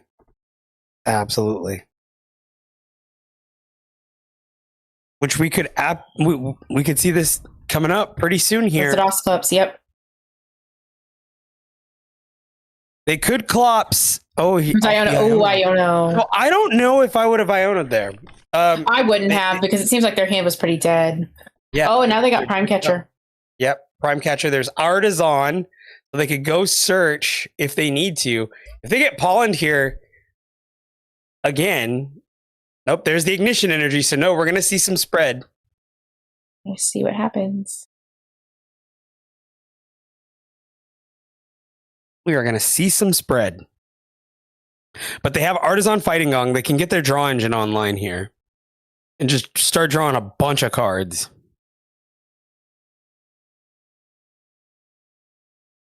Once they get the rocks online, they'll be able to draw more consistently. Cycle those lunars and get this going.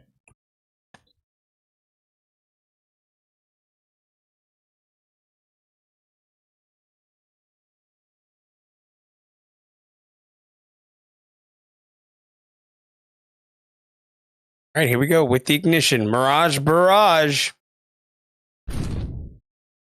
Yep, there definitely looks like they're absolutely setting up for a Devo turn. Devo play.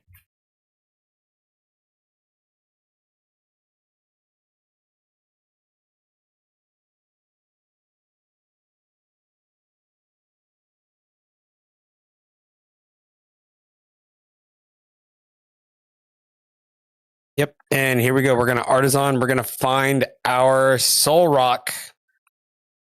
Rocks online. Now we can draw. No, Battle Cage does not stop Mirage Barrage. No, it does not.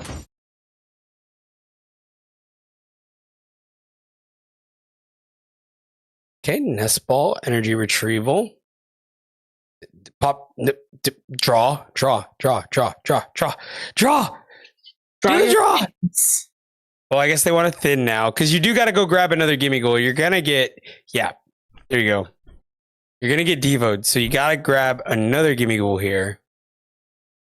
Unless they decide to dust Noir, which is pretty possible. It's a fighting gong. So they could get more energy using that fighting gong. But still no steel energy. With no steel energy, With no steel energy, they're kind of stuck. and bring up the Pidgeot. That's big. Okay, so Coin bonus. Ooh. God, no energy. steel energy. Still no steel. Yep. This Druid energy, just not the kind you need. Ain't that always the way? That is so crazy. No steel energy. Ain't that Oh. always the way? That is unfortunate.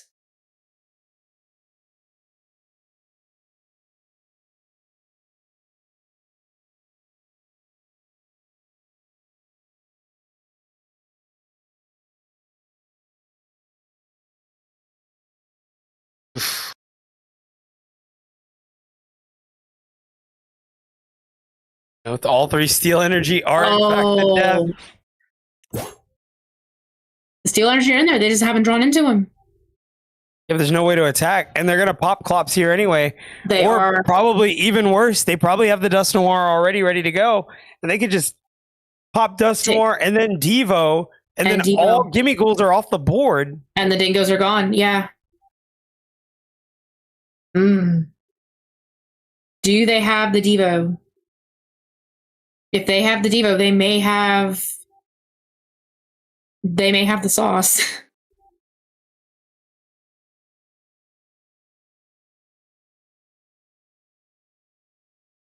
Update on other games. Shuito BB is up 1-0 over Joyful Sandwich, and that's it. That's the only update right now. Off the Curse Blast.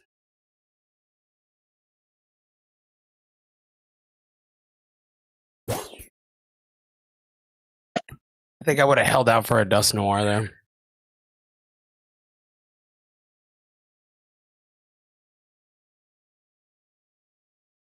So A Devo play right now would go so hard. It goes Hilda. There's the ignition and another I Greninja. don't think they're going to do that. I think they're going to try to go for a 4-prize turn here. Eventually, they will KO the Goldango on the bench. They will. Did not go. No, they didn't go Noir. I don't think they saw it like that. I think I think they had other plans. Yeah, they want bigger numbers. That's what it looks like. I think they feel pretty confident in the Goldango not being able to KO, but what they don't know is that the Goldango definitely has the firepower next turn to KO this Greninja here. So, and then there they go. They'll knock out the Gimme Ghoul. Oh, there goes. The 3-prize turn. 3-prize there. turn. Oh, kitty cat. Sorry. That was their other plan. So now 3-5. No There's way to get a Gimme. applause. There's no. They need that metal energy so badly. Yeah, they do. But there's ways about it right now. So they can go grab another Gimme Ghoul here. They're gonna fail the Zon, okay.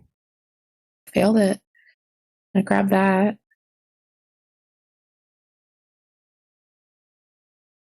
Soul Rock. Another Soul Rock. Sure. More discard fodder, maybe.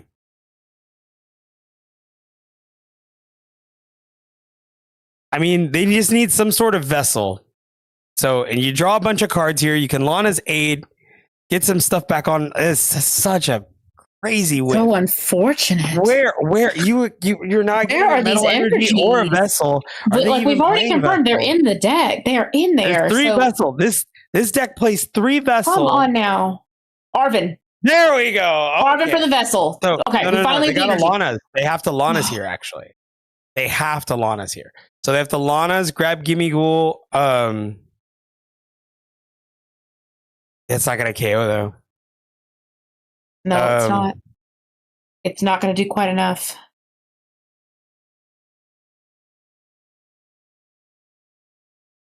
They're one short. They're one energy short. You gotta put down another gimme goal.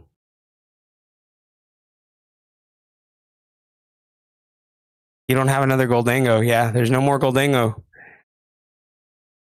You gotta, yep. Unfortunate. I maybe try to vessel here. Oh no, never mind. Maybe Super Rod. Super Rod the gimme goals and the Goldango back in. Then popping for the gimmies. Yep. But there's still one energy short. Oh no, they're gonna Vitality Band. Yeah, They're gonna Vitality Band. They don't need that. They don't need the other energy. They have Vitality Band. There we go. All right, so I'll take them 3 prizes.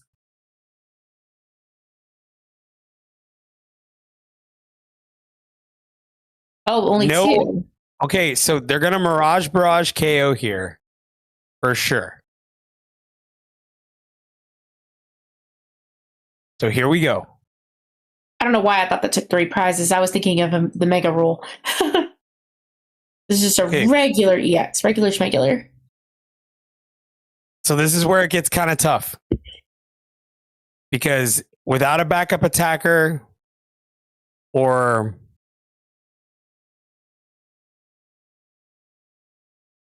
they can't Mirage Barrage anymore. Mm-mm. And after this turn, they won't be able to Dust Noir either. So the plan has to be nice. They got the Dust Noir. No, they have it. They have to do. Yeah, They have to go Dust Noir. Dusclops, Jamming Tower, Curse Blast on the active. Sure, why not? Yeah. I don't like that. I thought they were going to Dust Noir. Oh, Briar! I forgot about Briar. Briar play. I forgot about Briar. Okay. Just like you forgot about Shady.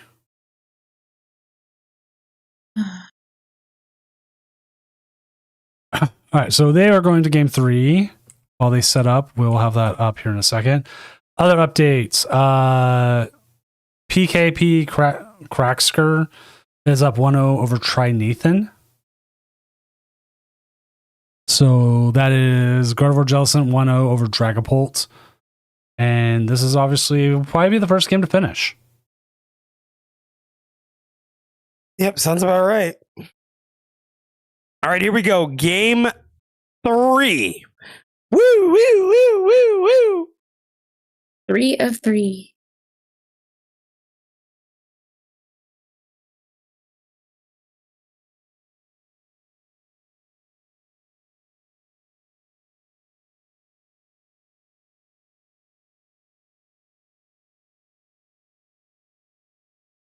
Right, active gimme ghoul.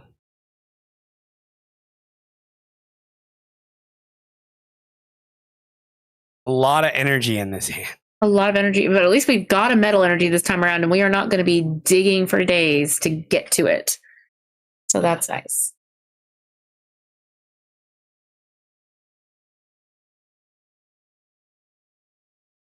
And I'm going to be honest, I don't think the Greninja player necessarily minds going first. Mm-mm.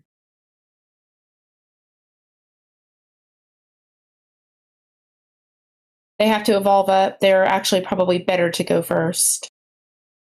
Get all of your stuff out there so that it's able to evolve faster.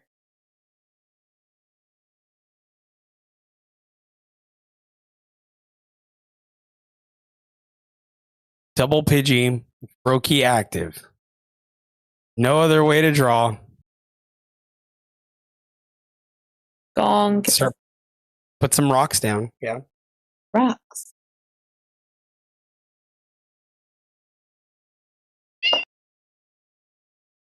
There's only one more metal energy. Oh, they've prized one. Unfortunate prizing. Yeah. Minor errands. 5 energy in hand. It's all energy here. So, and this Pidgey is not free retreat. This Pidgey is 1 cost unless they put down the Latios. Here comes Colress Tenacity. Tenacity, they're going to grab Grand Tree more Grand than Tree, likely. so that they can evolve up to the Pidgeot and have the free retreat.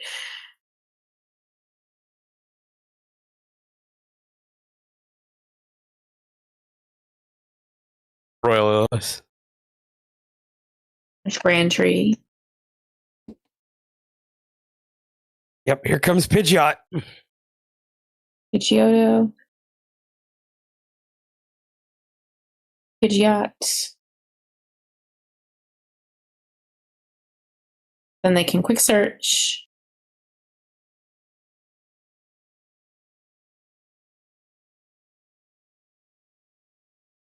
Probably find a way to evolve that Froakie.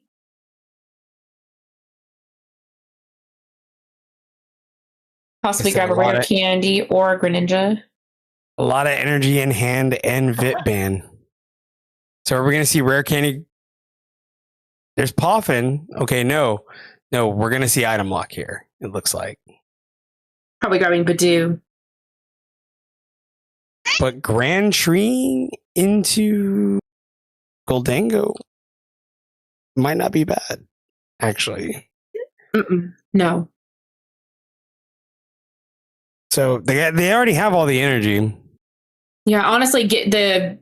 Oh, and there's Goldingo. There's Goldango, and they can Grand Tree the What one a on the top bench as deck. well. Yep. Mm-hmm. So they can Grand Tree 1 and then evolve the one on the bench as well. Get twice the coin bonus, plus an active coin bonus to get that extra card. There's Prime Catcher. Prime Catcher and Nest Ball, which we And can't Nest use. Ball. Oh my gosh. There's the boss. There's the boss. There it is. Boss. I would absolutely go for that. Boss that bird. No, Oh, go no, for the Boss Froakie. Froakie. Yeah, no, because now they have to play behind. They have to play from behind, They have to play from behind. You're right. And they only had to give it 2 energies to do it. and they can only Shinobi Blade. They can't. And there's another boss. Oh, Another my boss. God. Oh, I bet they can get the other Froakie. Chaining So they're- bosses is nasty work, but boy, is it Yep. effective. Boy, is it effective. Well, here we go. They're Grand Treeing the To the into Greninja. Greninja, so now they can just Shinobi Blade. But But they can't Mirage Barrage yet. Because they don't have the energy attached for that. Iono. yeah, that's big. That That's Iono's big. big. That can Especially flip if they- those energies. Especially if they choose to item lock them here. That is big. But if they don't, there is ways about this.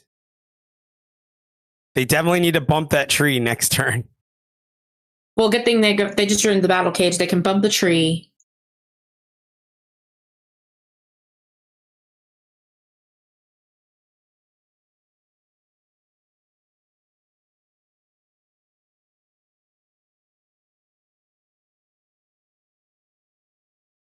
So if I'm Tapu Will.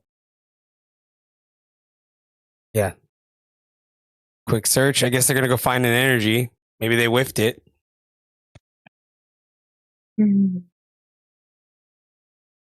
Shinobi Blade pass. But again, I don't think Badooing is necessarily bad.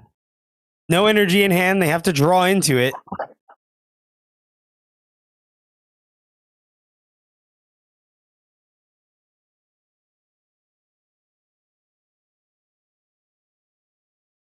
On. Yep. There's that item lock.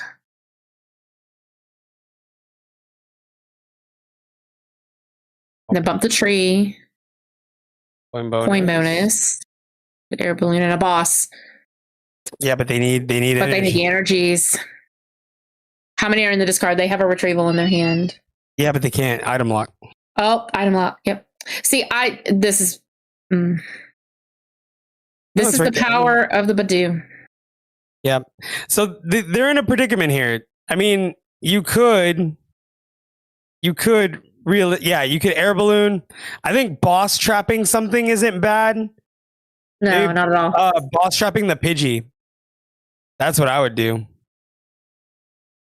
If you don't get an energy here, boss trap the Pidgey. But see, the thing off this coin bonus. Yeah. Oh, you could Lana's. No, You could Lana's is an Lana's. option.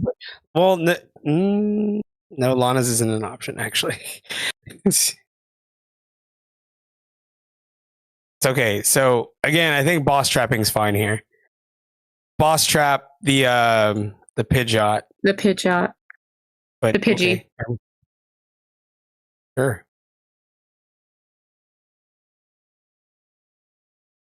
I guess they think they're gonna be able to do this next turn. I was going to say, why grab the stuff you can't use? But sometimes setting up for your next turn is a strategy as well. H1 Rhea Gaming, thank you for the follow.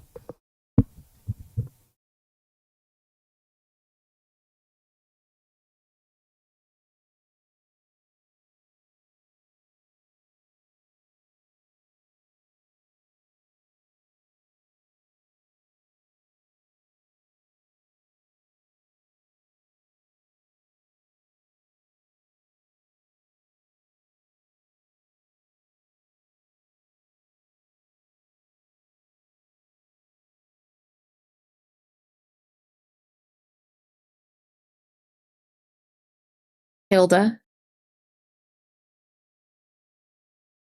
So they can get the energy. And if they have a candy in their hand, possibly another Greninja. Dusknoir. Dusknoir is also an option. Rare Candy Dusknoir. They're gonna pop Dusknoir. active and then hit Shinobi Blade and KO the active And KO the active Goldengo. Or no, or maybe not. Oh, no, Mirage Barrage. Yeah, just spread that damage. Maybe even KO the Tone on the bench. Not a bad call. Not even a little bit. There goes the Lunatone. Okay, so this gets kind of interesting because now Dusknoir KOs the bench Goldengo. There's a Genesect. I mean, realistically, you could probably get there. You probably get there and KO the Greninja.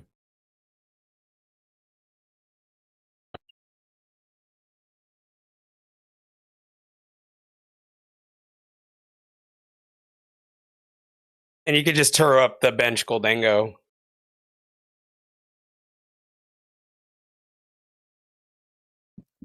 I have a few updates. Shuito BBE has won 2-0 over Joyful Sandwich, and Epic Fire 5 is currently 1-0 over NFT Jeff. And next round will be semifinals, correct, Doom? Correct. Okay. So I can update the standings and the bracket will update as well. So that means Shuito BB will play the winner of PKP Cracksker, I have no idea, and Try Nathan. And the winner of this one will play either NFT Jeff or Epic Fire 5. There goes Soul Rock. Lunatone. We've got the Lunar Cycle. Lunar Cycle and Attach. And attached. Yeah, because if they're going to do what I think they're going to do, they're going to need the Attach. Okay, double Retrieval. They only have 4 in the discard. Okay, nope, we're not going to. We're going to Vessel. And there's Vitality Band. Vessel Vit Ban.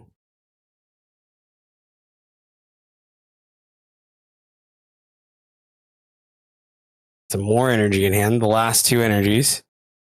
Yeah, they're gonna be just short. No, they're not. No, they have enough. They'll have enough. They'll have enough for a knockout on the Greninja. Yeah, I'll grab the 4 here. And then KO the Greninja.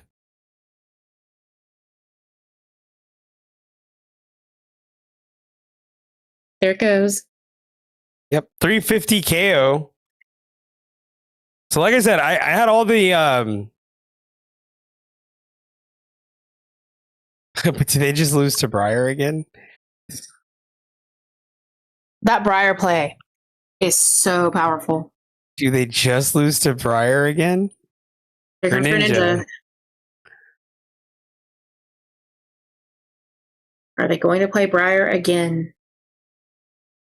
I mean, they could. Are we going to see a Briar repeat? Sting was the move. There's Iono. Okay. So no Briar this turn.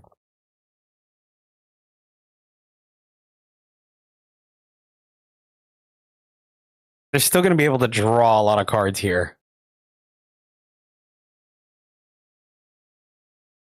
The good thing about Gholdengo is Iono doesn't affect it quite as much because you have the advantage of coin bonus. So they could still draw answers here. Also, well, yeah, that's not going to matter. I was going to say I was like Battle Cage, but they'll just Dusknoir the active. Mm-hmm.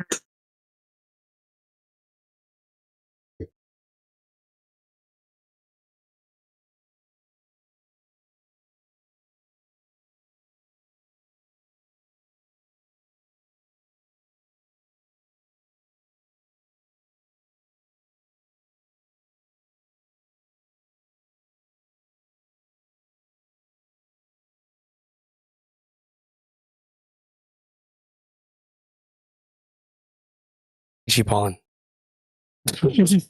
Item lock. Probably not a bad call, actually. No. Buy yourself some time. Yeah. You Iono'd them. Lalanas is at the bottom of the deck. You Iono'd them to a non-ideal hand, and item locking them. They'll Curse Blast. The active KO, yep. KO the Gholdengo right there, and then they're going to item lock them.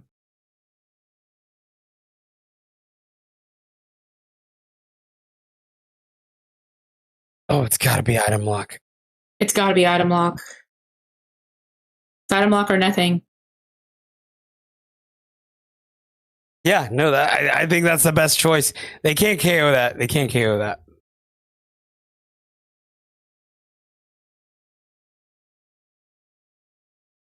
There you go. And then Ichi-Pollen. I imagine Ichi-Pollen's coming up. That has to be the play. Yeah, Ichi-Pollen. Has to be. They can, yeah, because then they can just Mirage Barrage and win next turn. Yep.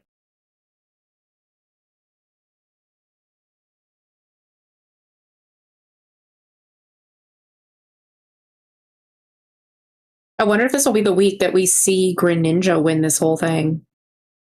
Possible. It's very possible. This deck is incredibly powerful and it's versatile. That's it. Yeah, no. Yeah. No, they're going to push up. They're going to have it. Oh, no, they need 3 prizes, though. Well, I guess theoretically, no, they could Briar.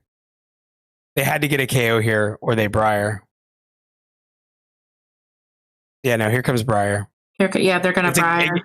Ignition Briar, I think, is the move.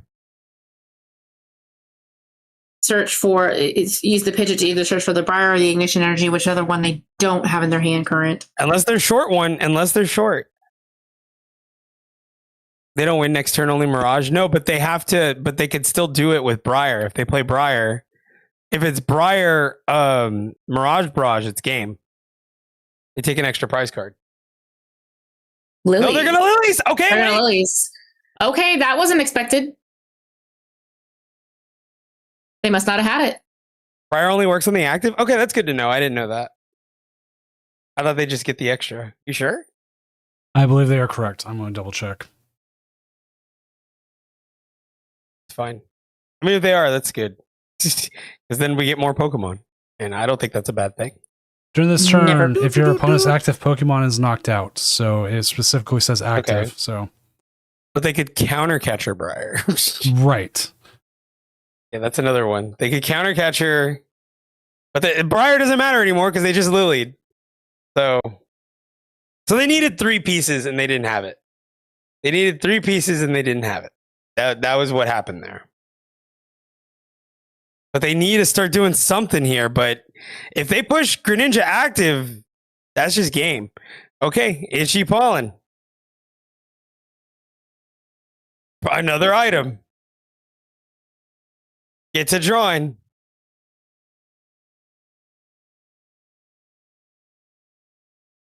Cramorant and Solrock. Okay, well, hold up. No attach. Just no attach. And then Cramorant would be just a bad idea. No, Cramorant's not the play. All Not right so now. Here we go. Here Off goes the Pidgeot. quick search. Do they have the pieces? Ignition. Countercatcher. Briar. Beach Court. Night Stretcher.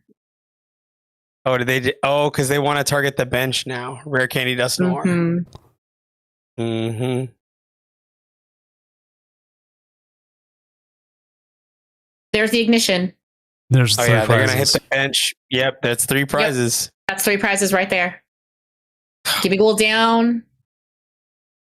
And then they will just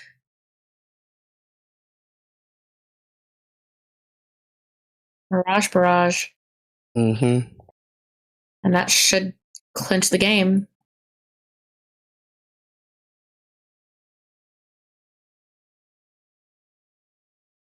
Item lock, my old friend.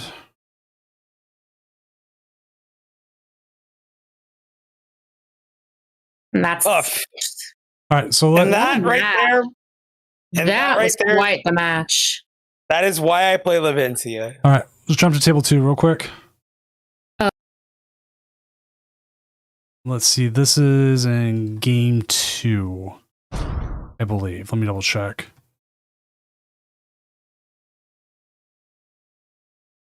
I believe it's game 2 with Epic Fire up 1-0. So game is up. I'll update all the nifty other stuff though. It's cruel.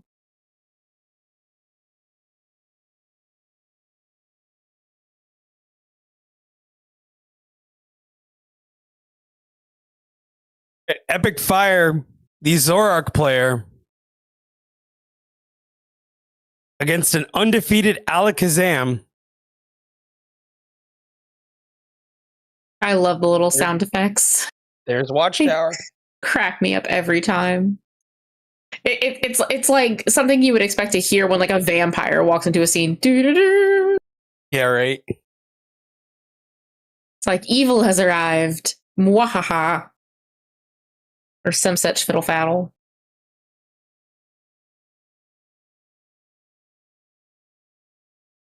Watchtower down doesn't really matter. There's Battle Cage in hand. Unless there's an Iono coming down. I forgot Wondrous Patch exists. Yep. Oh, and there's the Iono. There's the Iono.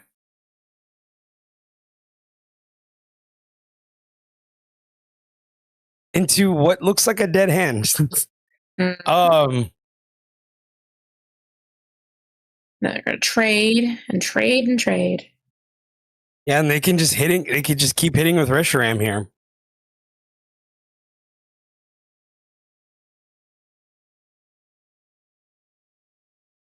Wow, Epic Fire in full control here. Like Showing the power that Zoroark has when you get all the pieces you need. Hitting for 340. Yeah, they're playing Lily's Clefairy.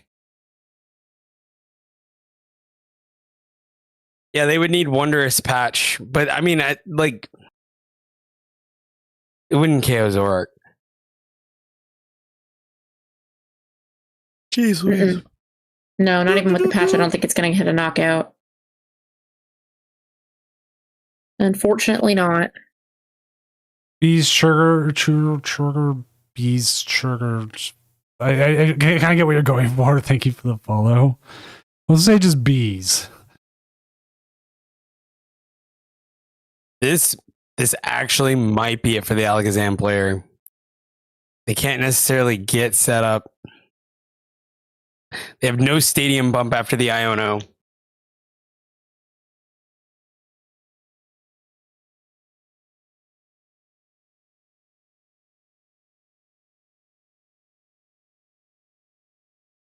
The Alakazam player is sitting on pretty much a dead hand, unfortunately.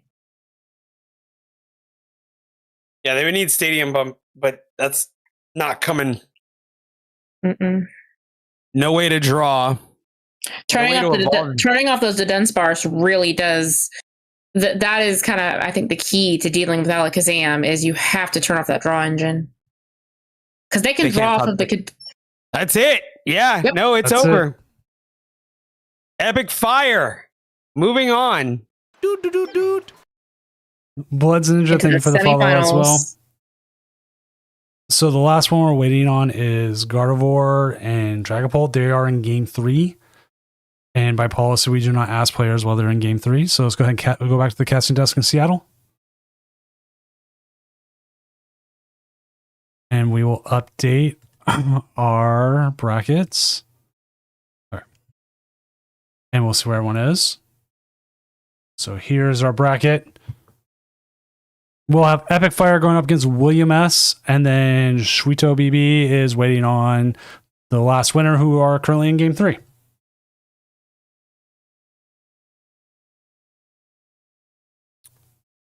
So earlier tonight, we kind of said Zoroark wasn't good. Or wasn't as good for this format. Are we changing our mind a little bit? No. No? No. I don't know. I don't know. It seems to be performing pretty well. It seems to be doing what it's supposed to do.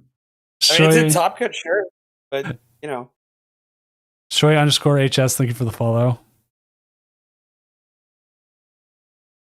I mean, it's got the bunny. It's playing the Cleffa engine. A little light on the ends PP up, I think. But hey, you know what? When something's winning, you just take it, right? So get this. Get this. They did not face a single Gildango. They faced one in Keegan and lost. So I guess what this is saying is Zoroark can do good so long as it. No, it won. It beat the Gildango player. It lost to Goldingo. Nathan, who's also in cut. Right. And Shuito BB, who is also in cut. So it beat the Dango. Well, okay. That defeats my purpose. Anyway, that was defeating my point. But I still don't think it's a good call. Not for you, I see. I just don't. But the 2-2 line of Toad School might. I think there is something to be said that, like, possibly the meta is a little different in Europe than it is here in the States. They just don't like to play Gardevoir in Europe. MacFly Screen, thank you for the follow. Like, it's just zero, but it's not just straight Europe, it's international, so you got players coming from everywhere. Or at least trying to come from everywhere. So who knows what it's going to end up being. Which we just finished the last matchup. The last winner was PKP. So we have our top 4. Let's go ahead and update the standings on that. And here is your matchups. If I can get to them. There we go. So Epic Fire 5 going up against William S. And then with the Zoroark versus Greninja, and then Gardevoir Jellicent going up against Dragapult Dusknoir. How can you access the Discord? !Discord should help you. Let's see. That link should be good. If it's not, I will type a new link in chat here in a second. Because the chat link, Discord links are so weird. I lose track of them. But so be it. All right. Round semifinals are up. And I'm going to try to get the Greninja back on.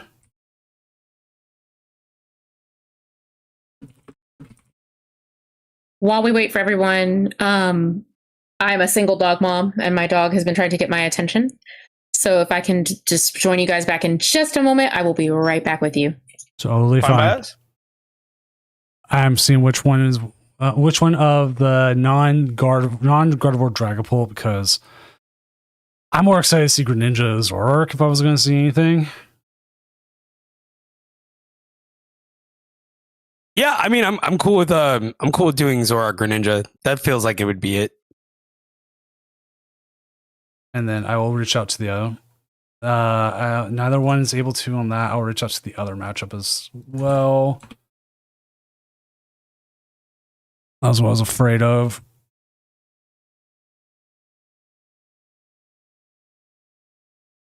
It's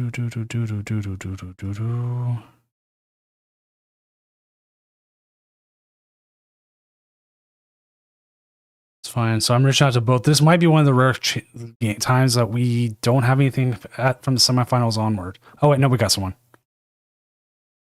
Oh, we got Gardevoir side, so we can at least get a game going. So let's go ahead and jump to table 1.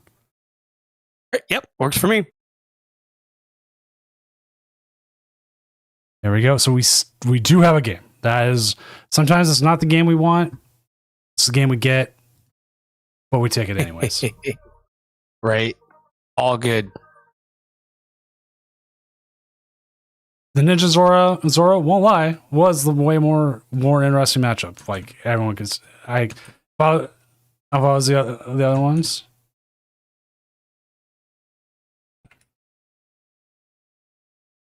Yeah, I mean, Jelly Guardy versus Pult Noir.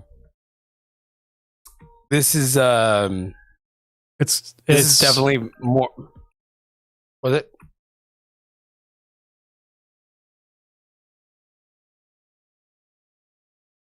Oh, we're good. I think. Did I lose you? No, I'm still here. Yeah. Sorry, I'm doing 3 things at once. I'm trying to update the cards and then make sure the Dragapult player so they can also stream as well. So if we need to jump to them, we can. Okay. That's good. That's good. So we'll be able to watch the final then, eh? Yeah, we should be able to. Yeah. So no matter who wins, we'll see a final.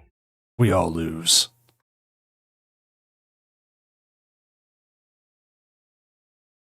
Yeah.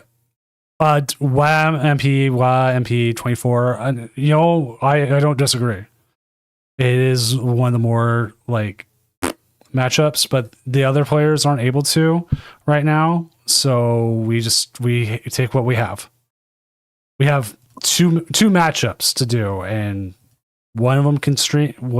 Two of the players can stream, one of them can't. Two of them can't.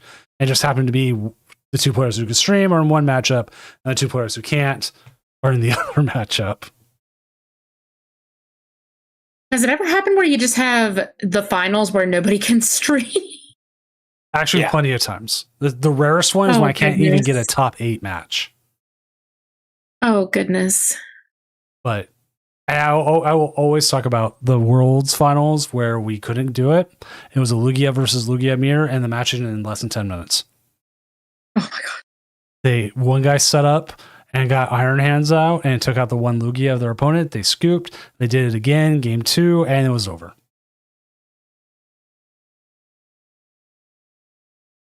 So it has happened. Some people make finals on their phone. So, but I will hand it off to you 2, and I will stand here,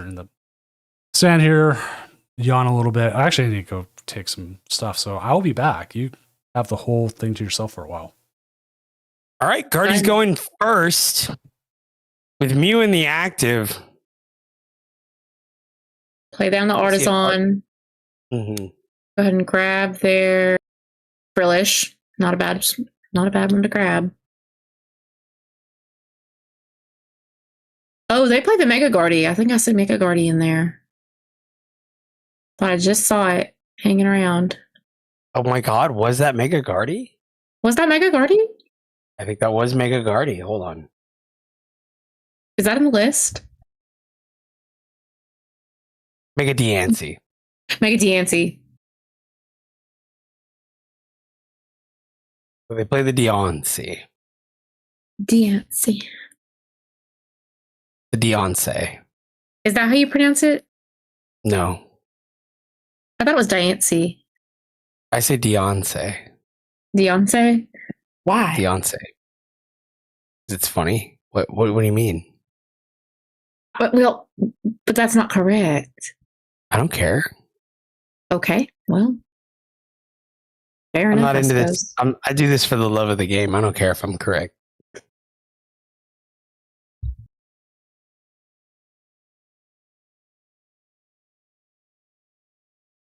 I'd be King Koopaing.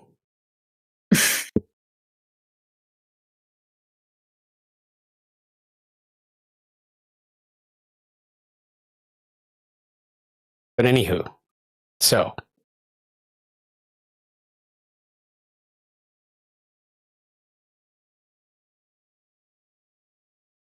yeah, the attack rares do look pretty similar. They'd be kind of confusing me.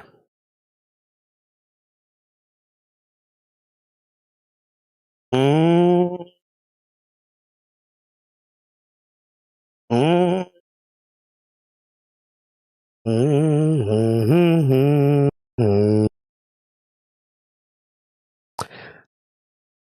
Look at that. Oh, another. Buddy look at that. Poppin. More buddy. More Buddy Coffin. More buddy Poffins. You got there. There you go, Frodo. I'd be buddying and I'd be puffying. Just remember that. Noted. You know how to buddy There's- puffin? Sure do. There's the jamming tower. Chat, who's up buddying their puffin? At 3:25 a.m. Central Standard Time. That's right. It is definitely past my beauty sleep hours, so we are catching our second wind. We're all very tired. But Yes. let me tell you something. I'm hyped. I am as well.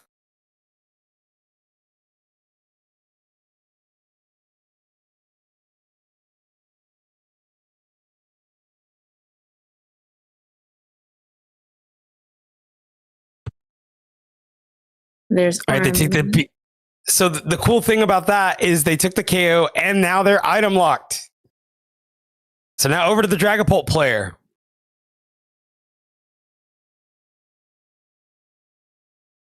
So we're just going to keep trading item locks until, you know.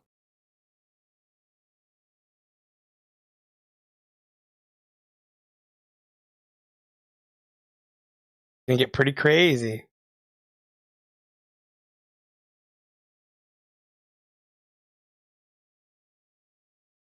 And they're able to get the lilies off 6 cards. 8 cards, sorry. Whoa, hello.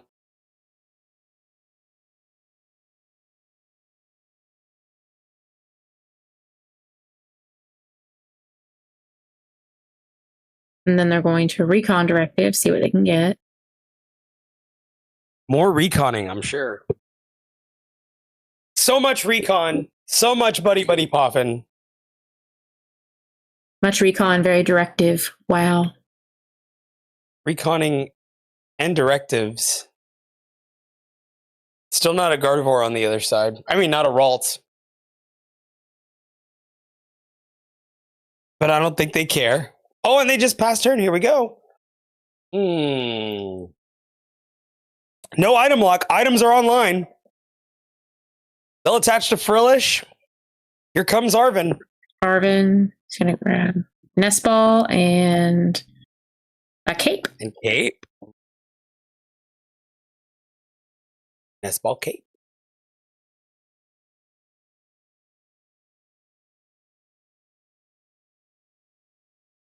They're going to cape the Ralts. But the jamming tower is still in play. All right, under item lock again. So no ultra balling for the Latias anytime soon. Mm-mm.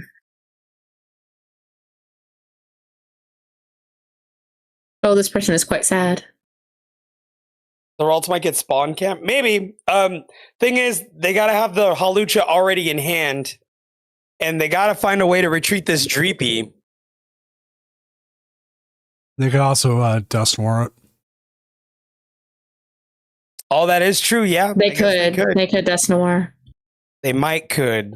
They might could. Yeah, because the cape is not online with the jamming tower.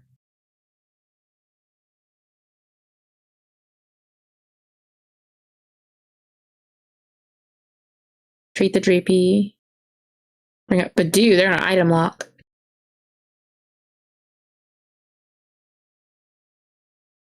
Yeah, but I mean, Oh, boss's you gotta ask orders. yourself.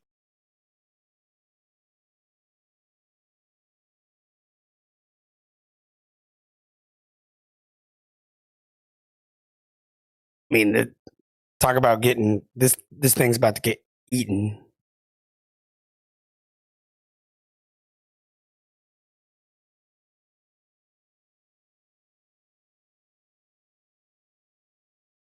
Monkey Dory.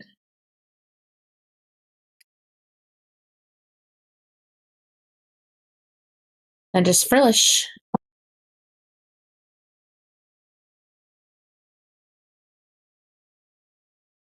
Yep, Frillish KO. They take a prize, KO and the again Badoo. under item lock. Under item lock. It's the battle of the item locks. Another Frillish. Jellyfish for Still no days. stadium bump from the Guardy. Nope. Meaning they cannot use the bravery charm, and the cape is useless. But here we go. Waterfall does like its tools. Imagine we're gonna see Dragapult. Well, no, one recon. We need Dragapult energy here.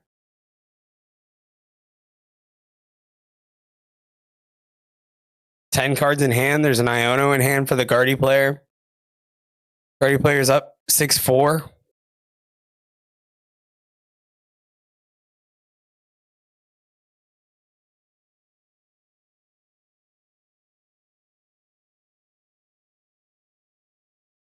There's the Dragapult.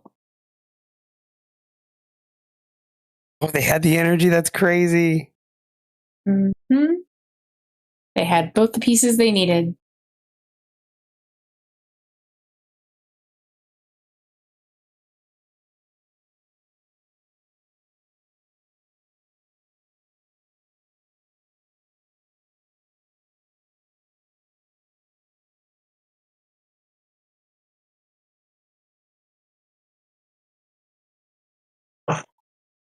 So they pop Dust Noir, clear the Curlia, clear the Frillish. Frillish. That leaves them with just Mew and Monkey Dory.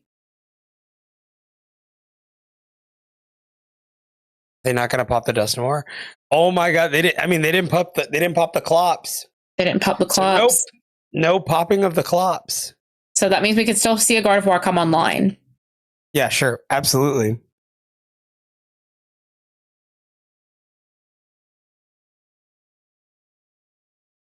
I guess they would rather Dust Noir it, but they could just heal it with this monkey here. Mm-hmm.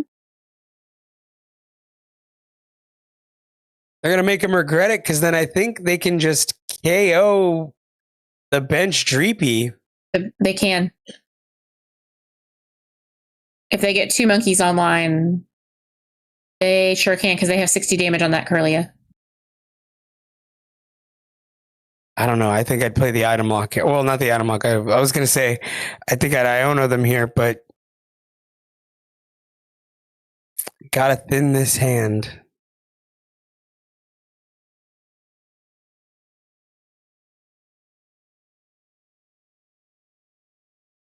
I think they're going to take out that Dreepy.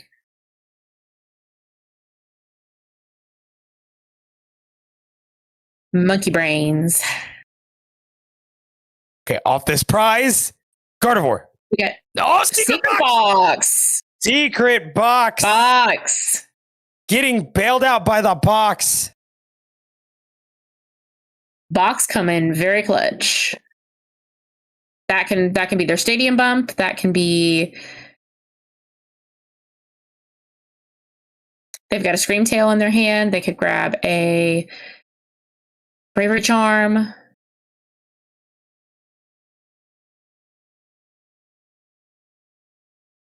Yep.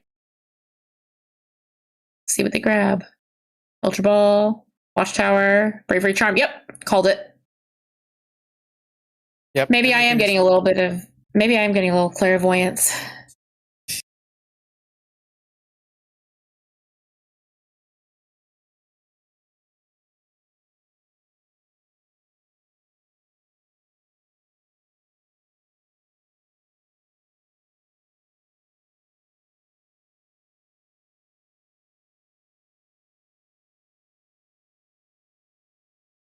Then they can also Mew. They can. There's Gardevoir. And I've Guardy Online. They'll drop the Watchtower down.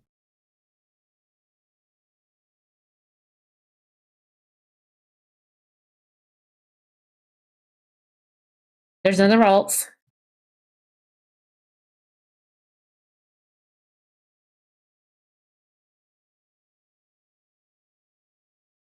Now they can start Scream Tailing. They can take out the Dusclops. Or the other Dreepy. It's really their choice. Yeah, because if they take out, well, no, I think if they take out the Dusclops here, that's big because then they can't just Oko Guardy here. They can't pop it. Yeah.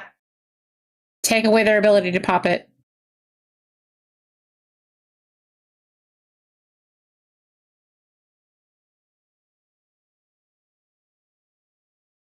Yep. Would have been my plan as well. And there's Devo.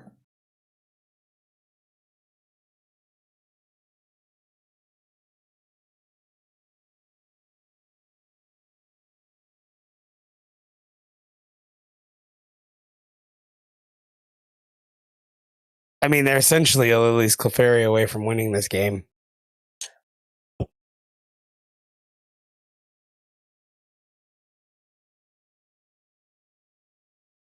Lily's Clefairy could Oko the Dragapult.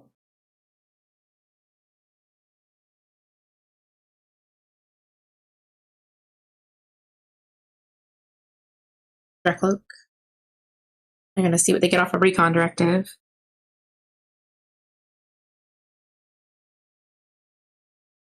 They got to try to rebuild their board. They're down 5-2. They are.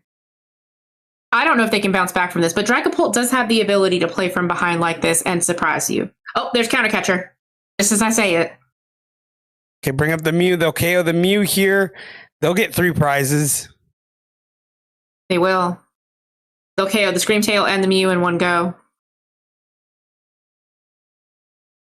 At that point, the Gardevoir player really needs that Lily's Clefairy. Yeah.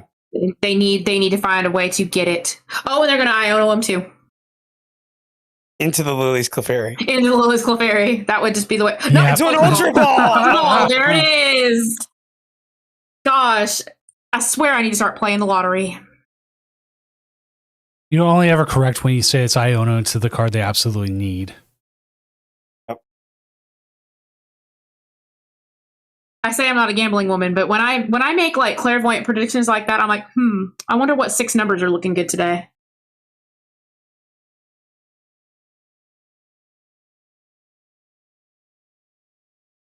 I have to have some level of cope, y'all. I have student loans.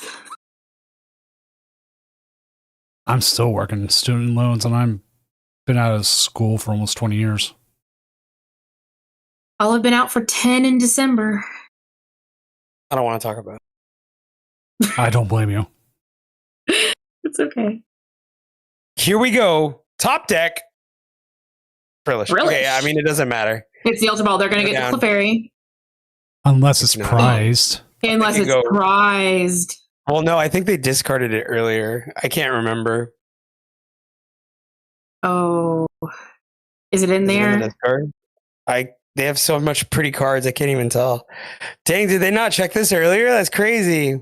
Oh, boy. If it's in their prizes. Oh, that's... Well, okay, so the thing is, they don't play boss either. Okay. Oh, they might be stuck. Well, good news. They could Iono and then just punch. They could. Well, no, they can't. They can't Iono. There's no way for them to draw. Ooh. Oh, that's... William S is up 1-0 over Epic Fire 5 right now.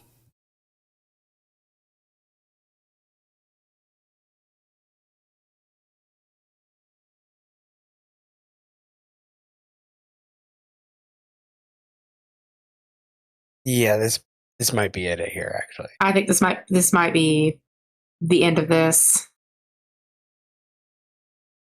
Honestly, Mm. no, never mind. I was gonna say they could just retreat. But if they have boss here, it's over. If the Dragonbolt player, Wait, no, it's not. No, it's not over. no, It's not over. They, I don't they know what have am to I take saying. prizes, Frodo. Yeah. I'm out of there. I'm out of there. It's okay. It's late. We're all getting there. I was gonna say, I was like, chop me up. I'm done.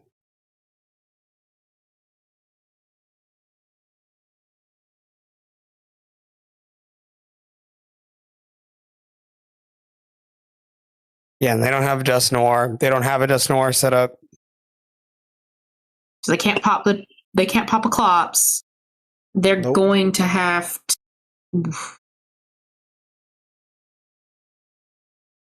but they also have a 13 card hand, and the Gardevoir player has nothing in their hand as it sits. Right. So Dragonbolt. Ooh, Cape is offline. Here comes the Ultra Ball.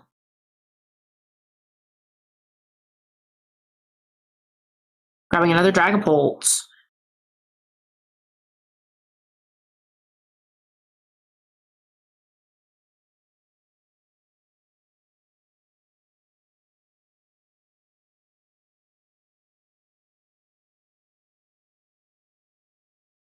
Ultra Ball again. Are they going to grab Dust Noir? They just played the Duskull this turn. They can't evolve it. Correct. But they're definitely looking to retreat this Dragapult here. They are. Not a bad with plan. no. Well, if they retreat the Dragapult, they have to find another energy. But here they go. They're going to start digging again. They have 2 energy on the other Dragapult. No, what I'm saying is if they retreat, they would. Oh, I see what you're saying. Energy. I see what you're saying. Yes. Okay. Sorry, I'm kind of getting there too. Oh, there's the boss. So they will take a KO. See what they draw off the prize. Dang, so off that Ultra Ball, maybe grabbing the Fez might have just been the move. But Countercatcher will now come live for the Guardy player. Was this a misplay? Now, mind you, this Guardy player only plays 1 Countercatcher. Can they draw it? That is the question. Yeah, there's a lot that could happen here, seeing as that there's 60 damage on, or is that, how much is that? They just 60 on the monkey. Tail.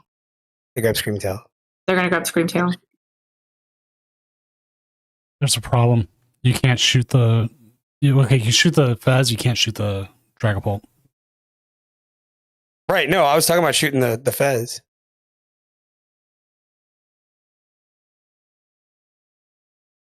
Like an Adrenabrain onto the Fez. There it goes. Yep, and then Screamtail. There they go.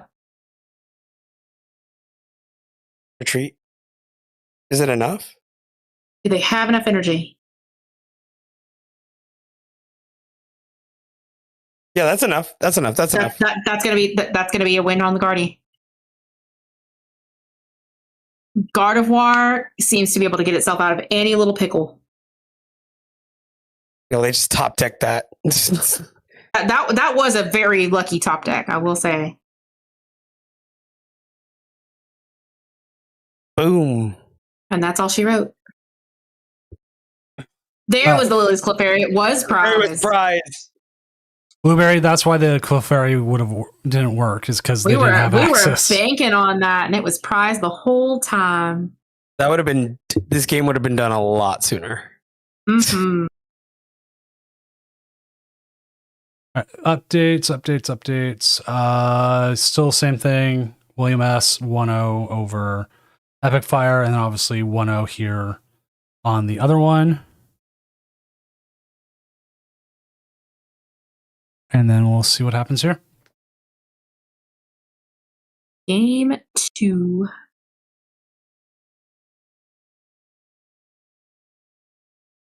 Yeah, that's about my Arceus rank right now.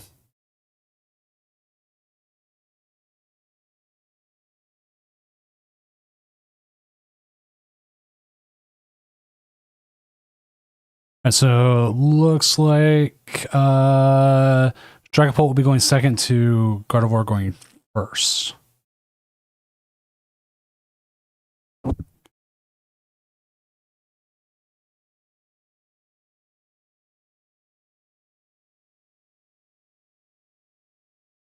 Yeah, Gardevoir went first last time.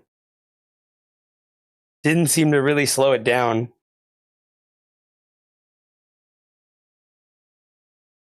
The only thing that slows Gardevoir down is itself.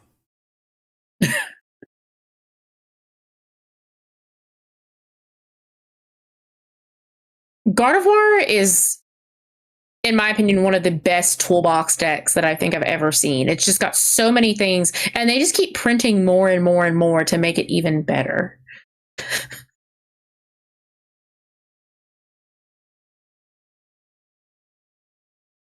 They've given it so many things to play with.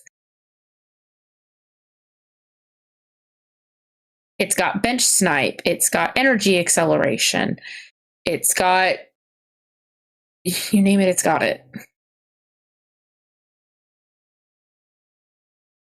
It's got a built-in out to one of the other top decks in the game currently in Dragapult with Lily's Clefairy.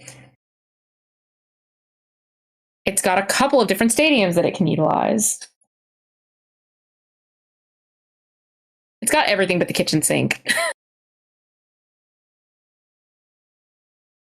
Oof. Ooh. Hey, Chihuahua.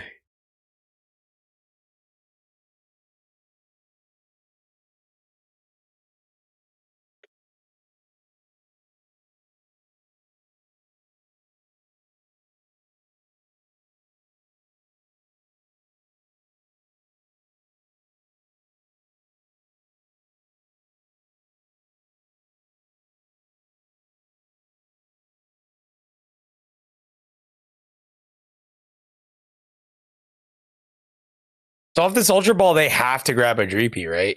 Like it's like did they just like hit a dead hand? Yeah, they're going Dreepy, and both hands are essentially dead.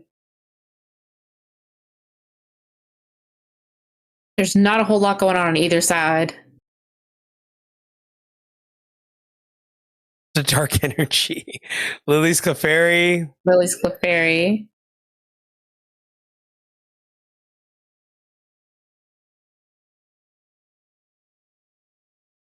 Just gonna collect her and draw a card. Yep. Nothing much left to do but that.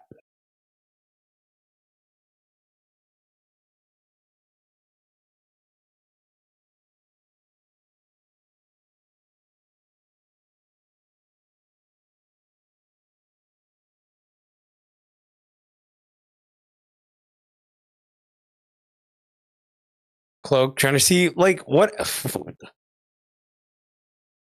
Maybe that one card can make all the difference. Oh, there's the Lily's. There's the Lily's Clefairy. Fresh hand. The Lily's Determination grabbing the 8. That's so crazy. Brand new hand. Brand new possibilities. Yeah, and if the Dragapult kind of just Bricks. well, no. Well, I'm saying if the Dragapult can just keep holding firm here. Oh no! I don't know how for some reason, my head was in the Gardevoir. I'm like, the Gardevoir is kind of stuck right now. Yeah, they can't. They got nothing. Okay, well, but They got nothing. neither does the Dragapult. Both hands are dead, and this is the second turn. And of Item Lock. Dragapult just got a bunch of new cards. There's nothing they could play. Goodness. Oh, I don't like this. I don't like this move. Ah! Oh my god, if they have Dragapult in hand, if they have Dragapult energy, we're going to game 3.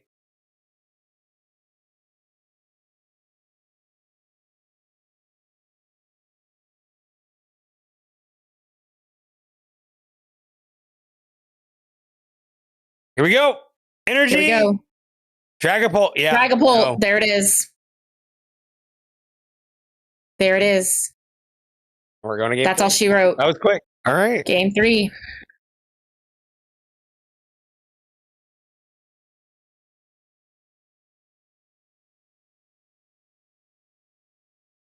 On to the third one. No updates on the other game yet, but yes, we are on game 3 here. That was a very quick game 2. Yep. That might have been like a Gardevoir Dragapult speed record. That was quick.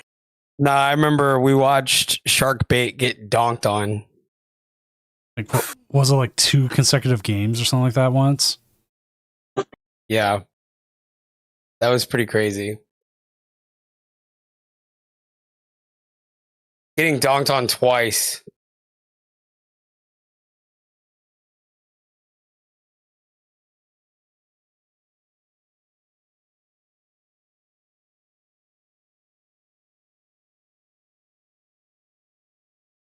Yeah, it's not a fun matchup to watch when one person essentially doesn't draw and the other person draws exactly what they need. But it happens sometimes. That's the whole thing with the game.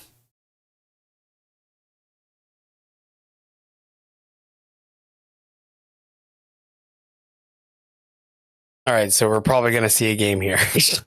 Yeah, this is a much better start for the Gardevoir side. Much better start on Guardy's side. Going second. They'll probably more than likely bench Monkey, Ralts, Lily.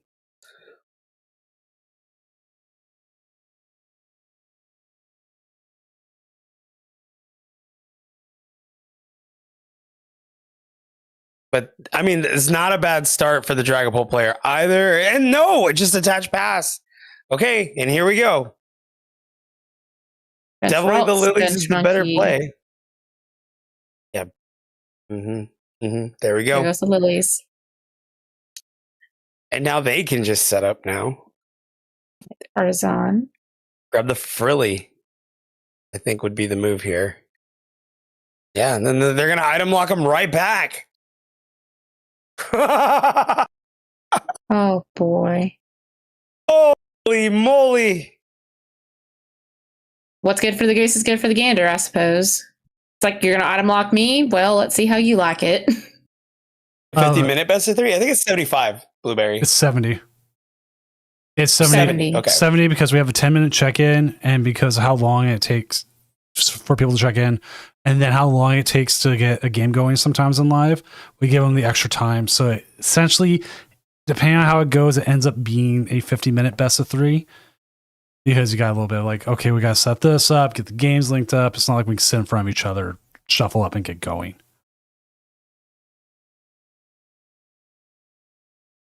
But there is a timer. It is on the bottom if you look.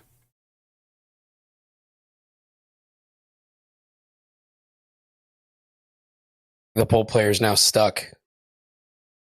Nobody, buddy. No way to get this out of, like, there's no setup. There's Iono, but I again, Lily's probably the better play here. Okay, I'll jump in real quick. The question here is: do you Lilies and hope you get the candy Guardy, or do you just do the Kirlia and keep the item lock going? I think you just keep item locking. I don't think you go Kirlia, you Lilies. I mean, you don't give them Artisan because that just gives them Badoo. Yeah, I wouldn't put down Artisan. The Artisan is one of those stadiums I try not to play if I can avoid it. It's what I like to call a passive stadium. I'd rather play a stadium that either messes my opponent up or stops them from setting up, stops them from doing something, as opposed to something that can potentially benefit them. There's a rare candy, but not rare candy Guardy, but that's fine. We're going to be able to get more energy in the discard. And then at the end of the day, that's all that really matters. We have a dark energy in hand. Psychic Embrace it.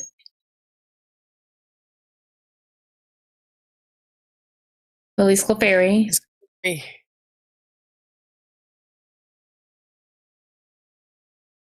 Was it too soon to grab Lily's Clefairy, though? I don't think so. Well, no, because like you had Ultra Ball. I think next turn. Well, no, I don't know. No, that wasn't Ultra Ball. That was Nest Ball. That was my bad. My bad. My bad.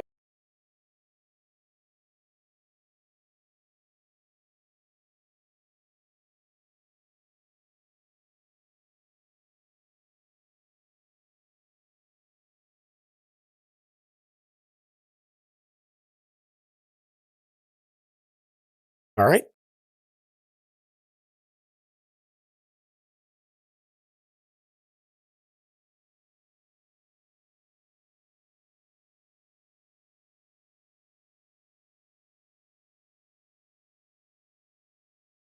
What are we gonna see off this recon? Can they get the lilies now? No lilies, no Iono. Okay, Duskull.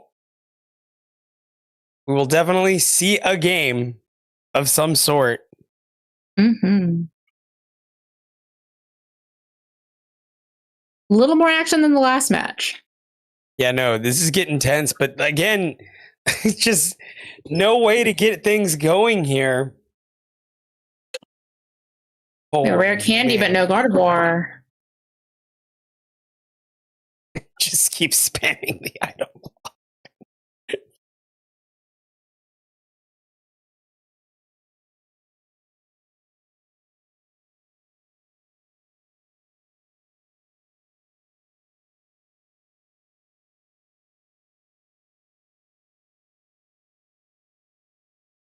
This honestly, matches like this just kind of go to show that item lock is just so insanely powerful. Oh yeah, items in this game are so essential.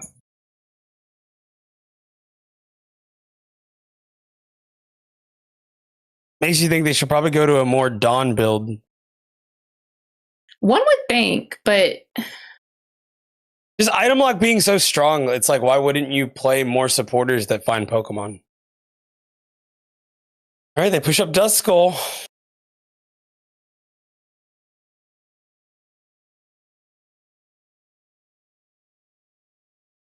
there's Ultra Ball. It's the Ultra Ball. Mm-hmm. They can grab their Gardevoir now.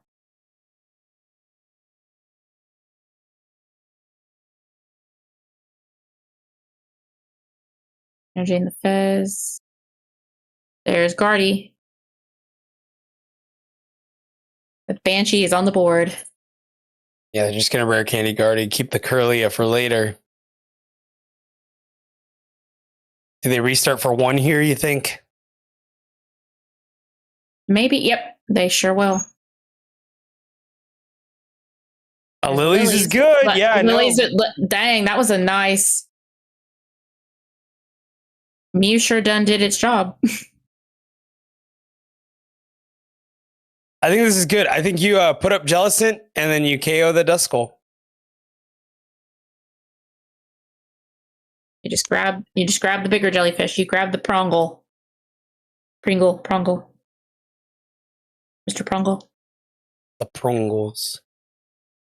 Mr. Pringles. With his moustache.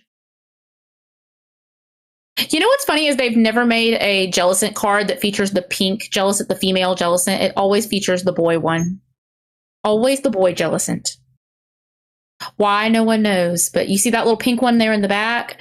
It never gets to be like front and center on any of the Jellicent cards. William S. 2-0'd Epic Fire. So Greninja is in the finals. Greninja is in the finals. Greninja may win the Tournament of Doom. Which Greninja going into Guardy is going to be interesting. Greninja going into Guardy is that will just be a GG for time. It's a quick game, probably. Quick couple games. Or Greninja will set up very well, and then it doesn't matter. I kind of want to see if Greninja gets set up and just takes Guardy down, or I don't know. Interesting.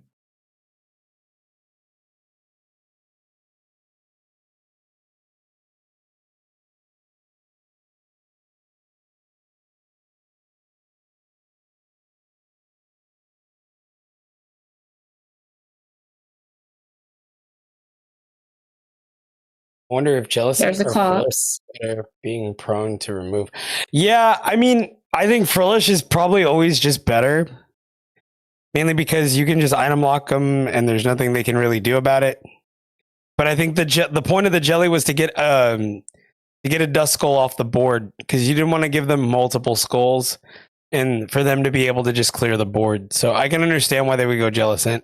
And not only that, they would need to pop they would need to pop Dust Noir they would need to pop Dust Noir and then hit Jelly in order for them to do anything. But they're going to go ahead and push Badoo here. There's a jamming tower. So now, Dragapult's back on its BS. They said, you item lock me, I item lock you right back. I'm going to bump the stadium. Guardy's massively favored into Ninja.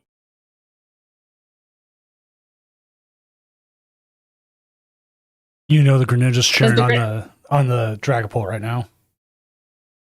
Does the Greninja play Evo, is my question. We know it plays Devo, but does it play Evo? TM Evo. No, they play the tree. They don't need to play Evo. They play the tree. They don't need the Evo.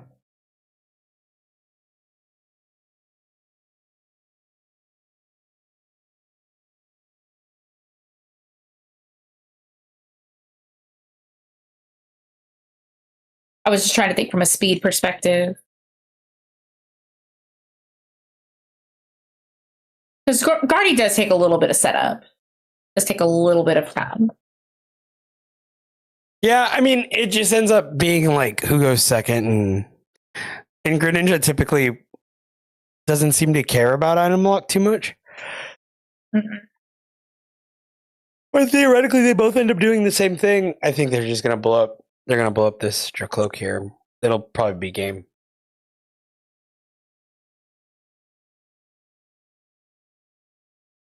Yeah, I was just saying that, Royal Illis. I mean, I think it really just depends on who wins the coin flip. What it sounds like. Yeah, if they can go second, it's just a lot. It's just a lot.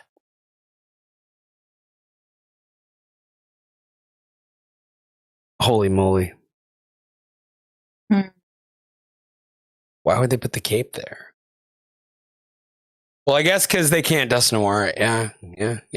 Though they can't Dust Skull it. And even if they... Does that KO? Stretcher. That does KO off a Dust Noir. Why would they put the cape there? That is bothering me. They evolved Dust Noir. I mean, I don't know. It's up to the Dragapult player if they want to keep doing this, though. Down 6-3 with no Dreepy in play. No Dreepy, no Dracloak. And from the time it's taking them, possibly a dead hand. Yeah, I mean, talk about spawn sniping.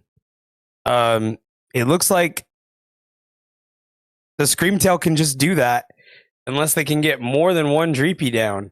So they're going to Artisan. They have to Artisan, Dreepy, and then potentially,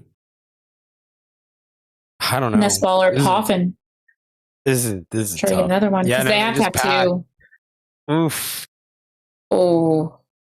Oof. I think Screamtail just kind of...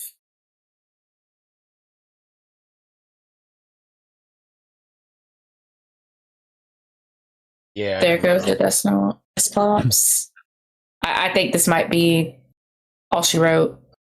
Yeah, no, this is done. This is done.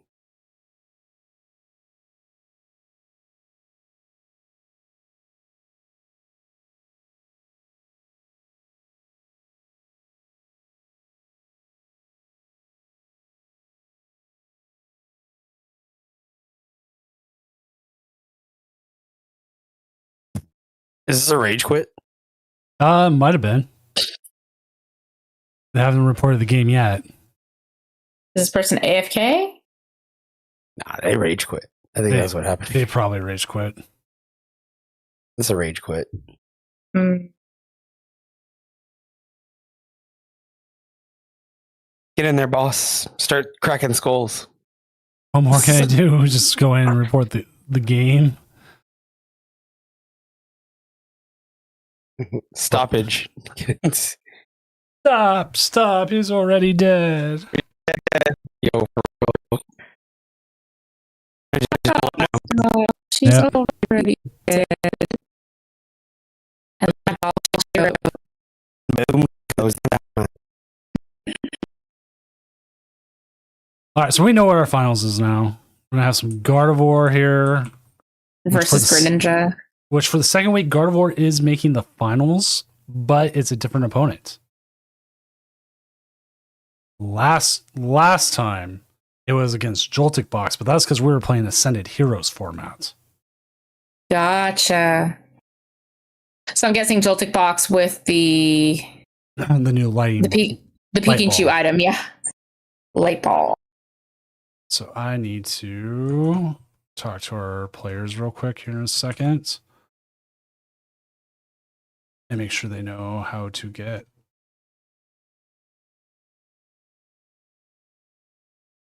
Greninja, please. Well, we'll see how Greninja I'm gonna goes. use the Yeah, go Go use use the the. restroom real quick. I'll be right back. Yeah. BRB. Yeah, so it is true. If Zoroark got through, it'd be harder for the Gardevoir, but the Gardevoir got what it wanted, and we'll have to see how it goes. But here's your final standings here. Your 2 and 4 seeds, Greninja going up against Gardevoir. I will pop open the Greninja list here so we can also look at that. So this is the current Greninja list. They do play the Devo could come into play. The Grand Tree can come into play. The Beach Court again. I keep forgetting that exists in this. I forgot about the beach court. I'm going to keep it a buck with you. I completely forgot that was A card. something to consider. Yeah. No, I didn't forget it was a card because I knew the card existed. I haven't seen it in a long time. It's like, oh, you're still here. Well, we'll be rotating here soon. And everyone will go, oh, right.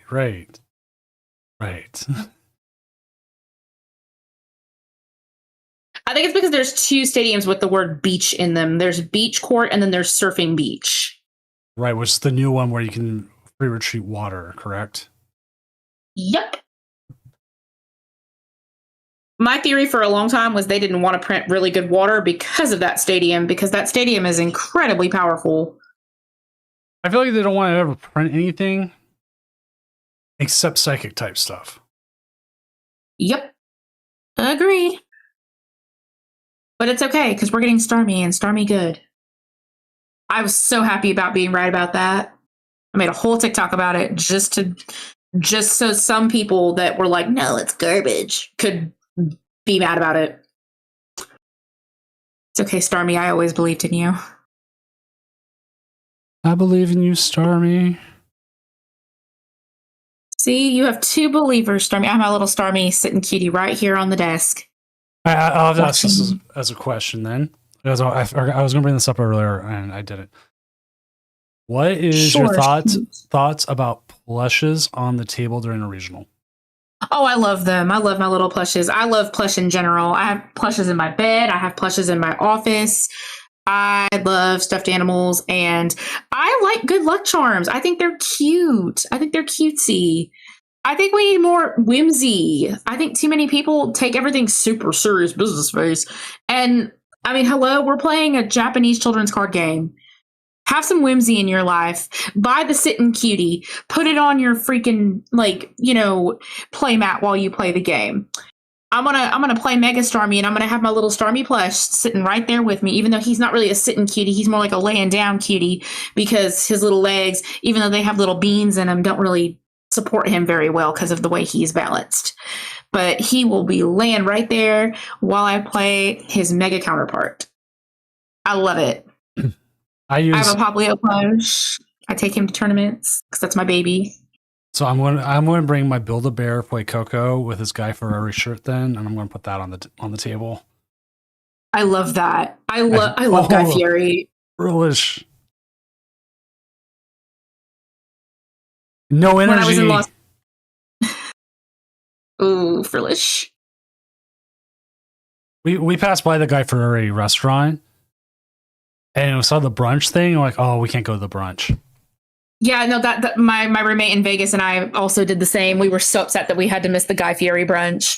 But my room card, we stayed at the Link Hotel, and my room card had Guy Fieri on it, and it's actually still here in my house. And I'm like, that's my emotional support, Guy Fieri, Uh-oh. because Guy Fieri is like one of my heroes. I love that man. He's so wholesome and just the epitome of just non-toxic masculinity. Loves what he loves, does what he does, only wants to make people happy and do his thing and do it in peace. And I'm just like, that I love that for you. Like Guy Fieri, Mr. Rogers, Steve Irwin are kind of like what I think of, and Bob Ross are kind of like what I think of when it's like men just doing hobbies peacefully and being awesome at it. I love that for them.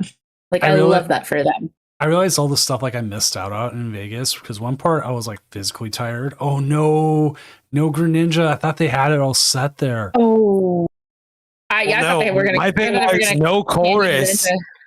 So they didn't chorus, meaning that there's a good chance that the Grand Prix is prized. Well, they chorused. They did, and they got the ignition energy, but they didn't get the Grand Tree. That means the tree may be prized. The tree's prized. Yeah, Gardevoir. This might go fast. There's Gardevoir. Yeah, this is going to go fast. This is going to be a quick one, y'all. Yeah, but Gardevoir has zero energy. They don't have any energy. There's no energy. There's no energy. There's no energy in the discard. Okay, well then they've got some time.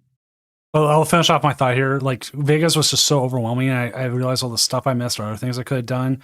Like if I go again next year, I kind of want to go like on a Thursday, so I have all day Friday to do something. Not what we did.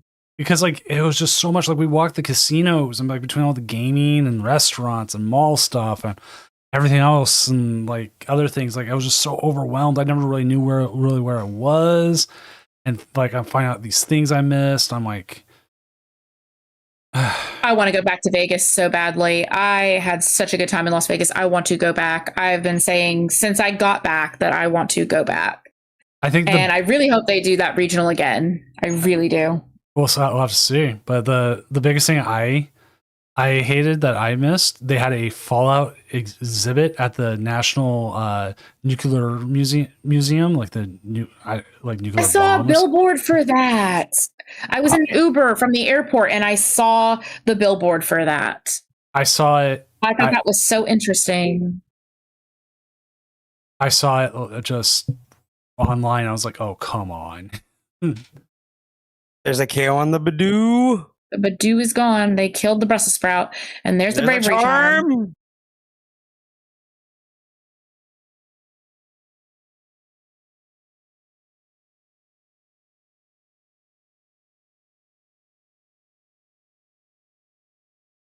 This now gets interesting. As Ice Rider sleeves. I miss Ice Rider. Yeah, Ice Rider Calyrex was my first deck. Your first deck ever? Mm-hmm. Well, nice. First deck when I came back. My first deck ever was Haymaker. Gotcha. My cousins were like, just play Haymaker, it's easy. Like, you're a kid and you'll win every game. And they were right.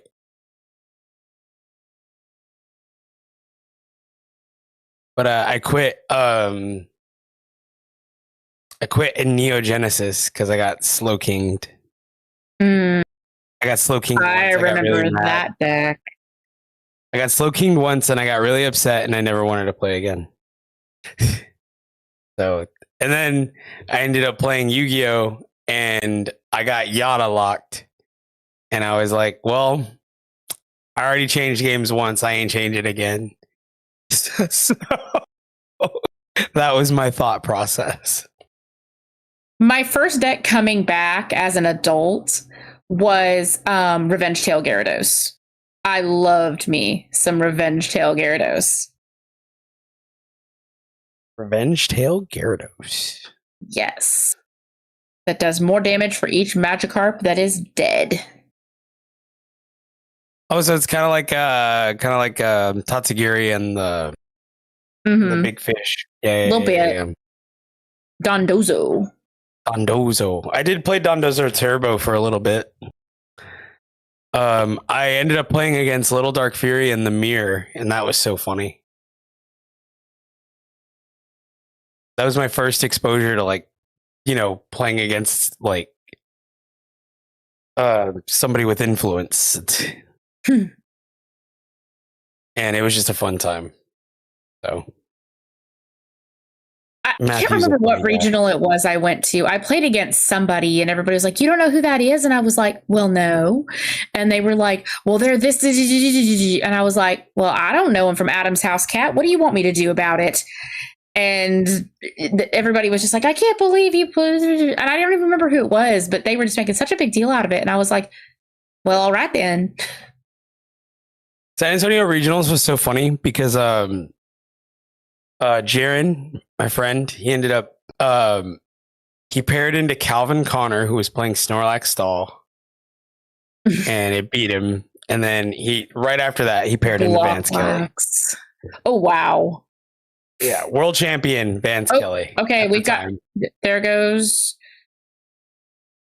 Yep. Take out the monkey.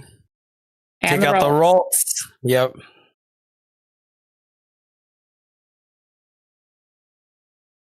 They'll grab 2 prizes, but they think they're going to just strike back and take 2 more. I don't know if they have the energy for it. Not yet. Guardy finds a way.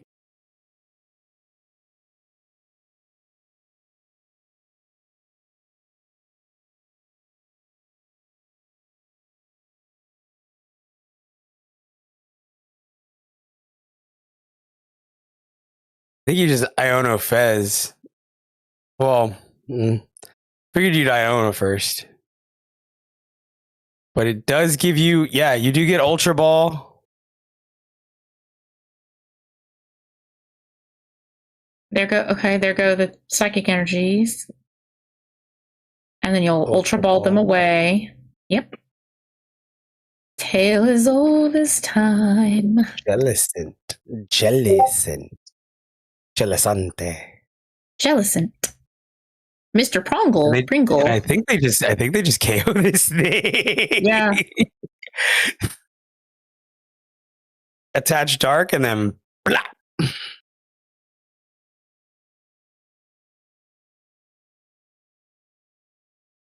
Attach Dark and Iono.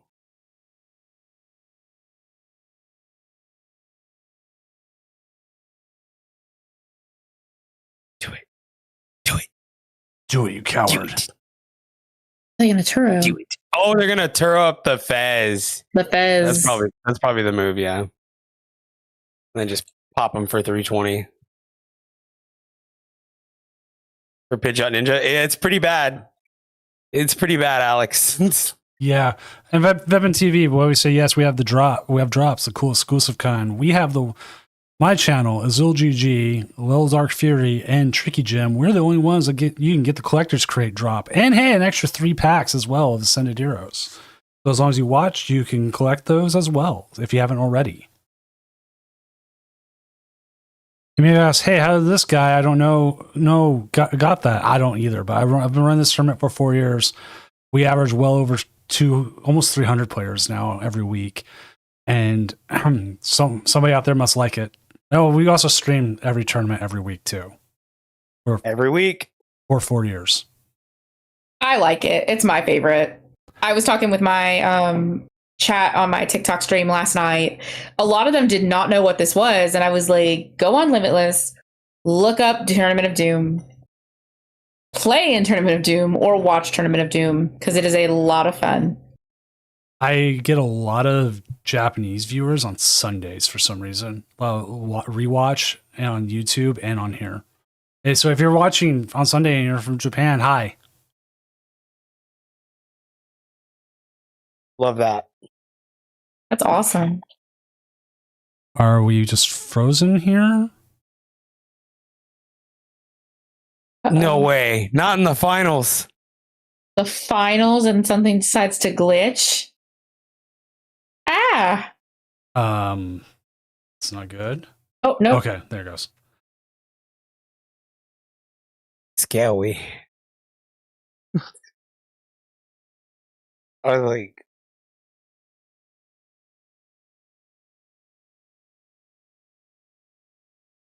Might be like the Gardevoir player I played today who timed themselves out trying to figure out how to win.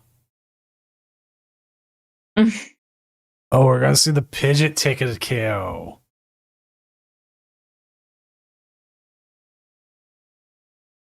You got to find your outs, and that is one of them. Iono. Big Iono. Iono to 1. The Iono to 1. Lily's Clefairy. okay. There goes the Now Telson. Okay, that could change some things. that is a move. Those Ionos get you. That card rotating is going to change some things up.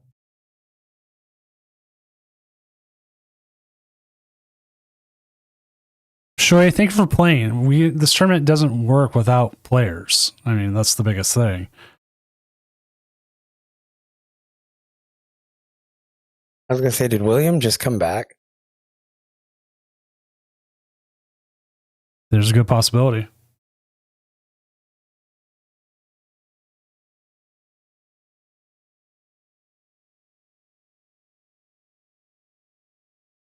They should have benched the Mew, maybe. Nah, I don't think that's.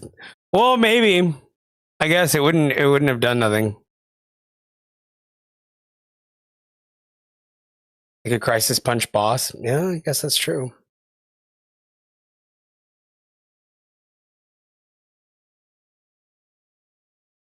Oh, they're just gonna swing again. Oh, Crisis Punch! Oh, Crisis Punch.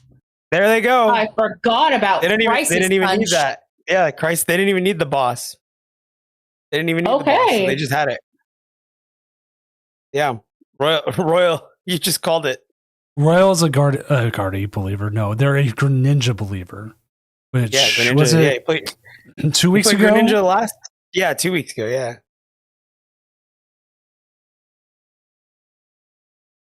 Greninja might pull this off. What a nail biter. Goodness. I forgot about Crisis Punch. Yeah, Crisis Punch is good when you're playing Ignition for sure. Oh, no doubt.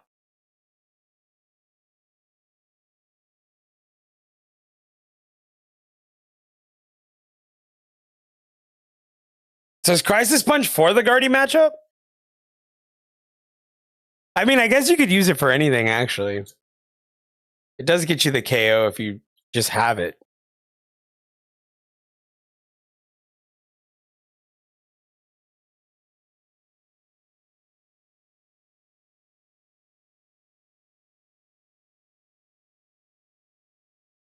All right. Game 2. Guardy's going to get to go second.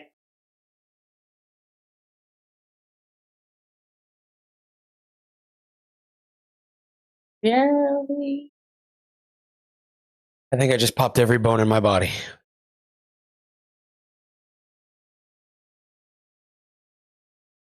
It's definitely close to your bedtime. Way past my bedtime. I sat here thinking, oh, this tournament will be done like 1:30 today at one point. Because it wasn't, it seemed like it was going to be a quiet night. Like maybe the first time in months that we had less than 200 players kind of thing. Now we hit like 250 and the games have been long. They've been good. So I was like, oh, well, okay then. The game's still fine.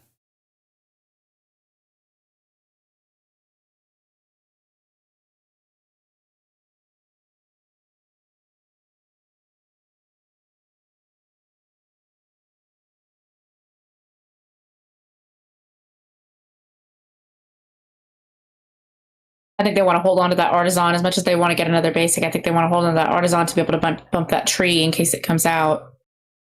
Nah, they're just going to go straight for it. I think they want to put double Ralts down here. Yeah. Yeah, no, double Ralt. Well, yeah, Mirage Barrage can be a problem. So you definitely want the double Ralts, but I don't know. Also, they probably don't mind. This Guardy player hasn't really fallen behind too much. I've noticed. they've been typically ahead on prizes. Most of the time. I don't think I've ever seen them. Fall behind here. Yeah, Greninja won. Blueberry.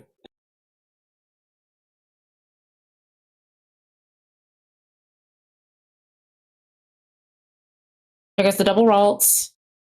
And then they're going to item lock.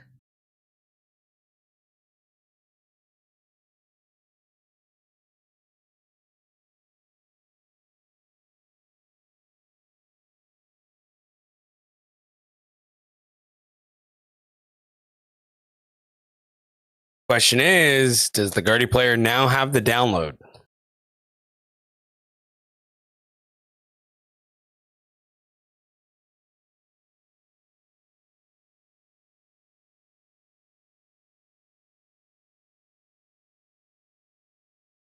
That's Curlia.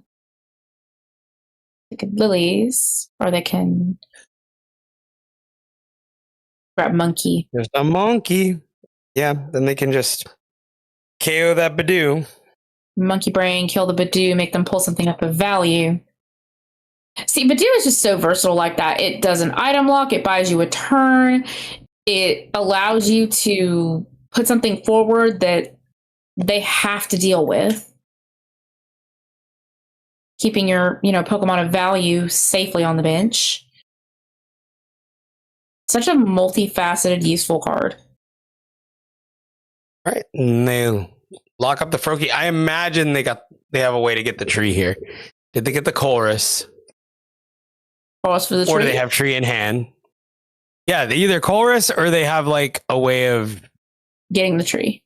Yeah, or they're going rare candy Pidgeot here.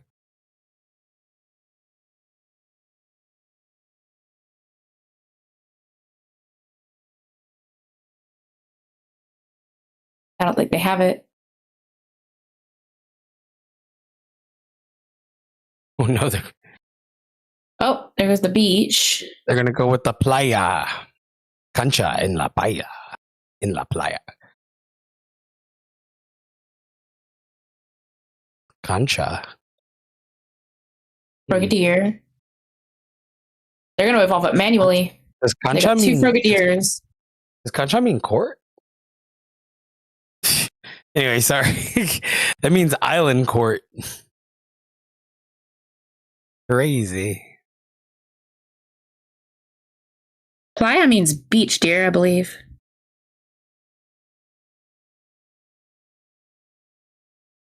Are you sure? Playa? I'm pretty sure. No, it does. You're probably right.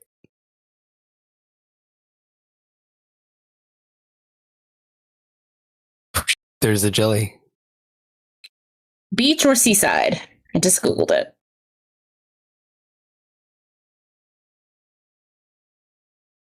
You just keep item locking. Yep.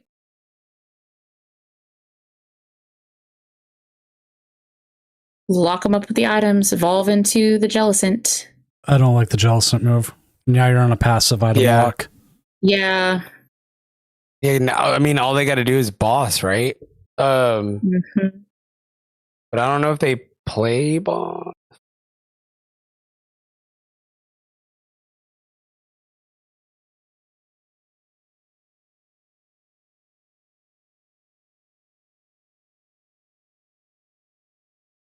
I see one boss, one counter catcher.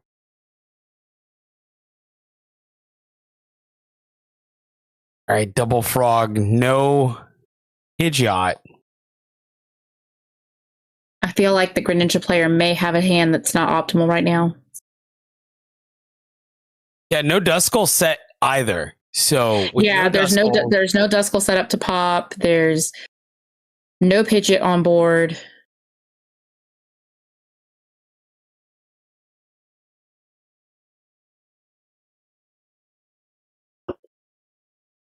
There's Greninja, and there's the energy. I'm gonna pop this monkey. Yep. Get rid of the monkey.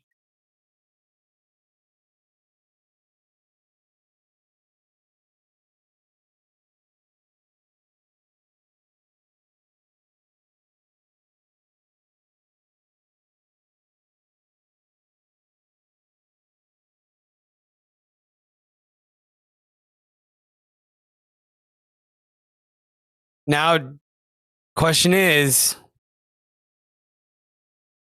you attach or do you get? Well, I guess not getting Fez.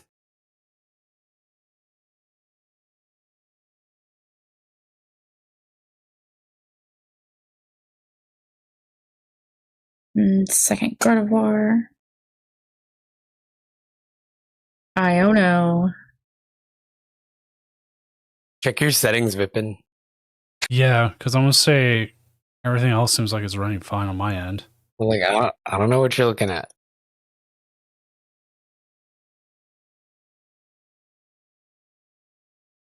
There's Turo. On top of that, yes, someone else is streaming the game.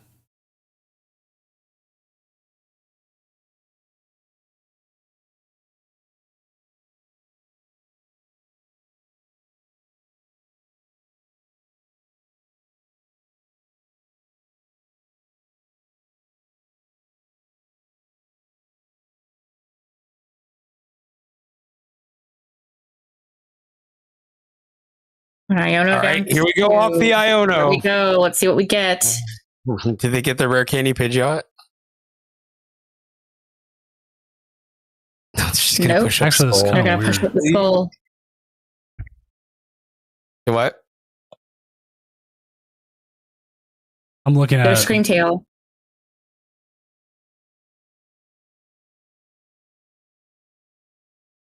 They can Screamtail away the Frogadier. Yeah. Nightmarish. Ghoulish, even. Diabolical.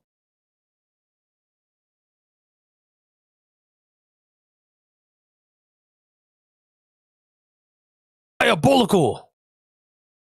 And then they're gonna Iono them. I don't know if I would have played that. Game 3, wrap it up for real.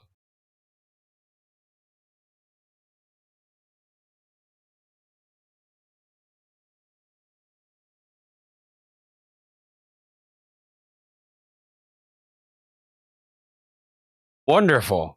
Dude, it's 4:30 and they're like blasting music. I have no idea what's going on out there.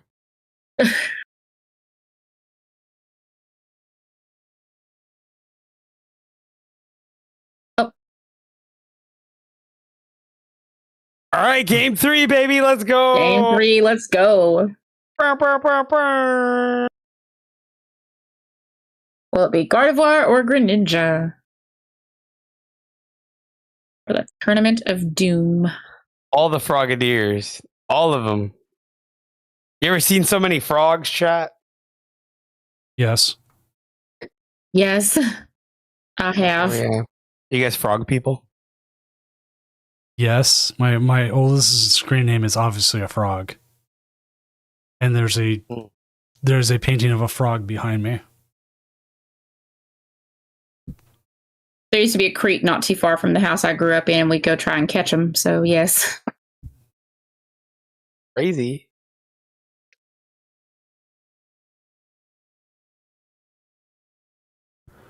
Actually, how far off my I played server is? I played Crustle in Unite, and this was like 3 or 4 years ago. And what was it? I came back with like a couple Crustle plushies, and then I was like, "Yeah, these are crabs. We're crab people now."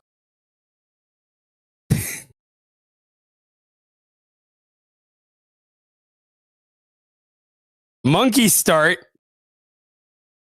When I tell you, I looked at every vendor in Las Vegas to try to find a Crustle plushie for you. I looked at every vendor and I couldn't find a single one.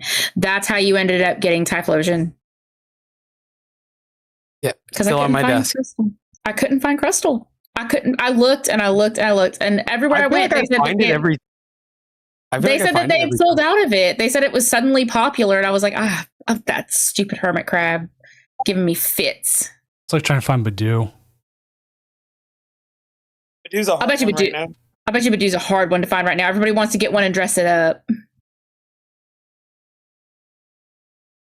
I need to get the Poplio and Brion Sitting Cuties to go with my Primarina Sitting Cutie that I already own. There's a sleeping Fuecoco I'm missing. I got the one off Poke Center, but there's another one where he's like sleeping on his belly. I need the Oceanic Operetta plushies, but those are going to be like, I would have better luck finding a needle in a haystack, at least for a price that I can afford. Can I find them? Yes. They're probably on eBay as we speak, but Is it poor. sitting cutie or sleeping cutie? Which one are you talking about, Frodo? Did you say Poplio? You said sleeping cutie or? No, I have. So for Sitting Cuties, I have Primarina. I was gifted Primarina, and I need a Poplio Sitting Cutie and a Brion Sitting Cutie. Brion is the middle evolution of the Poplio line. Vaguely looks like Britney Spears to me. I can't tell you why I think that. I think it's like the ears combined with like the frilly skirt piece. It's like giving Britney Spears to me for some reason. And then like, you know, Primarina is obviously like a pop diva. So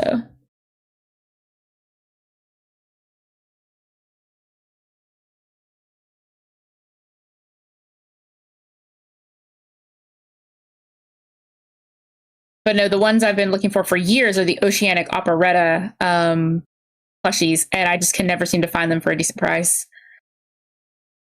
Vyvin TV They're the just ones that are redeemed. Vyvin TV just redeemed random fact.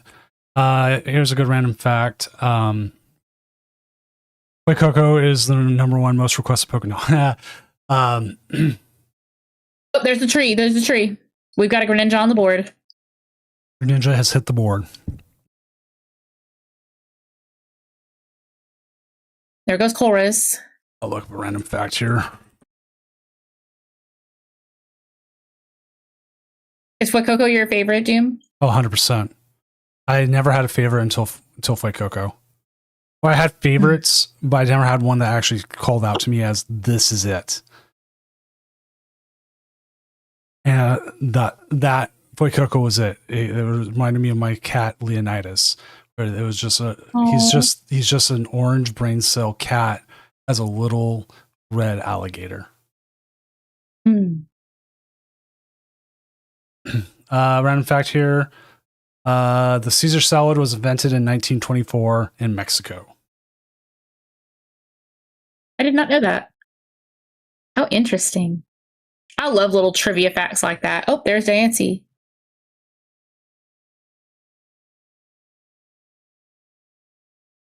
Ooh. Ooh. Oh, this might be bad. We're living here on Top Deck City. What are they going to top deck? Is this it for Greninja? Is this their win? Lilies! Lily. What a top deck. Get rid of the tree.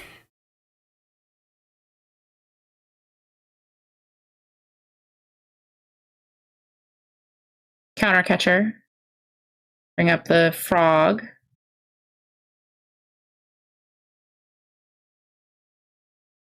And they're just kind of stuck. Yeah, there's not really much they can do there. Not much they can do there. That unfortunately, that Lilies did not get them a hand that's highly playable.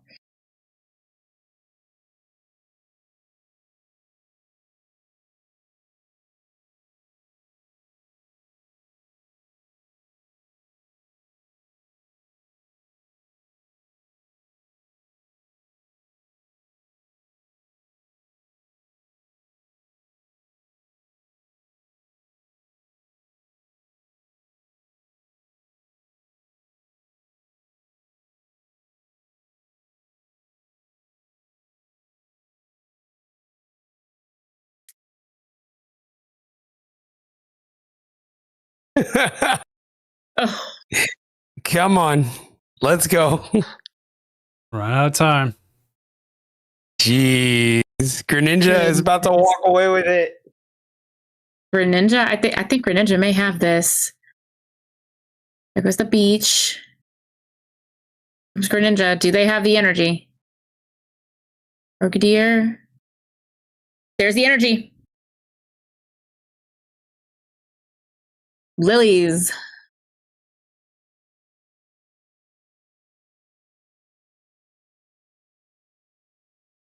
Is the Greninja believer still in the chat? They haven't left. Yeah, Royal's still there. Yeah, he hasn't left. I think your faith in the frog may have paid off. I think friend. that's probably about game right I think there. that's about game right there. If they had just gotten an energy that last turn, it would be dangerous. I don't know. Iono to 2. Oh. Like I'm looking at this like, oh no. Devo? Oh. Okay. Oh. Tell me why I thought that was rare candied. But I guess it resets everything. They lose another turn.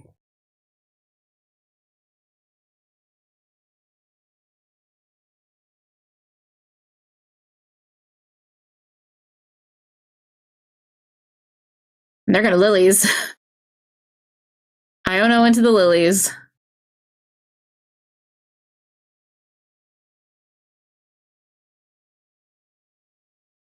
Night Stretcher. Esclops. Are we going for the Pidgeot to be able to get the energy?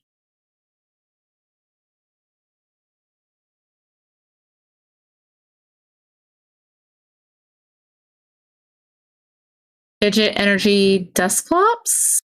Does that do it? I don't think so. It's late. Is the math mathin'? Fez. Okay. Nope, just 140.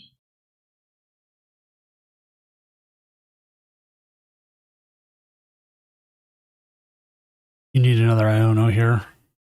Mm. Oh, Oh, there it is. You topped that. Oh, wow. Top deck Top deck. Iono. Oh. Is Gardevoir going to pull this There's off? a Ralts! Oh my Wait a gosh. minute! Woo. Oh my goodness. There's an Arvin in hand. Arvin Ultra Ball? My gosh. Okay, the thing is, they get a Fez here. Oh my gosh. Is Gardevoir really going to pull off this hat trick? Secret box. Oh, well, I'll be darned.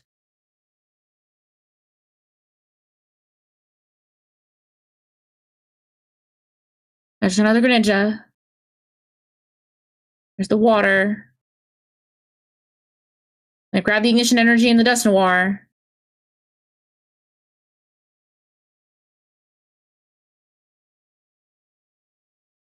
They pop There it Dust is. Noir. Yep, Dust There Noir's it is. over. That's game. The frog did it. Wow. Raw. Wow. Frog, Rivet, baby. Frog. Frog. If you told me Frog was going to win tonight, I would have said, you know what, it's my tournament. It's a good chance. But it coming in clutch, like you think Gardevoir would be favored, but the third game, Gardevoir just could not get anything. Get set up. And the Greninja did what it needed to, blew up what it needed to. Like that Iono was nice, but just didn't get there. Mm-mm. So Nope. here is your winning deck tonight. If you want to look at it a little bit, Royalist, I won it for you.